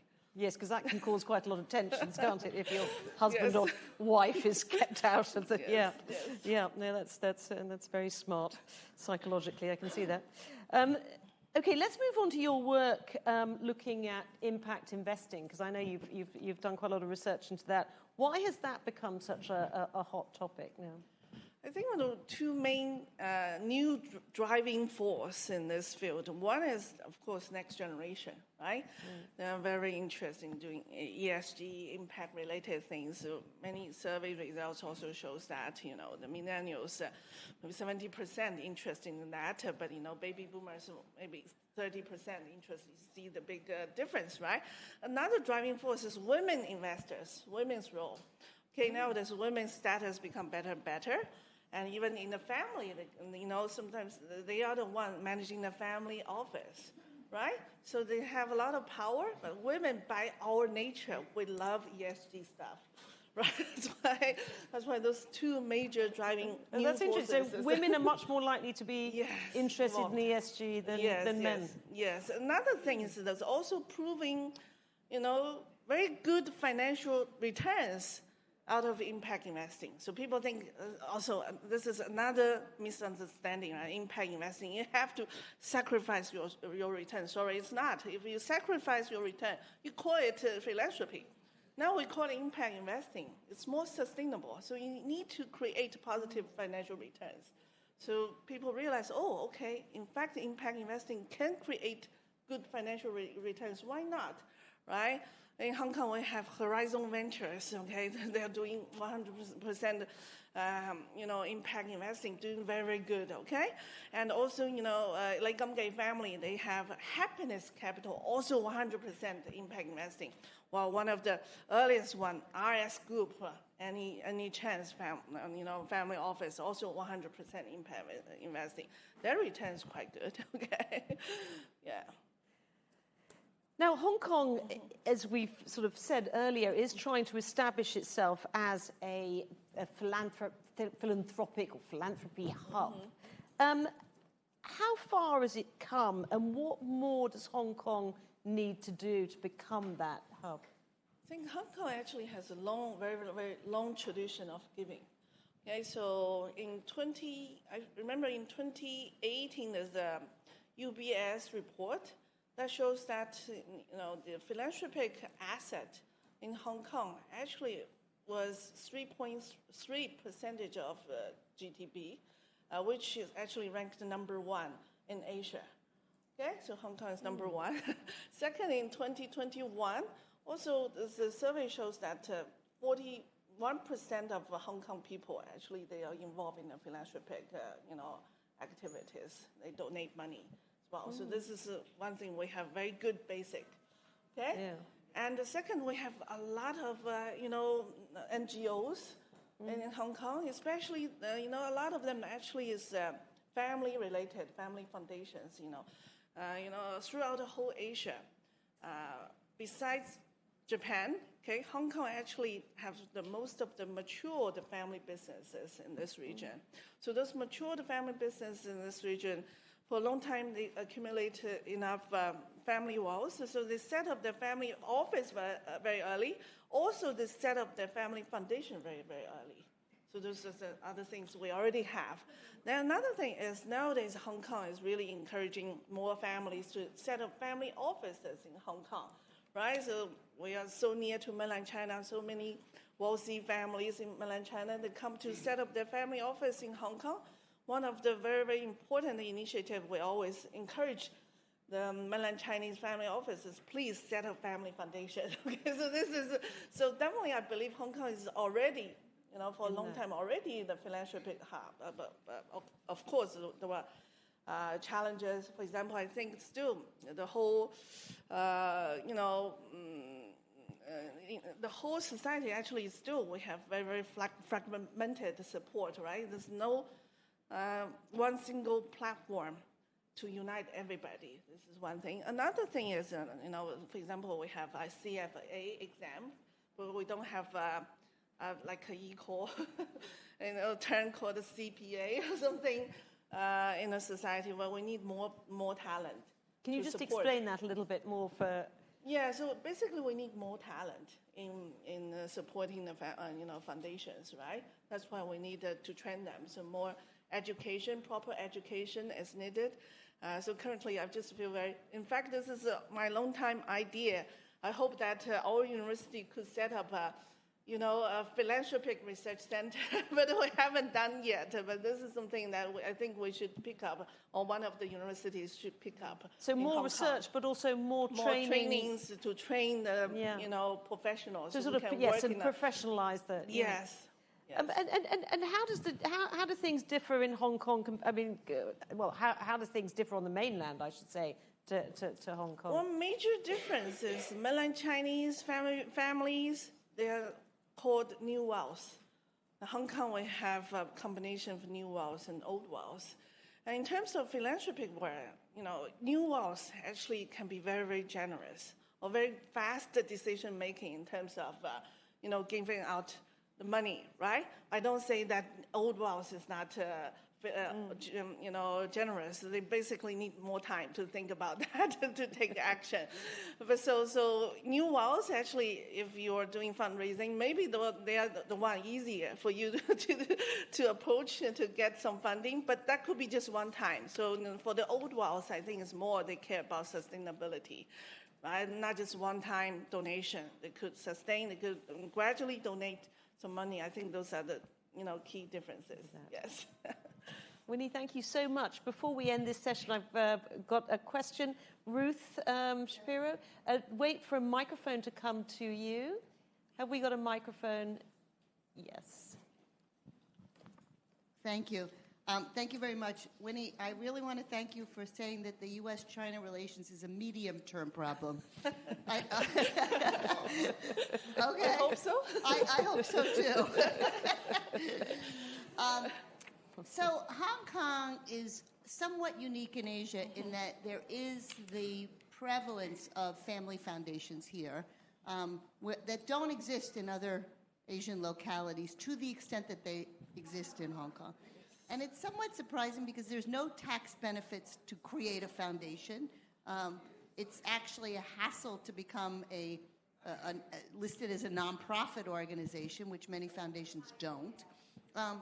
Why do you think that it's become the norm here for families to set up foundations? And do you see in your work that trajectory continuing, that families will continue to set up a foundation? They don't need to. They can just give their money out from their family office. So why have they, and why will they continue to create a foundation? I think the difference between a foundation and a kind of random donations, really about the structure, whether it's really professionalized or not. I see a trend nowadays. Young generations really care about professionalization of the family foundation. You know, in the past, I see so many family foundations headed by the patriarch. Okay, but nowadays, I see more and more actually foundations become professionally run. Okay, Kadori family, Ali Hyson Foundation, they all have professionally run directors and presidents, okay? And see more other families are catching up. I think that's the difference. I don't think it's become a norm here yet, but we have a long tradition of giving, so tradition is there. Okay, so this just matters how you give money, right? So I think, but professionalization is something I believe that younger generation would prefer more. Yes. So it's a sort of gradual shift. Yes, gradual shift is happening. Yes. And maybe it's because more women as well are running. Yes. Yeah. Any other questions for Winnie before we bring this session to an end? We've only got a couple of minutes. Winnie, Professor Winnie Peng, thank you so much for that contribution. Thank you. It was very, very interesting.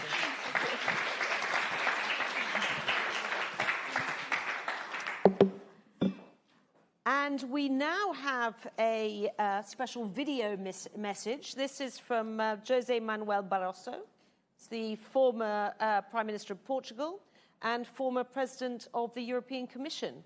José Barroso also chairs the Gavi Vaccine Alliance. Now, this has been really critical in the past few years, delivering vaccines throughout the pandemic, and it's an example of the power of philanthropy and philanthropic collaboration. Mr. Barroso was here in Hong Kong yesterday, met with some of our speakers. Unfortunately, he could not be here today, but instead he recorded this short message for us. Can we play the video now? Distinguished guests, dear colleagues, particularly a word to our next generation of leaders that are here today. It is a pleasure to join you at this year's Talking Philanthropy Forum in Hong Kong. Since 2016, this forum has proven to be an invaluable platform for shaping the future of global giving. We gather at a profound moment in history.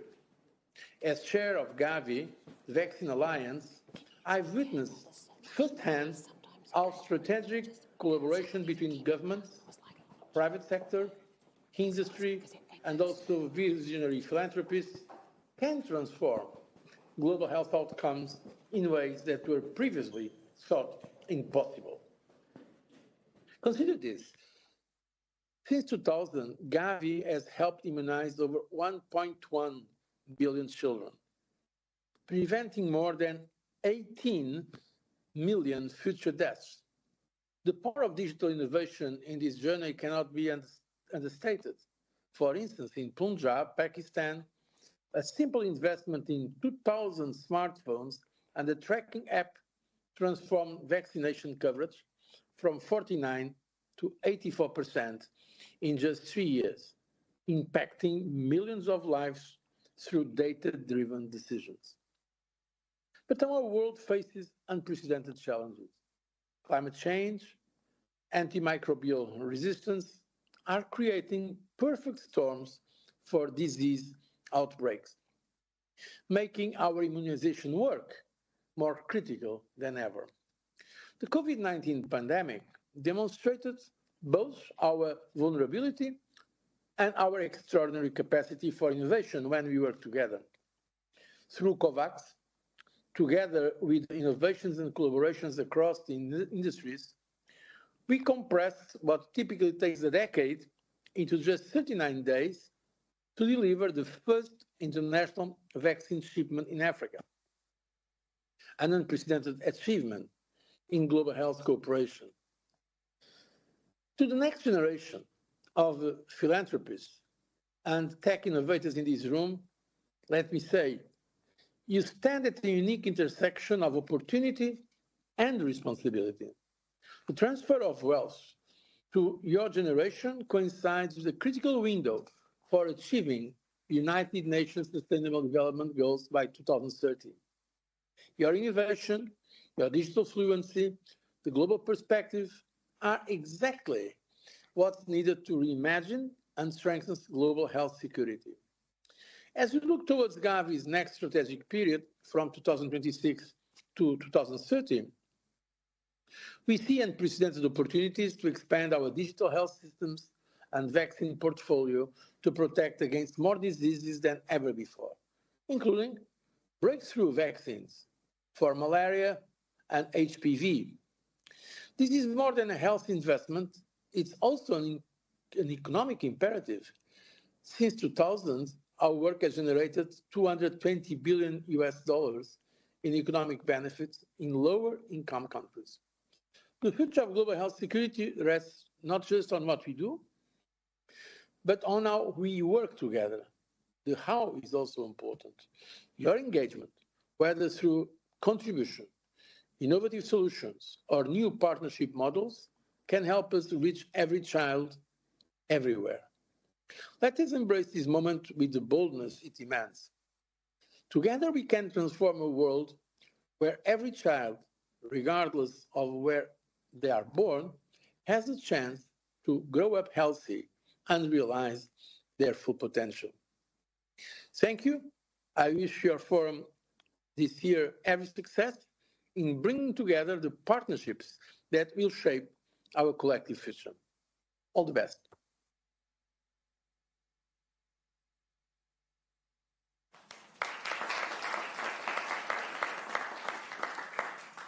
Now, to put our next speakers into context, we have a short video about an extraordinary award founded here in Hong Kong.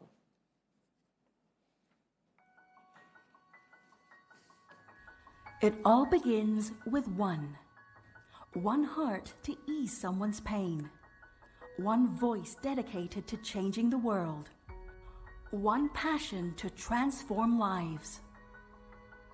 The One is the brainchild of philanthropist and former Rotary District Governor David Haralila. Inspired by the Rotary motto of service above self, he wanted to create an annual award that seeks and empowers individuals who dedicate their lives to helping and saving those in need. The One is my passion, the One is my life. The mission of the One is to find the hero of all heroes, someone who is the epitome of compassion and selflessness, someone who dedicates their life to helping mankind. The One is the hero we should all aspire to be. Supported by Rotary District 3450, The One taps into a global network of 1.2 million Rotarians to help find the world's unsung heroes. This network of giving souls are dedicated to making a difference in the world.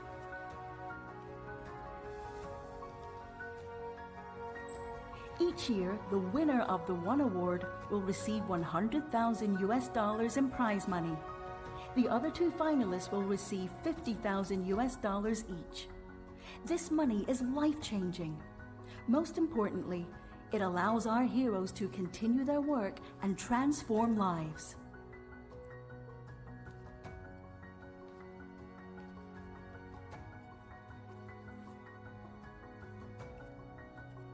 Our goal is to magnify the brilliance of the One and duplicate the award in every country across the globe.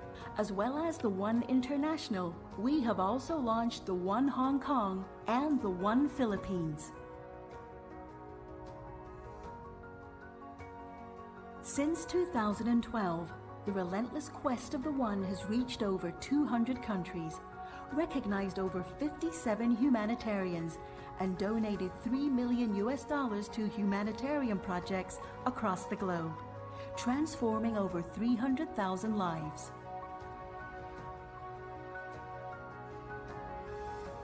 The key is impact. What can the One do to make the world better? To date, we have reached and benefited over 300,000 people. My goal is to see us benefit 1 million people so we can really make a difference.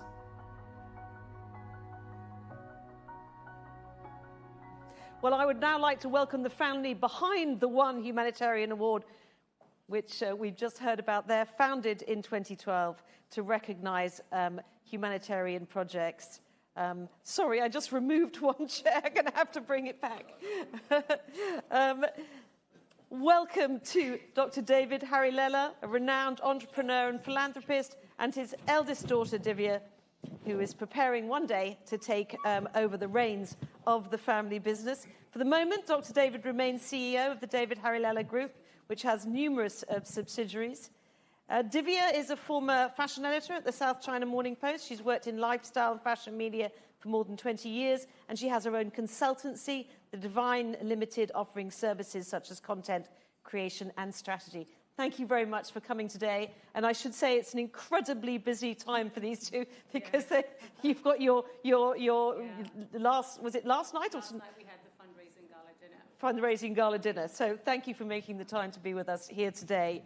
I apologize if my voice is not up to date. I think I lost my voice last night. Everybody looks so serious. It's not so serious, guys. Yeah.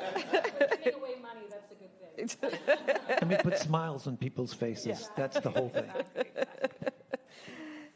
So, Dr. David, I mean, you actually come from a long line of philanthropists. What lessons did you take away from previous generations in your own family? I think it was your father and your grandmother in particular. My grandmother was my heroine and my father was my hero. From a very young age, I saw them. How does philanthropy start? It starts with giving. It starts with caring. We were very poor when we first came to Hong Kong. My grandmother actually had a candy store in Mong Kok, which is a low part of Hong Kong. And basically, buses come outside her candy stand, and it can take half an hour. And my grandmother would do beautifully. She'll say to the person standing, "Here, I have a stool. Can I offer you a glass of water?" It all starts by giving. And my father was the same. He gave money to everybody. It didn't matter if you were a thief, a crook, and if you wore orange robes of a priest, you'd get even more money. Not a lot of due diligence then in his giving, no. He didn't believe in that. He believed it was karma for him to do it. And I mean, Divya, coming from a family with a strong philanthropic legacy, I mean, did you feel pressurized or was it just part of the family culture to follow in that tradition? I think with any big family, you know, especially with ours, we all live together as well. So our values are all deeply rooted and they're all kind of continual. So I always grew up with this legacy, I guess that's a word that we use a lot now, of giving and caring. We were always seeing, I think not even just my dad, but my aunts in particular, they do a lot of service, my grand uncle. So it was always ingrained in us, but I was never expected to, you know, Dad has a couple of different, he has a personal charitable foundation and he's got the one. And I was never expected, he was never told me, listen, you have to take this over one day, but it was almost like subliminal. You know, you kind of watch and you see what's going on and you feel you're part of it because it's part of him and it's almost like DNA. It's passing on that DNA. So I kind of always knew in the back of my mind, but I always had my own career and I was always doing my own thing. And it's interesting to talk about legacy because it wasn't really until a few years ago when Dad was unwell and he said to me, well, listen, you know, what you want to do about the one? Do you want to take that over? It's my legacy. And it was we were talking about it yesterday. It was a really interesting point in my life because, you know, having these conversations is important. You take it for granted that your next generation is going to want to take over. But that's not necessarily the case. And then when they do want to take over, you really have to empower them. But they also have to have the same passion. And you know, Dad's passion is different to my passion. I mean, Dad, maybe you can give them a bit of insight on that part of the journey of kind of trying to bring me on board. He told me for years, you're going to help me. When are you going to help? When are you going to help? I mean, Divya makes a good point, Dr. David, because those conversations about transition, legacy, I mean, they're important, but they're not easy, are they? You know, I believe you don't tell your children what to do. You try to show them what to do. I believe in inspiring and motivating. Because you can't say, hey, listen, you do this. It's never going to work. But you can inspire and motivate, and I think that's what I try to do in everything I do. And I'm so glad. So when I was sick and I turned to my daughter, I said, what would you like to do? Because my ultimate dream was to do the one in every country in the world. And basically in Hong Kong would be the center for the international award, like a beauty contest. And we would have it in Hong Kong. But it's not easy. It's a lot of work. We have 3 countries already. So I would like, if I'm alive and can do it, I would do it, but I would not put that pressure on my daughter. I would love to inspire, motivate her. Oh, she's a tough cookie. I'm not worried about her. She's dying to take over, I think.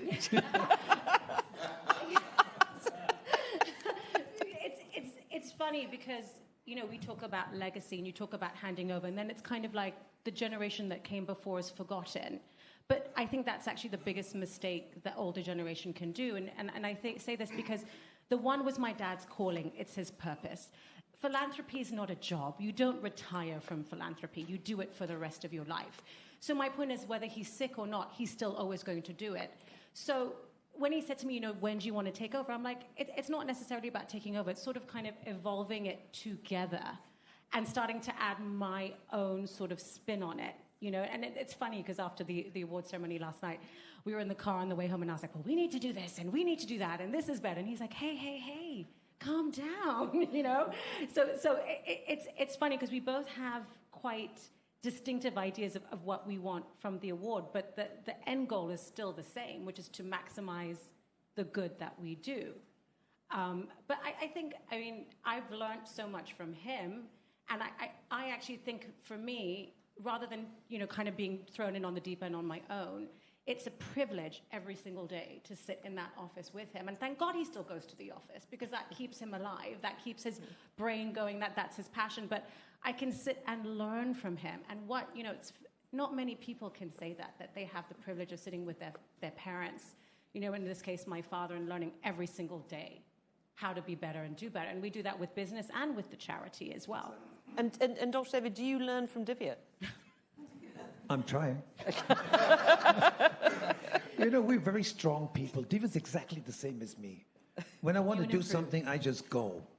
I fear nothing except God, losing money, and my wife, in that order. So it's sometimes difficult, but when I decide to do something, I did it. When I first threw this idea to do a global charity from Hong Kong, I was governor of Hong Kong. I had 3,000 people underneath me. I had a good team. My team said, David, you're crazy. How can you think globally? I said, why not? And I tell you, once I decide, doors open, everything open. Do you know, I talk to people and people would give me money. I have money, but they'd give me money. I'd be honest with you, we've got 3 people who give me money every year. And basically, to be honest with you, the one is my commitment for life and beyond. Okay, I have a team in place. And all these people, most of them do that. The one in Hong Kong was my friend. We were joking, have a drink. He said, I'll give you this much money. I said, you're joking. It's too small for you. You're rich. Then he suddenly said, I'll give you 800,000. I said, that's good. How about life? And he said, yes. And we opened the one in Hong Kong. And that's the way I do it. I want to ask you, it's a quite personal question. I mean, you've been a very, very successful entrepreneur and businessman in your life. What is it that philanthropy gives you that you don't get from the business? I mean, what does it bring you? To me, it's very simple. When I do what I do, and I've seen what I've seen, to me, it's the glow. When I do the one, I get glow. Even now, I'm feeling a little bit of a tinge. Because when you see the people that I've helped, seen a woman look after broken children. A mother would throw an orphan at the door of orphanage and say, you look after them. But I've seen people who pick up men who were eating, God forbid, crap on the back of a kitchen. And this man would say, I will never let any man or human eat crap again. And he dedicated his life to feeding humanity. Come on. That's what life's about. I calculate my success by the amount of smiles I can put on children's faces. That is my dream. And how does the family business and the family philanthropy interconnect, or do they interconnect? They interconnect in a certain way. Everyone's got their own thing. You know, family has changed. We used to sit together and have dinner every day.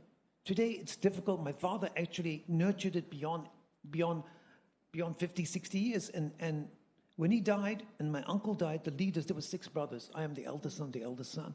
It's hard because people have got their own thing going on, but we still have great unity. We have brunches together. We celebrate Mother's Days, Father's Days, all kinds of days. And that's the family. We don't talk. The business is business. The family is love. My father believed only in love, and he held the whole family. He's the cement of the family. So does the philanthropy bond you more than the business, or are they all interconnected? I think they're all interconnected in their own way. I'm very proud to say I believe that we've influenced. Two of my nieces run their own charity, and my cousin run their own charity. It's fabulous. The key is everyone's got their own road. Like Divya says, she wants to run the one her own way. And she will one day, you know. Because I appreciate ideas, but so far, I love the people who've allowed me to do what I want to do. It's amazing. I told you in Philippines, I told this friend of mine, I want to open the Philippines. And he said, sure, why not? I'll do it. I said, for life? It's not easy. Can you imagine asking someone to donate money for life? He just told me today, last night he was with me, he said, David, I'm so proud of being the one. Can I do this? I said, what do you want to do? I want to give money to every hero every year. I said, that's phenomenal. That's my dream. If I was a billionaire, I would do that. Because one of my heroes looks after 300,000 people in the Afar jungle in Eastern Africa. How much money, how much time? And I'm a goddamn stickler on due diligence. All my charity is controlled by Rotarian leaders who make sure that the money is spent. Because, I'm sorry, many charities have overheads. No one's paid except I pay them. We give back 94 cents on the dollar. So that's where you differ from your father, as you said. Most definitely. You want to hear the robe story? I try to spend more money, he doesn't let me. I mean, Divya, to what extent have you managed to bring your own experience long experience in the fashion industry and journalism into the family business and the family philanthropy? Have you been able to feed some of that in? Business is business. I don't want to talk about. I always joke to my friends. I'm like, now instead of buying handbags, I'm buying stocks. It's kind of the same thing anyway. But in terms of the philanthropic side, I think network has been really, my network through the fashion industry, through my journalism. But I think for the one especially, we talk about the people, we talk about those heroes. Each individual can do something. And I think telling their story has been something that I kind of really gravitate towards with my journalistic background, telling those stories of those people like Dad talked about. Valerie, she was a nurse in Ethiopia that works with an Amphar tribe. Last year, our winner last year was an Italian nurse that moved to the Congo 40 years ago, even lost an arm, and still operates on women, and together they're basically lowering the mortality rate in this part of Ethiopia. I mean, these stories are amazing. So for me, it's about telling those stories, and I can do that through my networks. And also kind of engaging a younger audience, because, and this is kind of where Dad and I always disagree about stuff, because we do like an annual fundraiser every year, which is wonderful. But I'm like, my generation doesn't really want to dress up in a long dress and go and, sit in a boring ball and listen to tons of people. So then, Dad's like, okay, fine, let's get somebody new and young to come in. So we bring in somebody new to perform. So we try to do these different elements to engage different people. And I think that's where I come in, because we're trying to make it more multi-generational, because that's the future. But in the end of the day, the money's still with the older generations, right? So it's about engaging all of those, because you also want those future leaders and those future donors, because that's really, really important. I think that's where you need different generations, not necessarily younger, because I don't think I'm young anymore, but yes, you are. a different eye, so to speak. I mean, that brings me on to my next question, Divya, because you were born here in Hong Kong, you grew up here. What would you say that your generation's attitude is towards philanthropy compared to that of your parents? I think it's not so much about a generational divide. I think it's basically it's about your own value system and how you were raised. Dad always talks about charity starting in the home, and I think it's the onus is on the family and on the elders to kind of integrate those values into kids. So, I have many peers that, maybe are not as involved in charity, and I have many that do charity all the time. So I think it's really about, and in Dad's case, it's finding that passion and then igniting that passion in the next generation. And that's what he's been able to do with me and my sisters. When Dad started the charity in 2012, I was still working as a fashion editor at the time at the paper. I think I was just leaving. And my sisters, all had, one was in PR, one was in events. She was doing events for Bill Clinton and all sorts.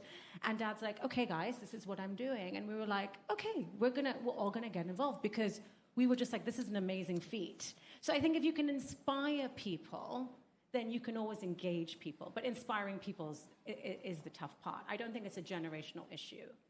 I think it's finding people who you can aspire to be like.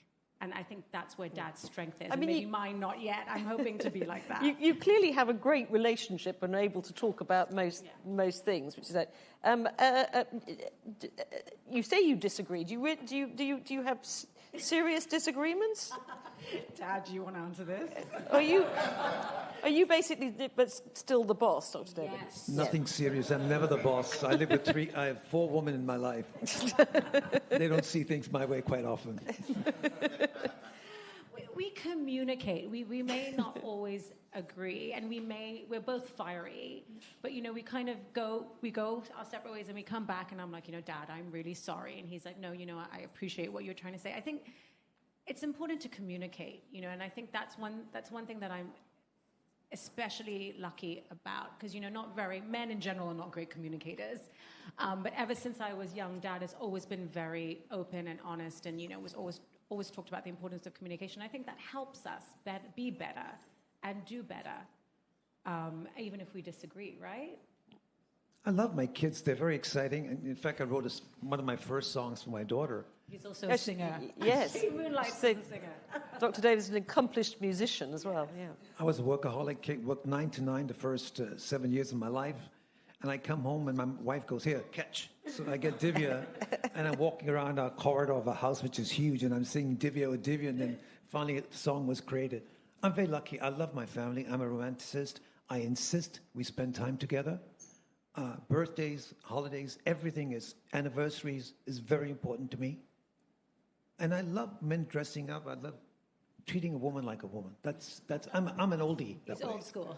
He's old school. But I do think Dad makes a point of the family being together. And, my uncle's sitting here as well. And, we all live together. We've lived together. We're probably one of the few families in the world that you have 3 to 4 generations in one home.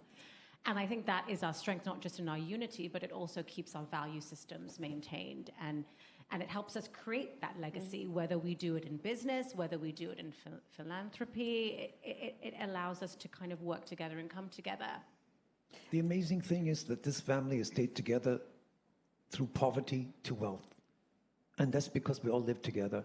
The only time this family in over 100 years has talked about splitting was when the 6 brothers, my father and uncles, decided to split. And they all came home to tell the wives. Guess what? The wives said, you're going? Bye. We're staying. And that's the end of it. Dad actually said to me, he said, the future of the world and of doing good is not with the men, it's with the woman. And we spoke a bit about this yesterday, and the question was, do you feel you have any obstacles as a woman, especially in the philanthropic world? And I was like, it's funny because when you talk about a woman in a boardroom or in a business, it's always like, oh, I had to do this to prove myself and that to prove myself. The great thing about the philanthropic world is that you don't have to prove anything because everybody has the same goal, which is to help each other.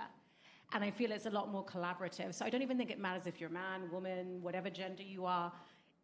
You can achieve anything. And then I think also by nature, women, just because I love talking about women too, we're a lot more collaborative. And I think, Dad talked about his nieces and, 3 or 4 of my cousins, and again, women, who are all involved in the philanthropic space. They each have their own foundation, but we always talk, see how we can help each other. One works, with the government advocating on ethnic minorities and laws, and, Dad works with her and maybe does some scholarships and things like that. And my other cousin teaches yoga to the underprivileged and the disabled, and we kind of support her as well. So we're always trying to work together, and I think that's the collaborative spirit is the most important. Absolutely. Now, most philanthropy in Hong Kong and in China is invested locally. What inspired you, Dr. David, to focus your philanthropic efforts on a global scale? Because you started the one award, it's a global award. It was mad. Yeah. I love the impossible, number 1.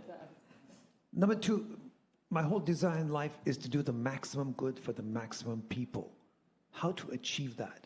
So when I reached the position of being a governor, which is an honor, looking over 1,400 people and have access to 1.4 million Rotarians, I decided, why not go for it? I went to I met 500 governors, and I convinced 40, 50 of them that the one... This is Rotary Club governors. Yes, no, it's international, because there are 500 governors that look after 1.4 million Rotarians globally.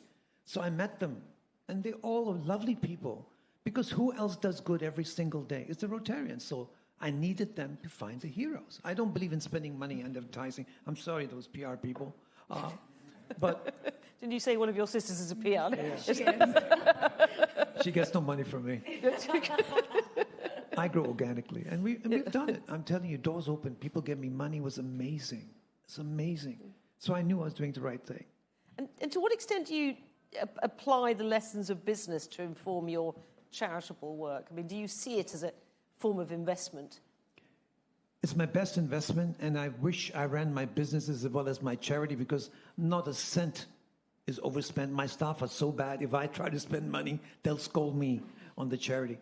But my business sense has taught me that we have to provide funds for everything. So there are many charities. My father's charity I also took over, which looks after marriages for people, poor ladies who never get married. In India. And they lived off interest. So how do you look after charity when interest drops to 1-2%? Because they can only work in deposits. So using my business sense, I assigned assets. Okay, this is for this charity. This is for the work I need to do. So the money is blocked. I use my business expertise, and everything I've invested for charity, God willing, is good. So I can make sure that money is there, and then the rest is for me and my wife and my kids to spend. So that business sense is there, and I love to work. I love to work. I think sustainability has been a key lesson for me from him. You know, he talks about lifelong commitment, with our benefactors. That's important, but we also need to always constantly find new ways to sustain, because you can't just depend. You know, yes, we're a very wealthy family, and my family also support the charity. We host a gala dinner in our family hotel, and we're very grateful for that. But should we not be able to do that, we need to be able to sustain ourselves, and that's really important, not just with us, but even the humanitarians we work with. You know, Dad talks about due diligence. Every humanitarian that we give money to, they have to, provide a proposal on how they're going to spend that money. We have to, everything's audited with, local auditors where they are. We have the Rotary doing the due diligence, because otherwise you can't survive unless you can be sustainable and you have forward thinking. And that's something that I think Dad has been really good with implementing with the One. Well, it's been wonderful seeing this relationship between father and daughter, which overlaps in business and philanthropy. Before we end this session, are there any questions for Dr. David or Divya from the audience? We spoke a lot. I think we've. Yeah, I think we've cut out. Well, then it remains me to just thank you so much for coming here and making the time. And it's such a busy period. And good luck with the One going forward. It's clearly a very inspiring charity. And thank you for making the time. And everybody remember, it all starts with one. So just one person can make a difference. So stop putting things off. My logo is very simple. All good things start with one good thing. Correct. And then you go. Correct. Thank you. Divya and Dr. Thank you.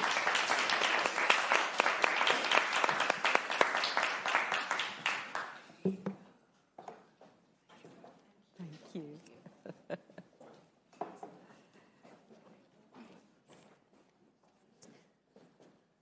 Well, this afternoon is very much about hearing from the philanthropists themselves, and my next guest is James Chen, another Hong Kong-based philanthropist and the chair of the Chen Yat-sen Family Foundation. He's also chairman of his family enterprise, the Wahom Group Holdings. James's philanthropy has focused on two key areas: early childhood literacy and the world's largest unmet disability, poor vision. James is the founder of Clearly, a global campaign aimed at making eye care accessible and affordable to the 2.2 billion people globally who suffer from uncorrected poor vision. Thank you very much, James, for joining us here today. Thank you for having me. Thank you. By the way, I'm amazed at your strength all day. You've been going at this. This is quite amazing. Yes, quite a marathon. Thank you. Yes, and I have jet lag. I just want you to know that. But I appreciate it. Thanks. So, what was it like growing up in your family, James? And at what age did you become aware of your family's involvement in philanthropy? Well, I've been very lucky. my earliest recollection was when my grandfather donated a hospital here in Hong Kong, a school, a primary school in Hong Kong, when I was very young. Gosh, I probably 8 or 9 years old, and going to the ribbon cutting ceremony and all that. So you know, that was the first experience I had. But really, the what formed me as someone who's in philanthropy was the work of my late father. When he retired from our family business, he then dedicated the rest of his life towards going back to his home village, where as a 7-year-old he experienced famine. Okay, and it really made such a deep impression that when he retired, he went back to the village. This was in the early 80s, so China then was still very poor, and he went back and did a number of things, from building hospitals, schools, roads, even the government building, and so very much involved. And not only, and the key thing was that it wasn't just about giving money. He put his whole energy in it. He spent so much time going to the hometown, and he even appointed one of the ex-party secretary and mayors to be his personal representative there, who because he knows what's really going on there, and so having someone like that really helped to make his giving very impactful. And so I come from that, and that's what informed me in the early 90s when I was starting to work within the family group, that I started going with him into China, and seeing how he did his philanthropy. I felt like that was the way that everyone does it. But it's only much later that I learned that actually no, I think a lot of people are very generous, but they actually are very generous with their money, but actually not with their time. And that's something that I think has really guided me in the work that I do. So how did you? I mean, you focus, as I said, very much on eyesight, blindness, and I mean, how did you carve out that particular niche for yourself, and why? Yes. So I guess it's so just to kind of set the context. The way that I've done philanthropy, and it wasn't, again, it just felt like it's the right way to do it. I didn't realize that this was something very unusual, but while the Family Foundation has focused on early childhood literacy, my personal journey has been a now more than 20-year journey focused on one issue, which is this issue of access to vision correction. And my guiding principle is always that I have a limited amount of capital, right? And I want to take the highest risk with the highest impact return on that capital. And how do I do that? So starting with just this, the fact that as you see, I need glasses myself, right? That's all I knew about the vision and eye care industry, right? And the thing that struck me was that having grown up in Nigeria from the age of 3, and then spending most of my adult working life in developing Asia, so few people wore glasses. And always it was in the back of my mind, is that because they don't need it? Or is it because they don't have access to it? Yeah. Now, through this journey, I've learned that there are 2.2 billion people in the world who have blurry vision or no vision, of which at least over 1 billion people, all they need is a pair of glasses to correct that vision, right? And then the issue is, how do you go about doing something about it? So for you, it was as simple as kind of, I want to have the most impact. I discover that this is an area where people aren't doing much work. I'm going to throw my energy into that. Was that the trajectory? Yes, in essence, yes.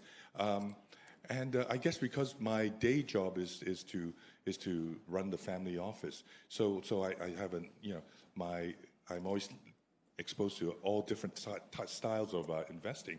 But the thing that struck me was this idea of venture investing, right? And the whole premise of that is behind a successful venture capitalist and a not successful one, or not a successful one, is domain expertise, right?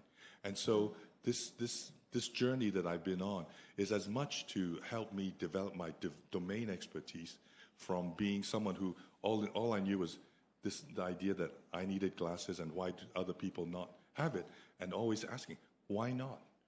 Why can't people have this access to vision correction, right? And so that's what's driven me through those 20 years. And in the many times where things were really rough, particularly in the first 10 years of this journey, right, where I really thought very hard about giving up, it was just about, every morning, I wake up, everyone's blurry, I put on the glasses and everyone's clear. Yeah. And that's what continued to drive me through these 20 years. What was tough? Well, the tough thing is, so on this journey, first of all, basically the world, the eye care professionals in the beginning said, we know this cannot be done. That we can't deliver vision correction and glasses to the bottom of the pyramid. Okay, why is that? And this is something, glasses were invented 700 years ago. So in its day, 700 years ago, this was like smartphone technology. This was state-of-the-art technology, right? And yet, 700 years later, 1 billion people who can benefit from this technology don't have access to it. Why is that? It's because we're talking about entrenched interests.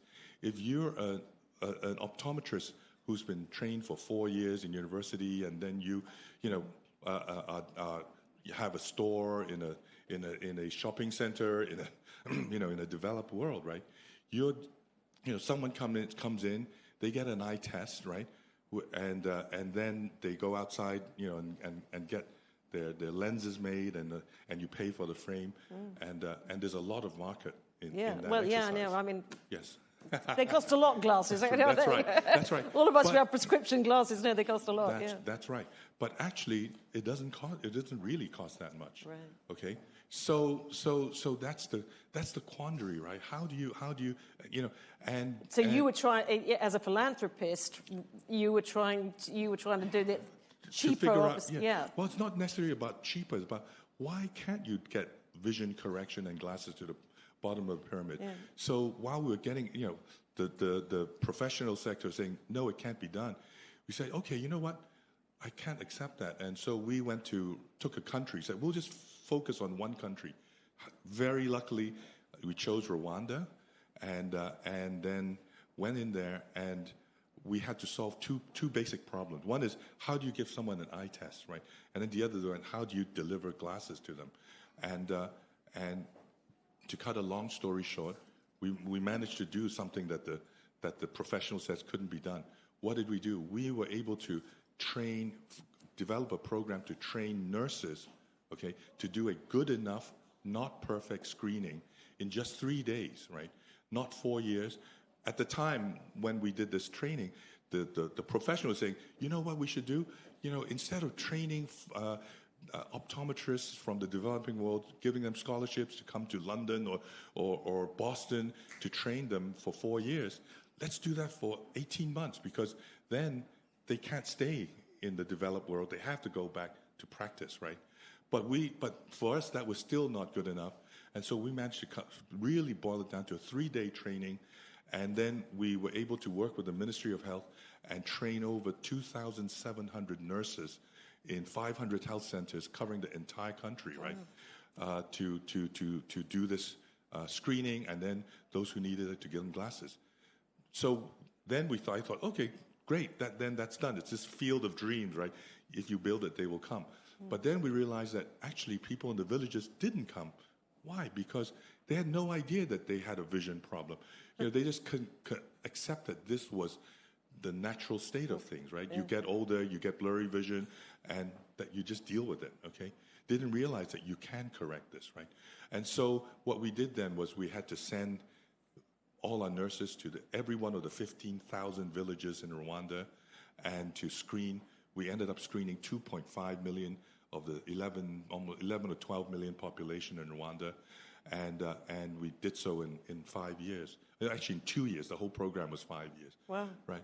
And so Rwanda, by the end of 2017, when we exited, was the first country in the world to be able to deliver vision correction to the entire population. And why did you choose Rwanda? Because at the time we had an advisor seconded to us from the UK government, and he kept hammering that Rwanda's the one, because it's number one, it's a small country, 12 million population. It's actually, Kigali is right in the center, so you could get to any village in about 4 hours. Okay, it was at that point, post the genocide, the darling of the, development world, and so, there had a lot of characteristics to going for it. But what really struck me was, when I first sent the team in, it was my instruction to them was, I will work with anyone but the government, and having worked in Africa in our family business, that realized that, very, excuse me, that many of these governments is, dysfunctional, corruption, and so forth. So we really tried to avoid that. But the king came back and said, sorry, the only game in town is the government. And so kind of, okay, and so all these points are where my commitment and funding ended up jumping up. Okay, we can deal with, private sector. Okay, maybe you can share the burden. No, when is the government? We had to pay for it. When we realized that we couldn't, train the nurses and people didn't come, we then had to pay more. So each of these steps were where it was additional commitment of my family's capital, right? Which was stressful because I had nothing to show for it. And myself, I was doubting whether, why am I doing this? Why should I continue? 8 years into the journey, I actually seriously wanted to give up, right? But luckily, I ran into a gentleman named Tom Tierney, who is one of the founders of Bridgespan. And I said to him, Tom, I've been doing this I feel like I've been knocking my head against the wall for 8 years, and when should I quit? And he said, at Bain Consulting, where I used to work, we study this issue, and it takes, with radical ideas, it takes at least 10 years, okay, before you should give up, okay? And so he said, that's my advice to you. Go 10 years and then look back and decide whether you have had enough success to continue, or whether then you should pull the plug. So today, when I talk about moonshot philanthropy, that's kind of one of my guides to suggest to people, if you want to go on a moonshot journey, 10 and 10, which is 10 years and a $10 million big bet.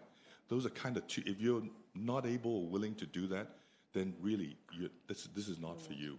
But if you are, if you're lucky enough to have the resources and to have the time to do that, then this is probably the best way to really have impact in your philanthropy. You talked about, this was your family money that you're investing and so on. Did you have buy-in from the rest of the family, or were there some family members going, "Whoa, this is a bit too ambitious"? Yes. So as my wife keeps reminding me, you are very lucky, because I'm the only son of the only son. I'm third generation, and so I'm the only son of the only son. And as most of you know, in the Chinese family, that means by that time my father had passed away, so I was very much indulged by my mother and my wife to allow me to go on this very, very extreme way of doing philanthropy.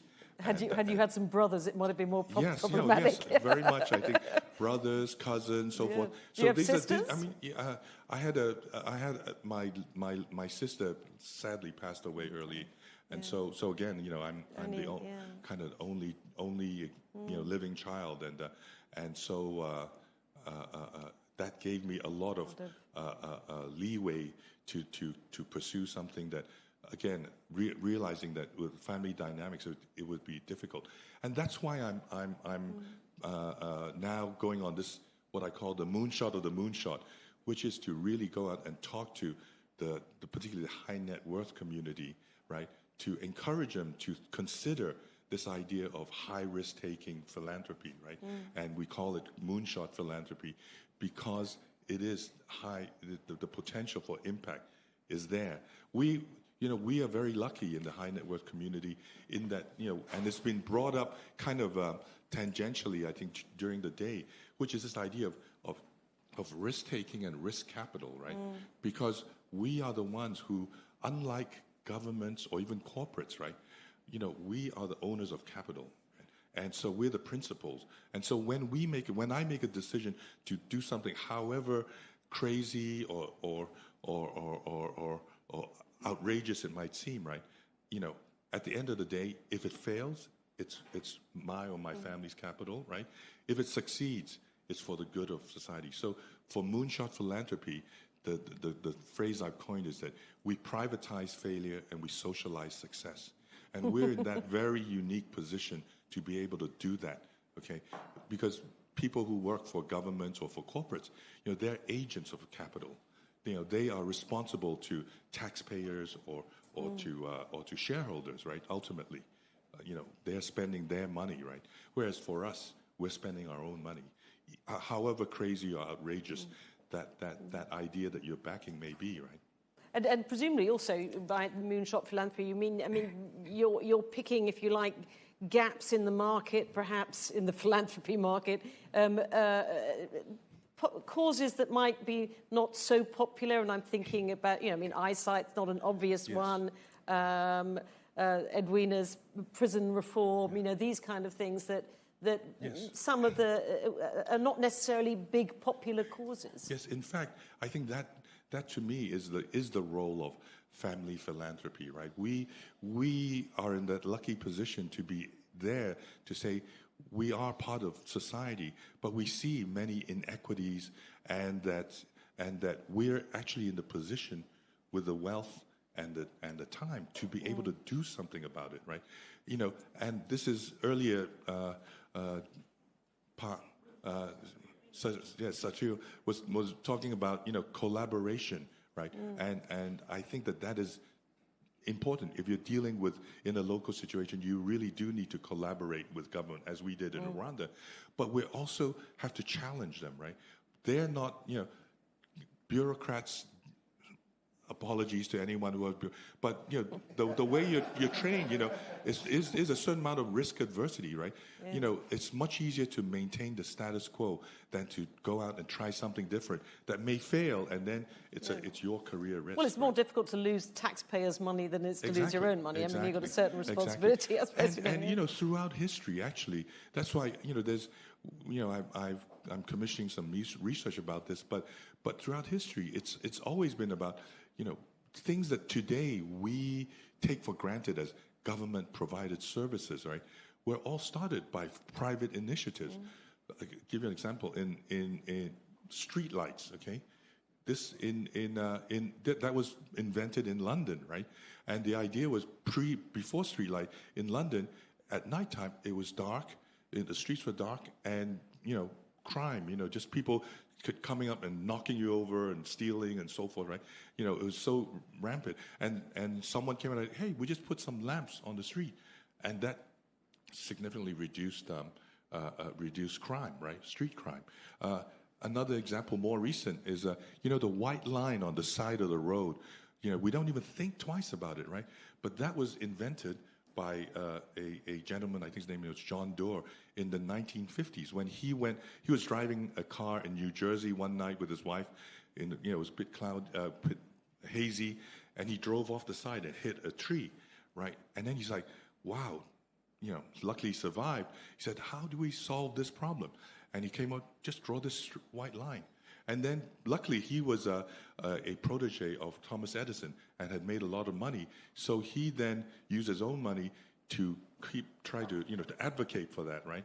And after several years, he got the New York State Thruway to agree to paint a white line on the side of the New York State Thruway, and they were able to measure that actually, incidents of traffic accidents in that stretch of 150 miles was significantly lower because of that white line. So it's a classic example of a philanthropist having an innovative idea, which is then taken on by the state later on. Yes. Yeah. So many things of government service, but it may have happened, but it would have taken much longer. Much longer.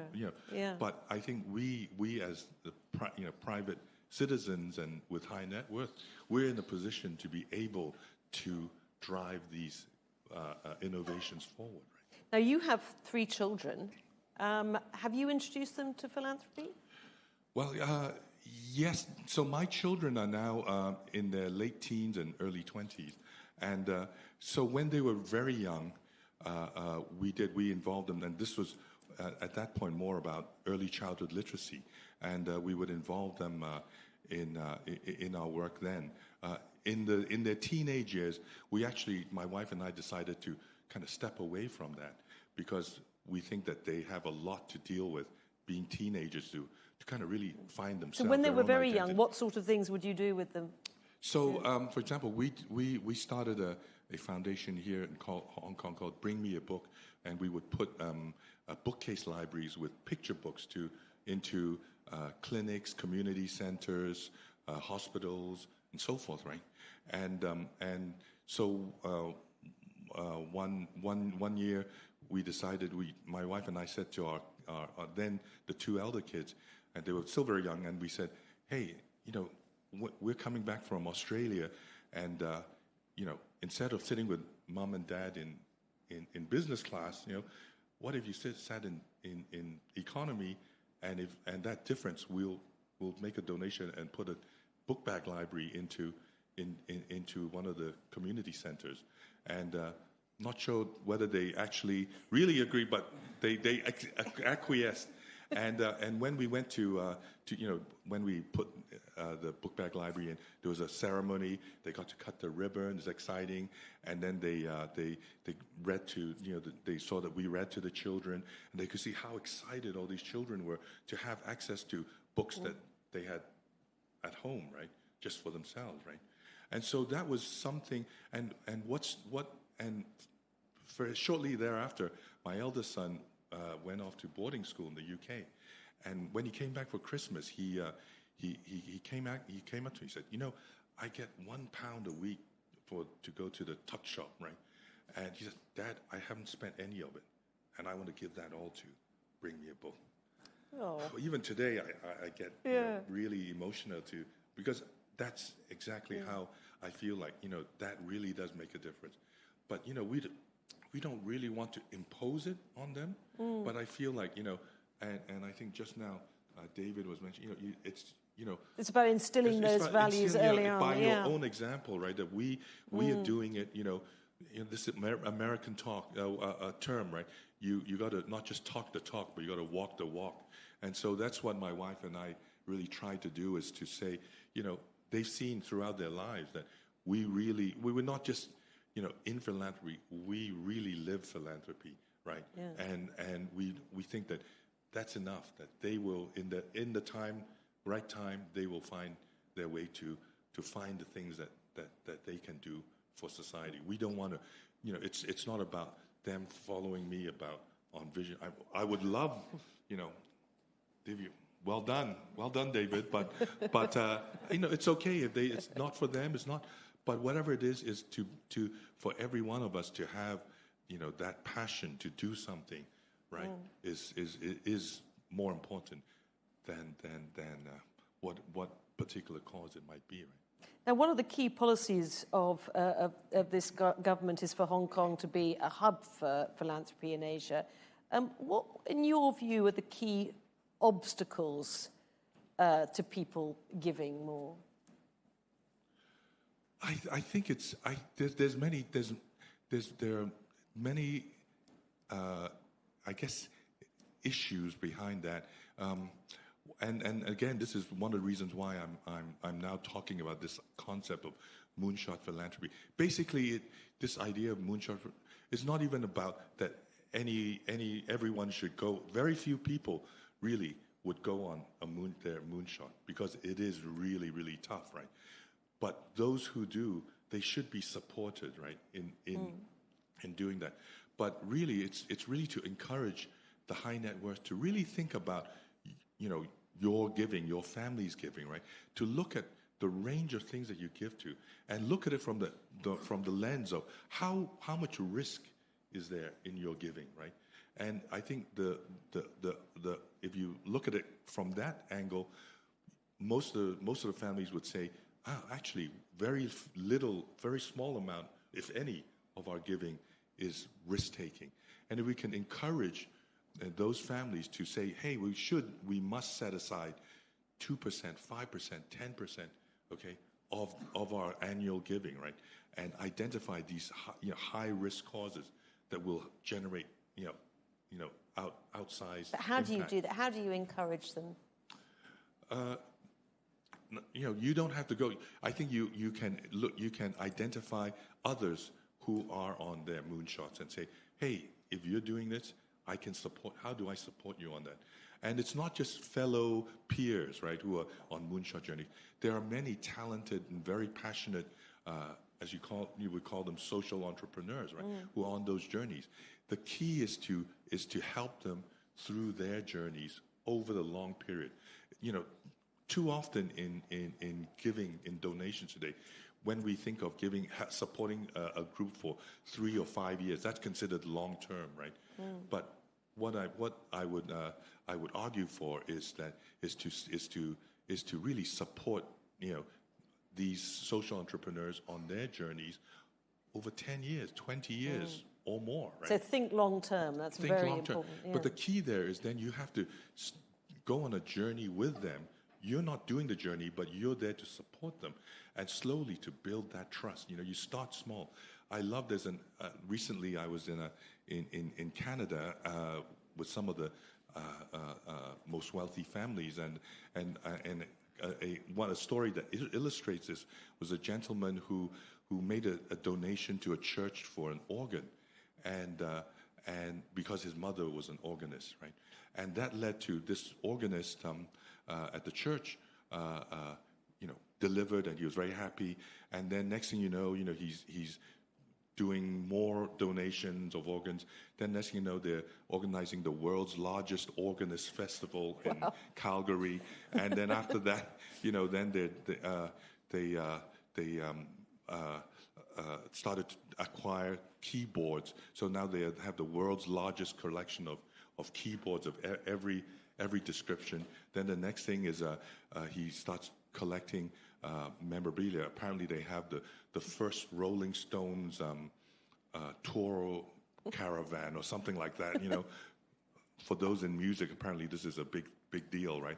So he's got all this memorabilia. So now they've got the National Music Center in Calgary, and the next thing they're working on is the world's largest music festival. So this all started from one organ donation. But it was the key was that this philanthropist built a trust relationship with that social entrepreneur who was able to deploy his money in a way that it resonated with him to be able to achieve all these amazing things. Do you think there's a big difference between the discussions within families here compared to families, say, in North America about philanthropy? Sorry? Well, just in terms of those sort of internal family discussions about philanthropy, is it very different, do you think, within an American or Canadian family than it might be within a family in Hong Kong, or not really? At the root of it, I don't think so. I think, we talked, people have mentioned this all day, right? Which is, it's about communication, right? And whether you're, American family, or there are many dysfunctional American families and there are many dysfunctional Asian families, right?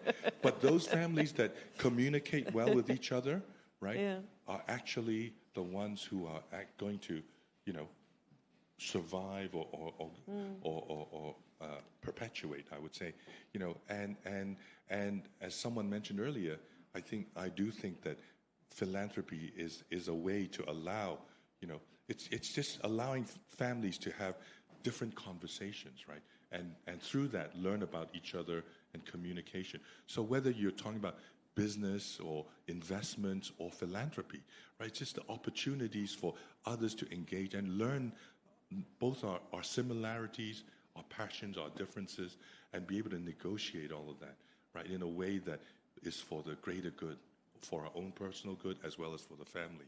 I think that's the thing. It doesn't matter whether you're Chinese, Indian, American, English, whatever it is, right? Wherever you come from. I think that's what we as humans are, that's our wiring, right? It can be very dysfunctional, but it can be beautifully functional. As we see, to me, the Rockefeller family is kind of my North Star in terms of a family that's done it right for 100 years, right? Well, I think that's a great note to end our chat on. Are there any questions for James before we move on to our final fireside chat this afternoon? Anybody? Yes, sir. Yes. Can you wait till the microphone comes to you? Coming very shortly. James, great story about your eyeglass project in Rwanda, but can you give us the up-to-date story about how is it doing now in Rwanda, and have you any other country success stories? Thank you for the question, because actually coming out of Rwanda, right, then this NGO that I had started called Vision for a Nation, the trustees, of which I was one of five, the other four trustees said, well, we have to replicate this, which I thought, that's a good idea. Only one issue. In Rwanda, my family paid for 85% of the program, right? And for the next country, Ghana, I said, wait a minute, I don't think replication is high risk enough. Again, my limited high risk capital, right? Replication doesn't feel like it's necessarily the best way to deploy that capital. And so I said, so I made a deal was, okay, I will support, but every year I will cut back my funding by 1/3. So after 3 years, I had no financial commitment to this organization called Vision for a Nation. In the meantime, I was trying to bring, how are we going to do this? Because one of the struggles I had was, if we do this one country at a time, it's going to take 1,000 years and a lot more capital than my family is able to come up with, right? And so, that's not going to work for me, right? And so, very luckily, I came across an individual who was then he had been the director of communications and marketing for the London Olympics, and he helped me brainstorm. And so 4 days before the Sustainable Development Goals were passed by the General Assembly, we placed an ad in the New York Times listing the 17 Sustainable Development Goals, put a big red stamp on it, said, oversight, you forgot vision. And so that launched a campaign to say, we think vision is important enough that it should be, to have a UN resolution recognizing this, right? And how we went about, so 5.5 years later, in July 2021, we actually got this resolution, right? And that journey, right? And his thinking was, you have, in any journey or a campaign, right? You have to define what's winning and what's losing. So that's why we put it out there in the beginning. We want to see a resolution, right, for vision, and how we did that was to at the time when people thought about vision, right, they put in the health. It was it's a health issue, so it's a health silo. But if you think about it, in the developing world, there are people dying of AIDS, malaria, there's malnutrition, so many health issues, right? So it seemed like someone with blurry vision, right, is kind of at the bottom of that list of priorities. What we did was to then say, wait a minute, you are not going to be, the world, is not going to achieve at least 8 of these sustainable development goals if there are 2.2 billion people with blurry vision, right? And so we framed it as vision being the accelerator to the SDGs. And then we were able to prove that by funding a piece of research in a randomized control trial in Assam, India. We had 750 women who had blurry vision, right? And half of them we corrected with glasses, half did not. Through a tea picking season, the result was that the ones with corrected vision had 22% better productivity. That's 1 day a week, essentially, right, of extra productivity. Right? And that's when the light bulb went off in the UN, said, wow, this we see it. We need to have vision corrected in order for us to get to the other SDGs, right? That's impact investing. A lot of impact. Yeah. So it's not kind of the, it's not a, how do you categorize that in terms of spending? And by the way, that was another big piece of spending by my family that my wife and my mother also were getting a bit nervous about. So, as you can imagine, right? You know, in fact, the way they said it was, how much is that this campaign going to cost? Gave them a number. How many people can you correct? How many people's vision can you correct? I figured, I said, about 1 million. Isn't that enough? I said, well, but what about the other 2.199 billion people? You know, they'll never have access to this. And so, okay, you know. So when did that? Of course, it cost multiples more than my initial estimation. But that's another story. James Chen, that's a very, very inspiring story. Thank you very much for sharing that with us. No, thank you. Thank you, everyone.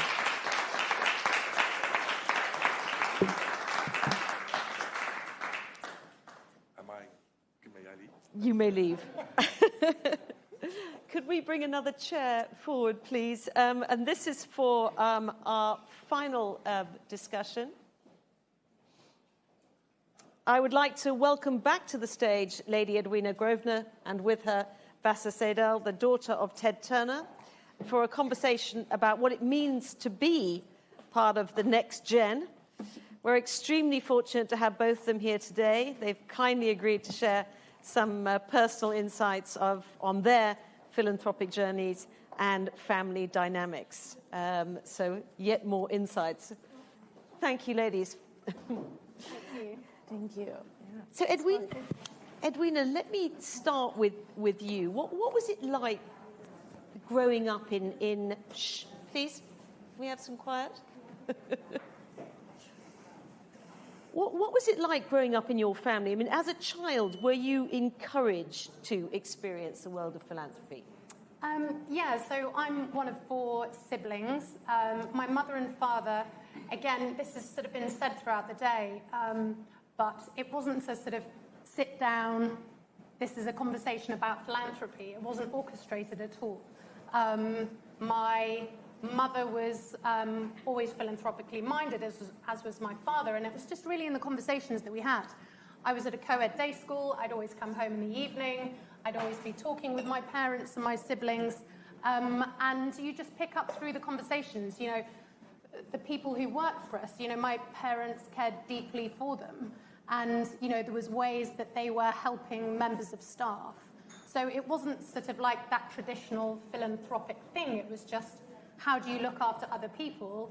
And if you have more, well, it's our duty to be giving and helping. Not in a condescending way, but just in that, if you have more, share with the people who don't. And if you can give someone else a leg up, it's not going to cost you a huge amount, but it might have a profound impact on that person. So it was subtle. It was through the conversations and... Now, when you were 12, I think there was quite a significant moment. Your parents took you to a drug rehabilitation center to meet people going through rehab. Tell us about that. Why did they do it, and what impact did it have on you? Yeah, so my parents, I think, were really worried that they obviously knew we were going to end up getting a lot. And I think they were mainly worried about issues like addiction, us turning to drugs, those sorts of things. And they knew that if they tried to tell us not to do it, we'd probably do the opposite. So that was quite enlightened of them, I suppose. So they decided to take us to a drug rehabilitation clinic in Liverpool.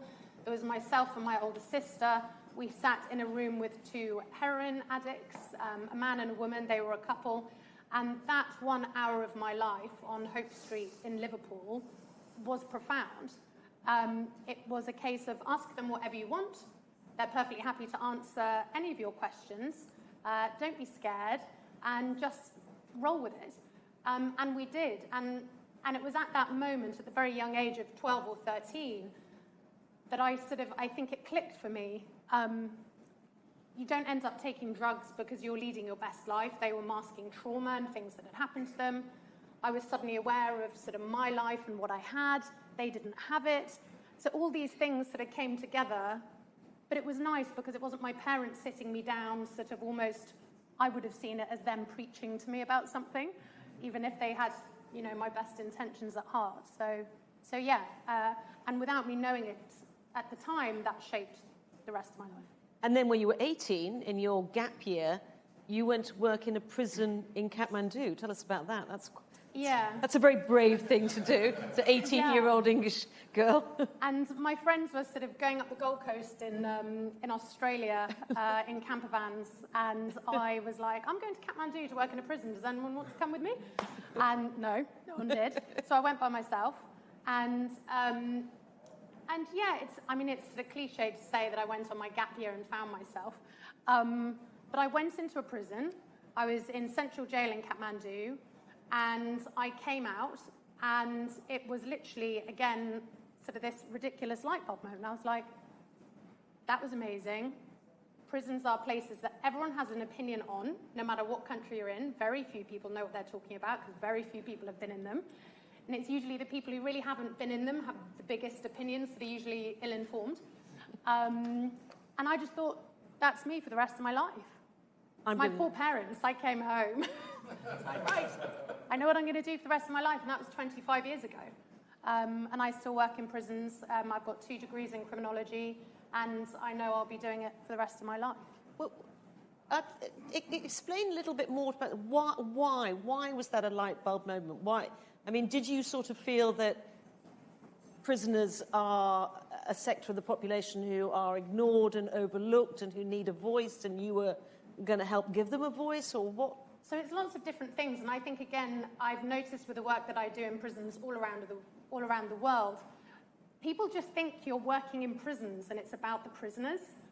It's not just about the prisoners. It's primarily about the victims, and that gets misinterpreted all the time.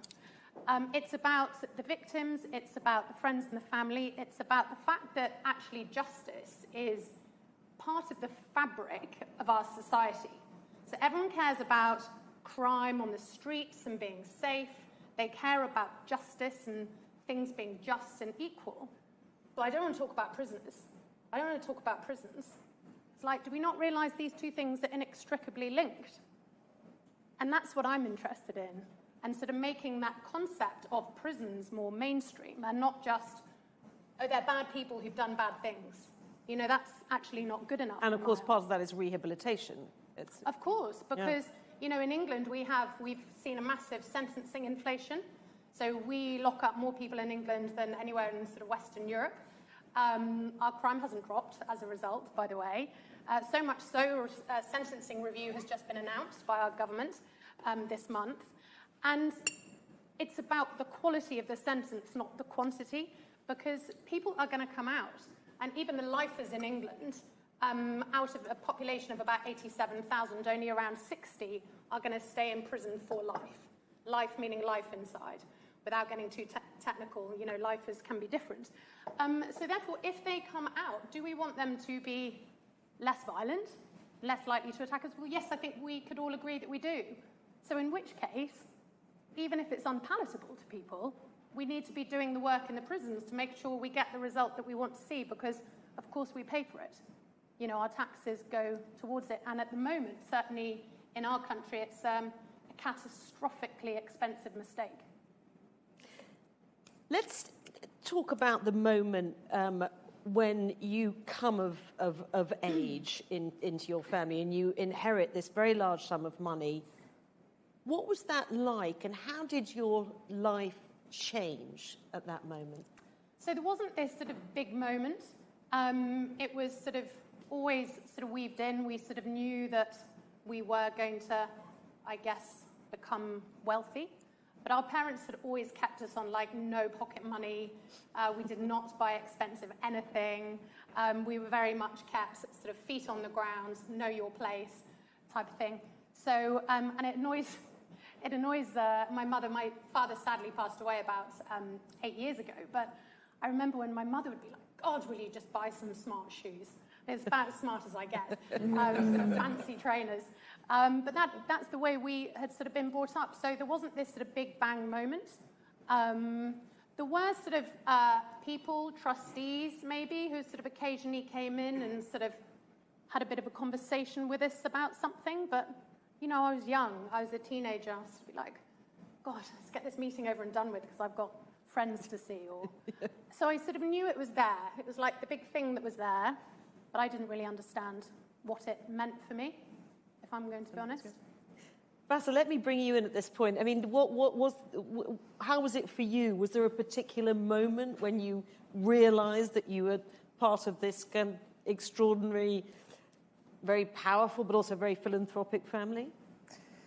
So the Turner Foundation started in 1990. So I was negative 5 years old when the foundation started, which to some people that's actually young and with American philanthropies. But and when I was born, it was 1995, and the Braves just won the World Series. It's a baseball team, and so I was a baby at that game.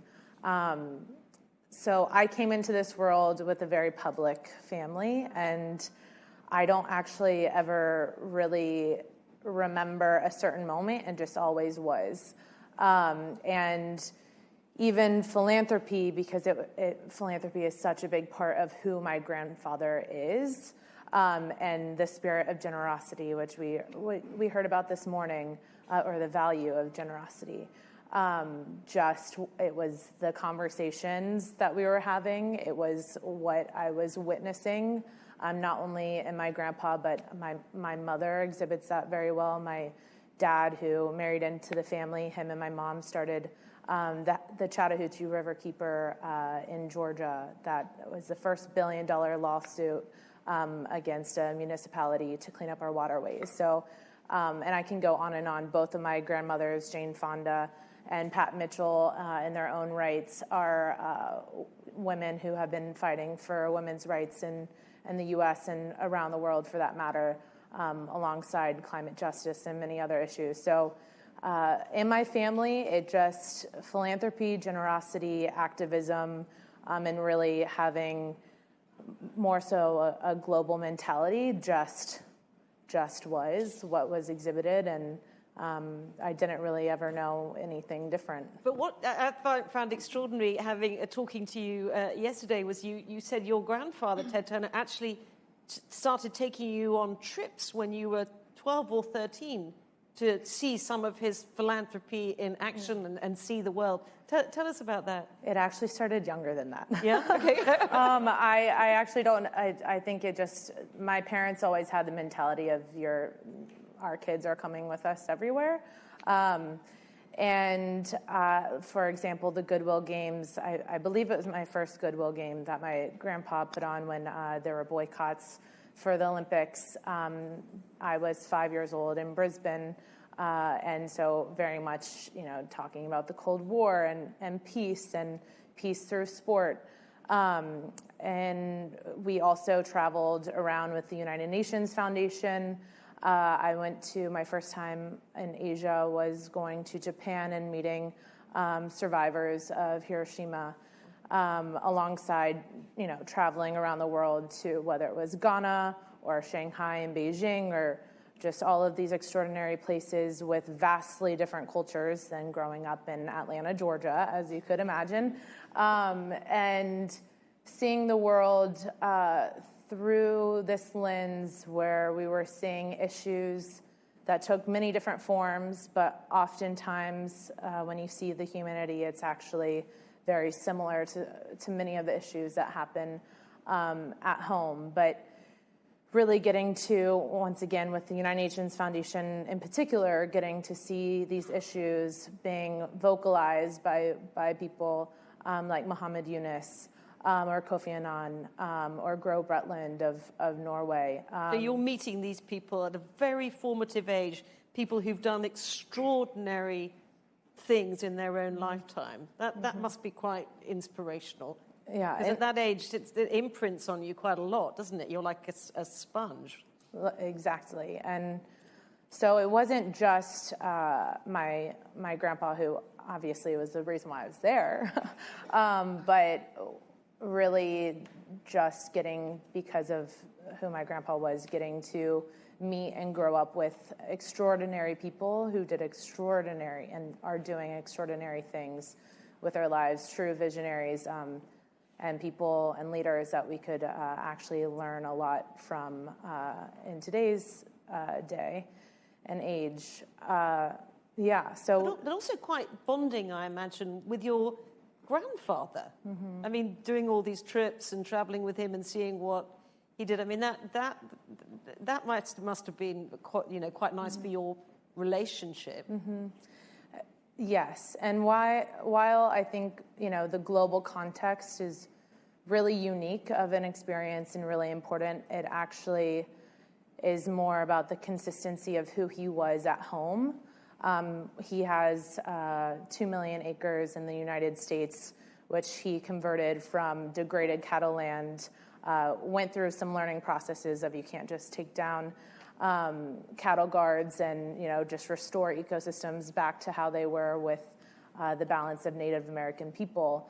But through that process, we now have regenerative grazing of bison. We've restored ecosystems, have done a lot of species restoration, and have wolves and the right kind of trout in the streams and all of that. But seeing that firsthand, so he's doing a lot of philanthropic work around the world for conservation and species, et cetera, but seeing him replicate that in his own world. And beyond that, I think one of those moments that is something that, because I was thinking earlier, like really has changed me when you have so much experience, was the smallest things that my grandpa does. Still to this day, which he's not walking like he used to, but I don't know if anybody's met my grandpa or gone on a walk with him here, but if you walked around the block here, he would stop if there was any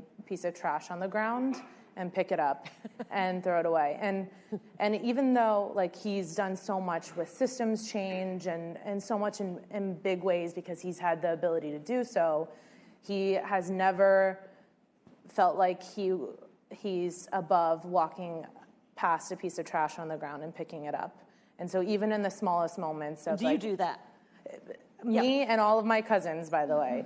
So those are really the moments where you see your grandfather. Like the big things are great and formidable as well, but those are the moments that I think teach you the most in terms of values and consistency and also just, yeah. Edwina, I want to come back to you. You said, as you mentioned, there are 4 kids in your family, in your generation, 3 sisters and 1 brother. Now, in Britain, there's a culture of primogeniture, and so although your brother is much younger, he inherited the family business upon the death of your father rather than you and your sisters. How did you feel about that? Were you resentful in any way? No. So my father was the Duke of Westminster. He had a catastrophic heart attack one day, out of the blue. And as soon as his heart stopped beating, my brother became the Duke of Westminster. It's as quick and as sudden as that. So it was quite the time for us all. My heart really went out to my brother, actually. Us 3 girls have been dealt with very fairly and very equally. Of course, my brother not only inherited the title, but Grosvenor Estates, the property company globally, and all sorts of things with that. So he had a lot to grapple with. He was 24 years old. He had been out here. He lived here for a bit, working at Grosvenor. He reminded me the other day, telling me which bars to go to if I get any time off then. And I was like, I'll see if I can escape. And so, no, I'm so lucky I get on so well with my siblings. There's my older sister who's about 45, and then I'm 43, and then there's a 10-year sort of age gap, and my younger brother and sister in their sort of early 30s. And my husband's always fascinated, actually, at how well we do get on. So I think instead of there being sort of resentment, there was more a culture of supportiveness. Again, coming back to the parents, my mother was all about the nest, keeping the nest together no matter what. And I think that translated down from our mother. Tamara and I, because we were older, we felt very maternal around our younger brother and sister. And it's kind of like, Christ, we're all fighting a different grieving battle here. And the power structure suddenly goes, boom. you know, it's incredible. And some of you in the room might have experienced it, or the next generation of philanthropists will experience it at some point, given what we've talked about today. And I'd say that is a real moment. And I'm not sure any paid professional necessarily is equipped to be able to deal with what that means when a supporting pillar of your family is taken away and everything has to land somewhere. And you as your own family, only you can navigate that, actually. There's obviously other people who understand what that's like in a way that other people won't. So I think that peer-to-peer sort of relationships amongst philanthropists is important. And I know I'm lucky in my family, a bit like yours from what we've talked about. You know, we have supportive family structures, which has been built on a culture, and not all families are like that, I know. So, I mean, you seem to be saying that actually, far from envying your brother, you actually felt fortunate because you have more liberty, really, in your situation too, and since we're focusing on philanthropy today, to actually do what you wanted philanthropically with the money that you'd inherited. Yeah, and I've thought about this a lot over the years, and I think there's clarity and simplicity.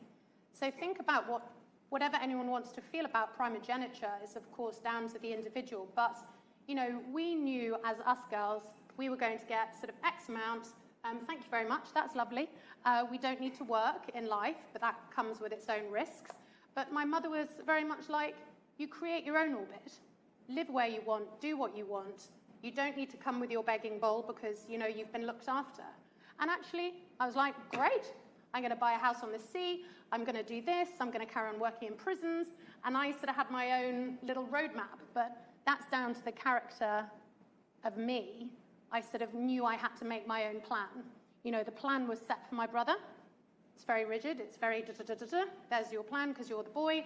And girls, good luck. And that can either go one way or the other. And, you know, us three girls were all very happy. One sister living in Kenya, one in Cheshire in England. I'm down on the south coast. But I decided to make my career my philanthropy. It was really important to me that I didn't float around doing sort of nothing and just seeing friends. I wanted to become an expert in something. And I went into a prison aged 18. I thought, God, this is fascinating and dangerous and exciting and all those things. I think this is what I want to become an expert in. And you recently did a master's, didn't you? Or... Yeah, in crime scene management and forensic evidence. So, yeah, not for everybody. But I found it fascinating. That's fantastic. Vasser, let me come back to you to discuss how it works with your siblings and cousins, because you actually set up a third generation board, didn't you? Tell us how that works and what you do on your third generation board. Mm-hmm. Well, so before going there, before the third generation board was established, at the age of 14, you're an honorary board member of what we now call the senior board, or that's the Turner Foundation. You're not a voting member yet. But at 14, you can attend board meetings. But at 14, you could. And at 25, you are a voting member on the board.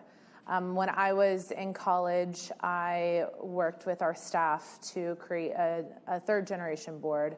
And even though there's been great engagement because we do retreats every summer and where we do site visits around the world, and now we're doing them a little bit more locally where my grandpa is at his age in the States. But those really had an uptick in just participation, seeing this work, having that value of generosity in philanthropy from a young age.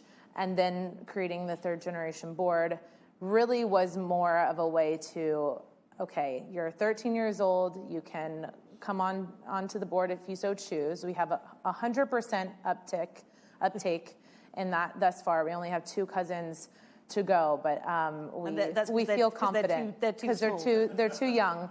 But you know, one of the draws is just simply you get to be with your cousins, and I feel like people don't want to be on the outskirts of that. And then the other is we get to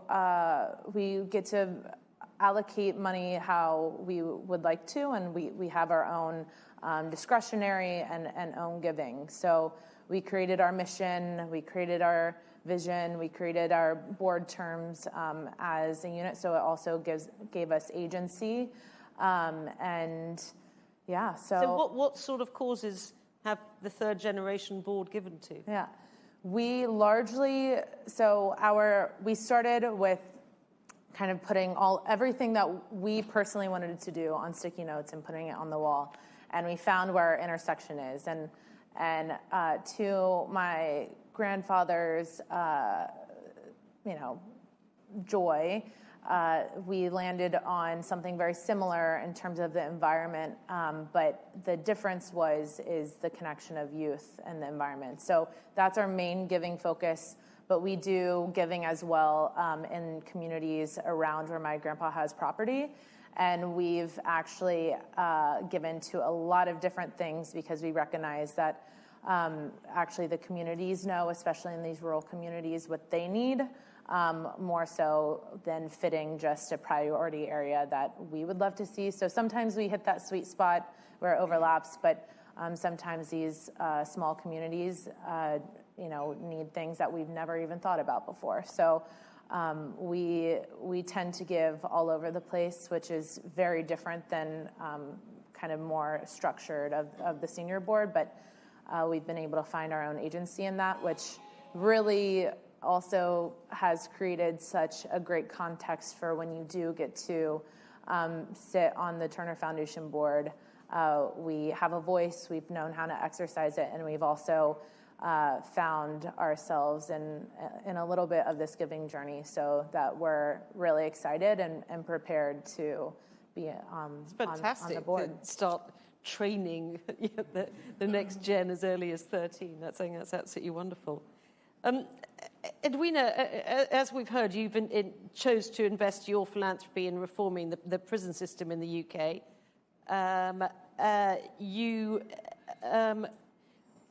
It's not exactly a fashionable cause, let's put it this way. Say that again, yeah. It's not the easiest thing to fundraise for. Yeah, so you're a bit of an outlier in that sense. How did your siblings view that particular cause, and your friends? Have they? Well, I think I've worked in prisons for so long, but it's always been there. It's always been part of me. I've always been slightly, I was known as the rebel when I was younger. I was always off doing my own thing, so I think a lot of it isn't really a surprise to people. But one thing I will say is that I actually looked at setting up a foundation and decided not to. So I actually give personally, and this came up at some point with one of our speakers, and I looked into setting one up. I saw all the red tape, I saw all the regulations, and I thought, not for me. I want to be flexible. I want to be able to give to what I want. I want to be able to give to something that maybe isn't a registered charity in our country. So I've been able to do some incredibly exciting things because I don't have a foundation, interestingly. So yeah. I would certainly say to any next generation philanthropist that might be sort of dialing in virtually or here is really do your research. Don't just go with the status quo because that's what lots of people are saying you should do. I'm not saying it's a bad idea. And for some people who don't quite know how to give, or having that structure is really important. I became an expert in my field. It's what I do. I call it my job. I obviously don't get paid to do it. But I sort of do my own due diligence, and I've brought people in around me to help me.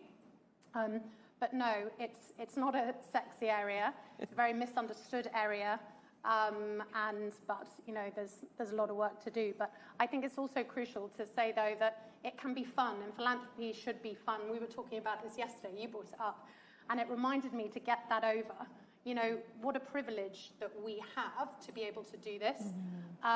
Which is why I guess it can be fun. Important to choose something you feel passionate about. And you clearly, and we heard James talking about how he was passionate about eyesight, and you're passionate about prisons, and that makes it fun, doesn't it? Totally. My husband and I, my husband's a historian, and when we go on holiday, I laugh because he needs to find a battlefield, I need to find a prison. If we both find those things, we're happy. And our children are like, can't we just go to the playground? But no, we may not.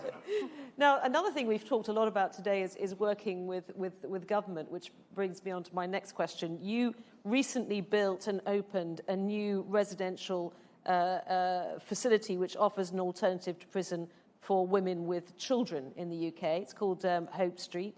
It's been hailed as a pioneering solution within Britain's criminal justice system. Extraordinary building, which has won all sorts of architectural awards. Can you see yourself going forward? This is an example really of sort of venture capital. You've set up this sort of beacon, this pilot scheme as a model for how you can help incarcerated women and their children remain together. Would you like to partner with the UK government to scale that up? Is that the plan? Absolutely. So the name, you might remember me saying I went to Hope Street when I was 12 or 13. So this project is called Hope Street because of that, but it's in a different geographical area in the county of Hampshire in England, and the project sits over the whole county. It's designed to be replicable and scalable, so that if you had a Hope Street in Cheshire, Lancashire, any other shire, it works in the same way with the judiciary, with the police, with probation, with the prisons. In our country, we imprison women for their own safety, and if they're homeless, they cannot get a community sentence. So in order for a magistrate to be able to give a woman a community sentence, they need an address. So if they're homeless or they're abusers in their home, the magistrate says, I'm very sorry, I can't find any safe accommodation for you in this county, I have to send you to prison. So that is widespread. The women are usually the primary carers, so therefore where do we think the children go? They end up in the care system. I got so bored of listening. I've advised governments, I've worked in Parliament, I've been around this topic for a very, very long time. I got so bored of the inaction and sort of people wringing their hands, I sort of thought, actually, one thing I can do as a philanthropist, and with my expertise, is design my own system and build my own system, because I'm not sure I can change this dysfunction. I'm not sure I can turn this oil tanker around, but what I can do is try and design what good would look like. So I set about the design process, and then I thought, well, if I get as far as to design the Rolls-Royce version, let's put a business plan around it. Could we cost it up? Could we do this? Could we pay the staff? Is this even possible? The answer is yes, of course. So then I decided to start building. We designed it, architecture, we started building. The Princess of Wales opened it a year and a half ago. So we now have women coming in from prison if they're eligible for early release. They get sentenced to us by the magistrates. They come to us on remand, so awaiting trial, pre-trial. And we exist in order to drive the number of non-violent, low-risk women who shouldn't be in prison down. So in answer to your question, I did see the Lord Chancellor and the Justice Secretary last week to have a discussion with her about if it's philanthropists, which it is, that has built this, myself, my family, and lots of other trusts and foundations who've taken a risk on me and on this sort of project, how can we then flip the economic model to make sure that it's 75% locally commissioned at a local level? Because the issues we're dealing with are housing issues, they're health issues, it's education, it's poverty. The criminal end sort of comes down here. But then 25% of the pie chart, I believe, should always be local philanthropy and fundraising. So we've got a long way to go, but... You're saving the state, presumably, huge amounts of money. Millions. Because kids in care cost... About £1 million a year. £1 million a year. And if they're in care, they're more likely to end up in prison, presumably. Yeah, exactly. And, and I always sort of think with philanthropy, this isn't cracking the Enigma code. This isn't the ethics of artificial intelligence. And this is what keeps me excited, is we do have the solutions, often. We know what they are. And actually, it's just the bit that isn't happening is the action. And someone mentioned political will. And, luckily, I didn't have to wait for politicians. I didn't have to wait for the bureaucratic machine to kick in. I've managed to get it up, open, running, operating, and now I have a case to make to the government. It does fit in line with the sort of political sort of direction of travel, which is useful. But I hope that over my lifetime, that we can see more Hope Streets popping up. We're gathering the data, which is super important. We've got a £500,000 evaluation running alongside Hope Street. So yeah, we'll cross our fingers and see where we get to. What a wonderful legacy. I mean, yeah, no. Yeah. I don't think about that. There's been a lot of talk about legacy. I just do what I love, and I sort of think the legacy is something that people will talk about after I'm dead. So I don't really care. The legacy will be all those children who are being given a future because they're still with their mums. Vasser, you mentioned that your passion is the environment and so on. I assume in a family full of philanthropists like yours, was it difficult to carve out your own space? I mean, did you spend a lot of time kind of thinking, oh God, what's my cause going to be? What am I going to focus on? Or did it just kind of come naturally? Yeah, considering I changed my major many times in college, I would say yes. I think I went into college, everything I knew is around environment, climate, et cetera. And I knew I was just passionate about so many, and there are so many different issues in the world. So I went more with the mindset of what do I not know that I might want to do? But after graduating and consulting on many different things, all roads for me ended up in the environment, nature, and climate space. Really because it's the intersection of all of the things. Everything is a solution and everything is intertwined. So for me, at the end of the day, I really realized that I had to be working in the environmental world. Yeah. Now, I watched your excellent TED Talk, which I recommend to everybody here, which is on the dangers of deep sea mining. Not something a lot of us think about, I mean, how did you land on that as something that you wanted to focus on? I mean, I know it's not your only focus, but it's one of your key focuses. Yeah, it actually was the turning point for me that I went from consulting on a lot of different topics to just focusing in the climate world. All of these issues have kind of chosen me, and they've all been very controversial when I've chosen them. And when I say they're controversial, it's largely because there's misinformation, greenwashing, and not great education on these topics like deep sea mining. Deep sea mining really is something that affects all countries and everyone around the world because it's an area that's over 50% of the entire Earth's surface, which is right now on the table to be open to mining. And really where it's this greenwash issue is it's for rare earth minerals. So this is transition minerals that we need, like lithium and rare earth, in order to get the green transition. And and that's where the greenwashing comes in. Right. Because the word need, when you go to the very ecosystem that doesn't just underpin climate change, but climate, period. These are the most fragile ecosystems in the world, most biodiverse regions in the world, which we did not understand when we created the International Seabed Authority that is really the mandate is to open mining in this global commons. But it's also, like I said, the most biodiverse place on Earth. It's our largest carbon sinks. And really, when we're seeing the ocean as really this buffer for runaway climate change, we are about to go for the absolute jugular of an already dying ocean. So if we keep tinkering with our ocean as we are, which all of the litmus tests of the ocean are pointing towards us flipping off the ocean conveyor belt, which would put us back into an ice age. So when we talk about the environment, largely it gets in our minds in this little box of carbon and climate change, and it's a pretty big box, but it gets put in this climate change box. But really, we're messing with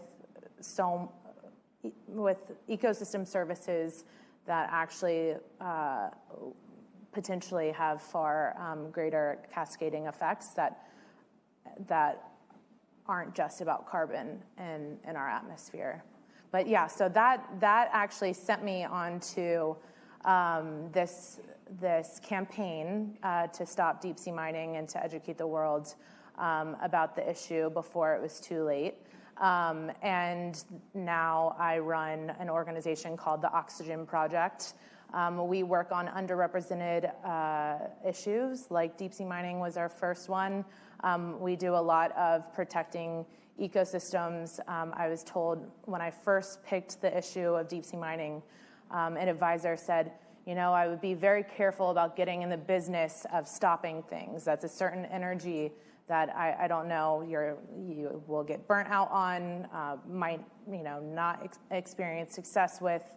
And I was like, okay, I'm doing it anyways. But after really being in this business, I really realized, it's not just stopping something. It's actually one of the largest climate solutions that I am aware of, because we have 2 carbon capture technologies that wasted billions of dollars in the U.S. When we have the largest carbon sink on the planet right now for free, that we're about to, if we unleash these regulations, we will permanently destroy, because you can't repair deep sea ecosystems. But it's not just about the deep sea. We also have a campaign right now in Panama to protect 25% of Panama's mangroves, which right now, from the previous government, have been licensed to create a port, which would dredge over 800,000 dump trucks of this ecosystem of these mangroves. And that's more than really any carbon capture technology could ever do. So basically, in human terms, we're going to go destroy the only working carbon capture technology that we don't know how to recreate within a blink of an eye. So that's it's the case now, isn't it, that scientists believe that these, what they call these blue carbon systems, which is mangroves, seagrass, wetlands, absorb as much carbon as rainforests. More. Yeah. More. So very wildly very, more. very important. And intact blue carbon ecosystems are, it should be, I think it's obvious, are way better at doing so than recreating and trying to restore these ecosystems. And also protecting us from storms and so on. But anyway. Exactly. This is a question for both of you. If there are other, next-gen philanthropists setting out, like yourselves, trying to find their niche, what advice would you have for them? Starting with you, Edwina, and then. I think I said it already, which was make sure you do your research on the different ways you want to give. I think giving is intensely personal. The way I give is not the way the next person might, and that's okay. I'd say, and this is a big one and a sort of tricky one to distill, but it's sort of something to do with your identity, who you are and your sort of love for the environment, who I am. I always sort of say you'll find the real me inside a prison. This isn't, I'm not paying lip service to this subject. If I didn't have what I have, would I still be working in prisons? Yes, because that's what I'm good at and that's what makes my heart sing. So all of this stuff can sound very highfalutin and sort of complicated, but, fundamentally it's about you, your identity, and really what makes your heart sing. So if you can sort of tap into that and sort of forge ahead, then I know it can be difficult when there's elders in the family that might have a different view of your subject matter. I know a lot about that. But, keep polite, try and keep the family dynamics, under control, but just ultimately... Because your dad wasn't that excited about you going into prison, so to speak. I don't think either of my parents were sort of cheering from the rooftops when I said, actually... But actually, to be fair to them, they certainly didn't say, no, don't. They could see I was happy, I was engaged, I was doing something. That's what they cared about. My father fought big battles with the Ministry of Defence for territorial part-time soldiers. You know, my battle is with the Ministry of Justice in a sort of similar vein. So there were many similarities between him and I. And maybe that's what some of the fun challenge we had together. He could recognise himself in me. But he was, you know, I know he was proud, and I know that he, he'd be happy that I'm doing what I'm doing.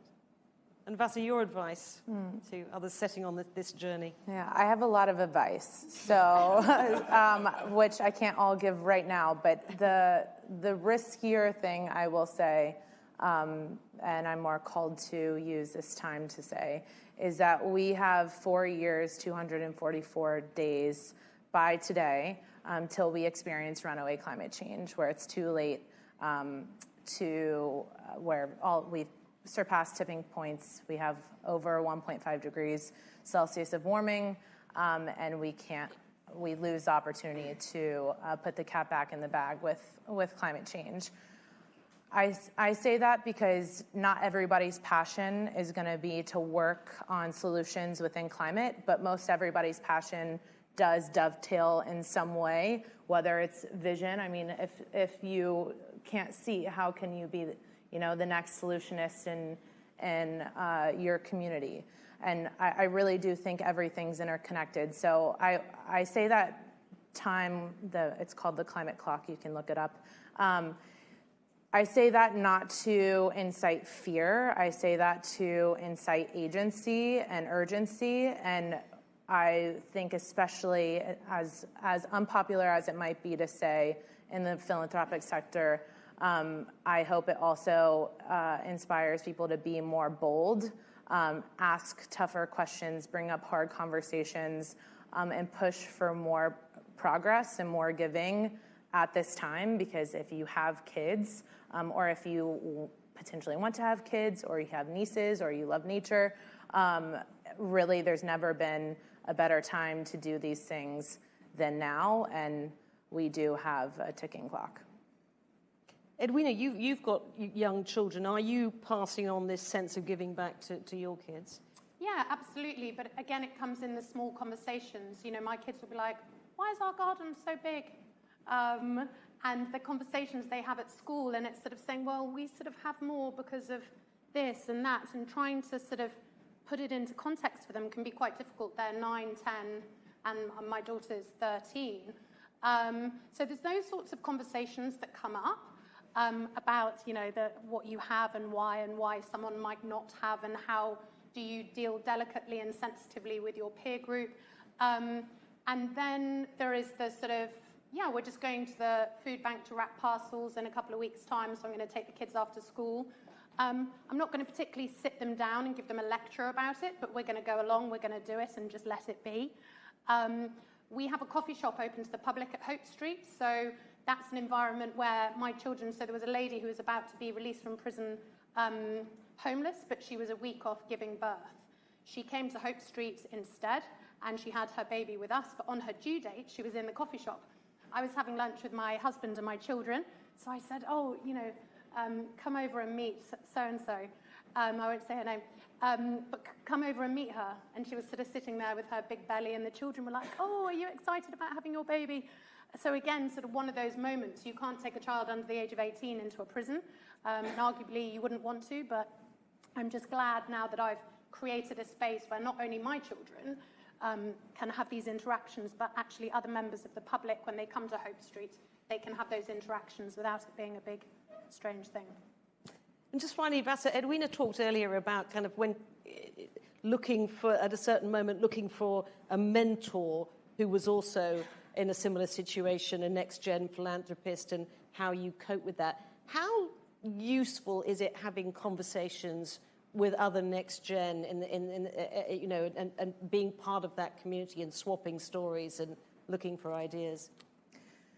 I have so many instances of just this being so important for me. Even though, as I alluded to earlier, I always knew that my family was different, and I grew up in philanthropy, but at the same time, I was never really sat down to have a conversation about it. It was, I think my family just thought, okay, you're learning from experience and osmosis, and you kind of just get it and you'll figure it out. And I think through whether it's the Giving Pledge or whether it's the National Center for Family Philanthropy, which I'm on the board of, or events like this, where you get to meet other people doing this work around the world. Even today in a conversation with Emily, I saw so much of my personal story and journey within hers, and even kind of these aha light bulb moments going off of whether, it's just your own personal experience within this. So not only is it important for you growing as a person, but also I think being more strategic and how we can make more impact and, do more with the time that we're given. And I do want to say one thing, because I have a feeling we're wrapping up. Yep. Today, I don't want to miss this moment, because since Hong Kong, we're on a very different time zone, I missed, it's my grandpa's 86th birthday. So I missed getting to call him. So I know he's not on the other receiving end of this, but I just want to bring him into the room and say happy 86th birthday to my grandpa Ted. Oh. Yeah.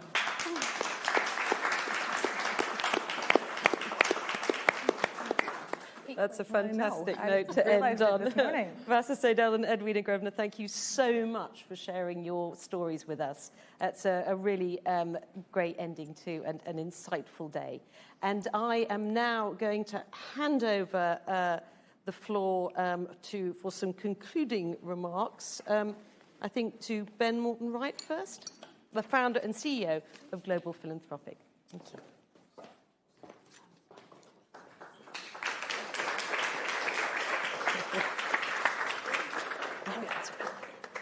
I think we'll all agree that was a truly remarkable conversation that we've just witnessed there, so thank you very much. There is actually someone else whose birthday is in this room, but I'll let you identify them later, but so happy birthday to him, he knows it is.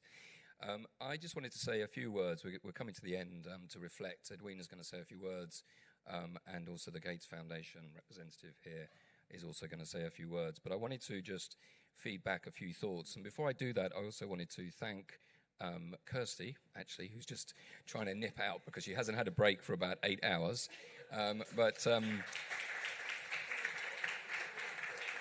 This only is possible because of Kirsty, and she is an absolute class act, as we saw again today. Kirsty has now done, this is the third. I'm surprised when I did call her up and say, would you do Hong Kong? I kind of waited, and then there was a pause, and thank goodness she said yes, because without you, we couldn't do it. It really has been incredible, Kirsty, and the complexities of the day, the questions, you met all the people before, you've interviewed them and scripted it and rehearsed it, and the amount of work that goes into this is phenomenal, and Eva, you're absolutely brilliant professional, so thank you. I wanted to also thank our chair, Edwina, of our advisory board, because again, this wouldn't have happened.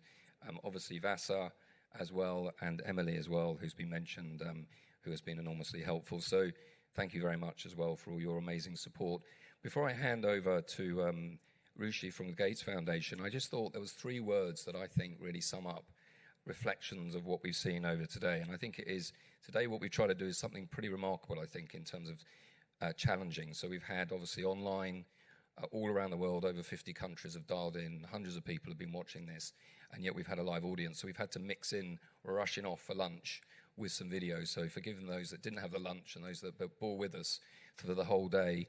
This is now online continuously, so people can go and watch the start of this from now on here. So it's out in the public domain, and I think there's a huge amount of learning that we can take away from the incredible conversations. So do encourage people, share it, and get other people to watch today, or the highlights of today, or the bits that you think were most important.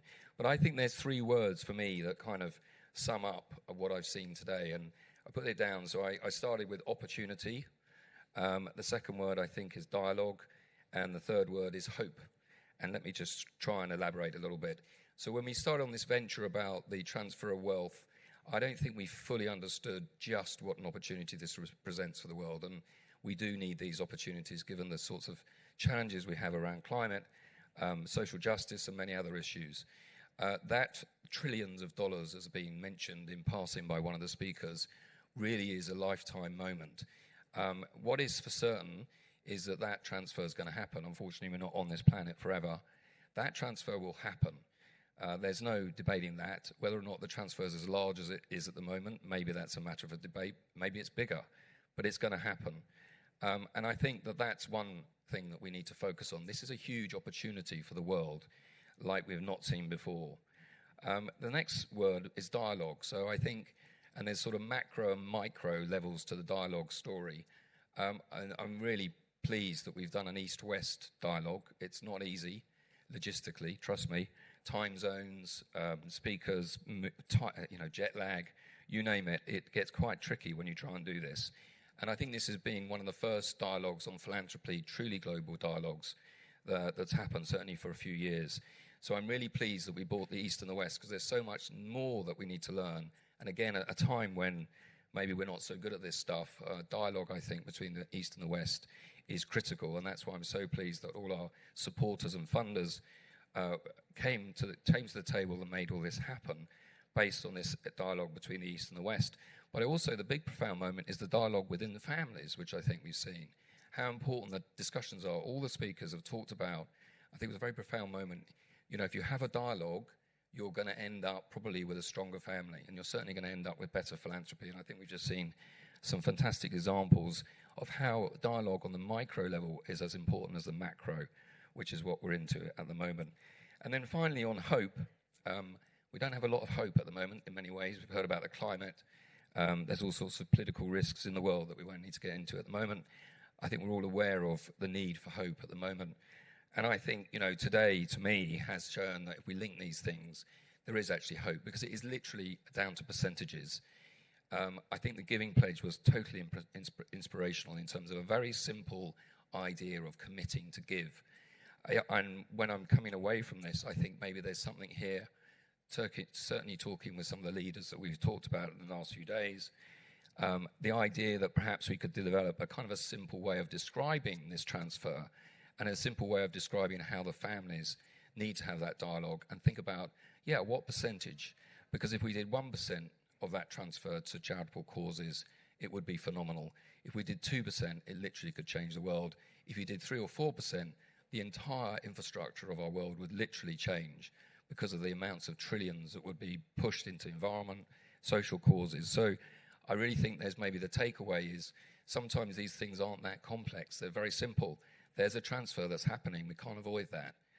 Actual fact, it's rather nice to have that transfer if it's directed in the right way. How can we have those dialogues within the families? How can we encourage dialogue about best practice? And how can we actually really build hope for the future? So on that message, I'm going to hand over to Rushi from the Gates Foundation on a message of hope, I think, or maybe she isn't here. Oh, she's coming back in a second. So I'm going to hand over to Edwina. How about that? Actually, in fact, you were next. So, Edwina, thank you very much.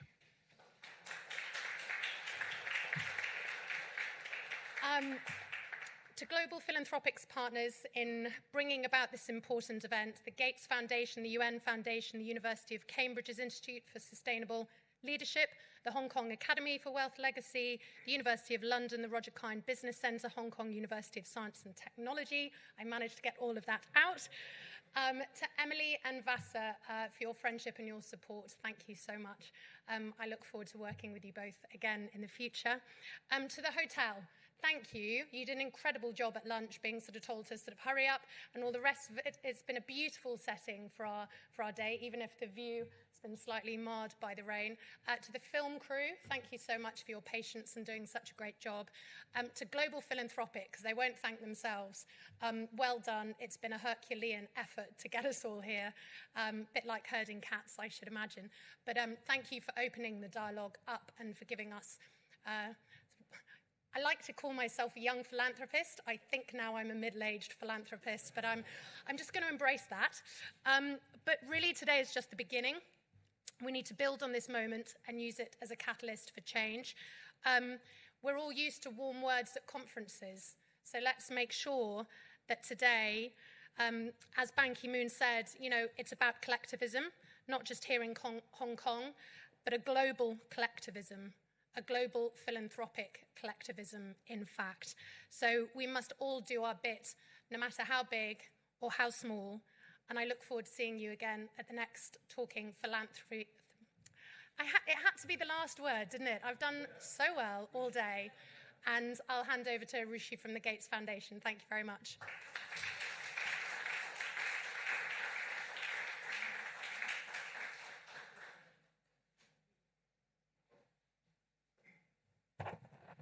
Good afternoon, everyone.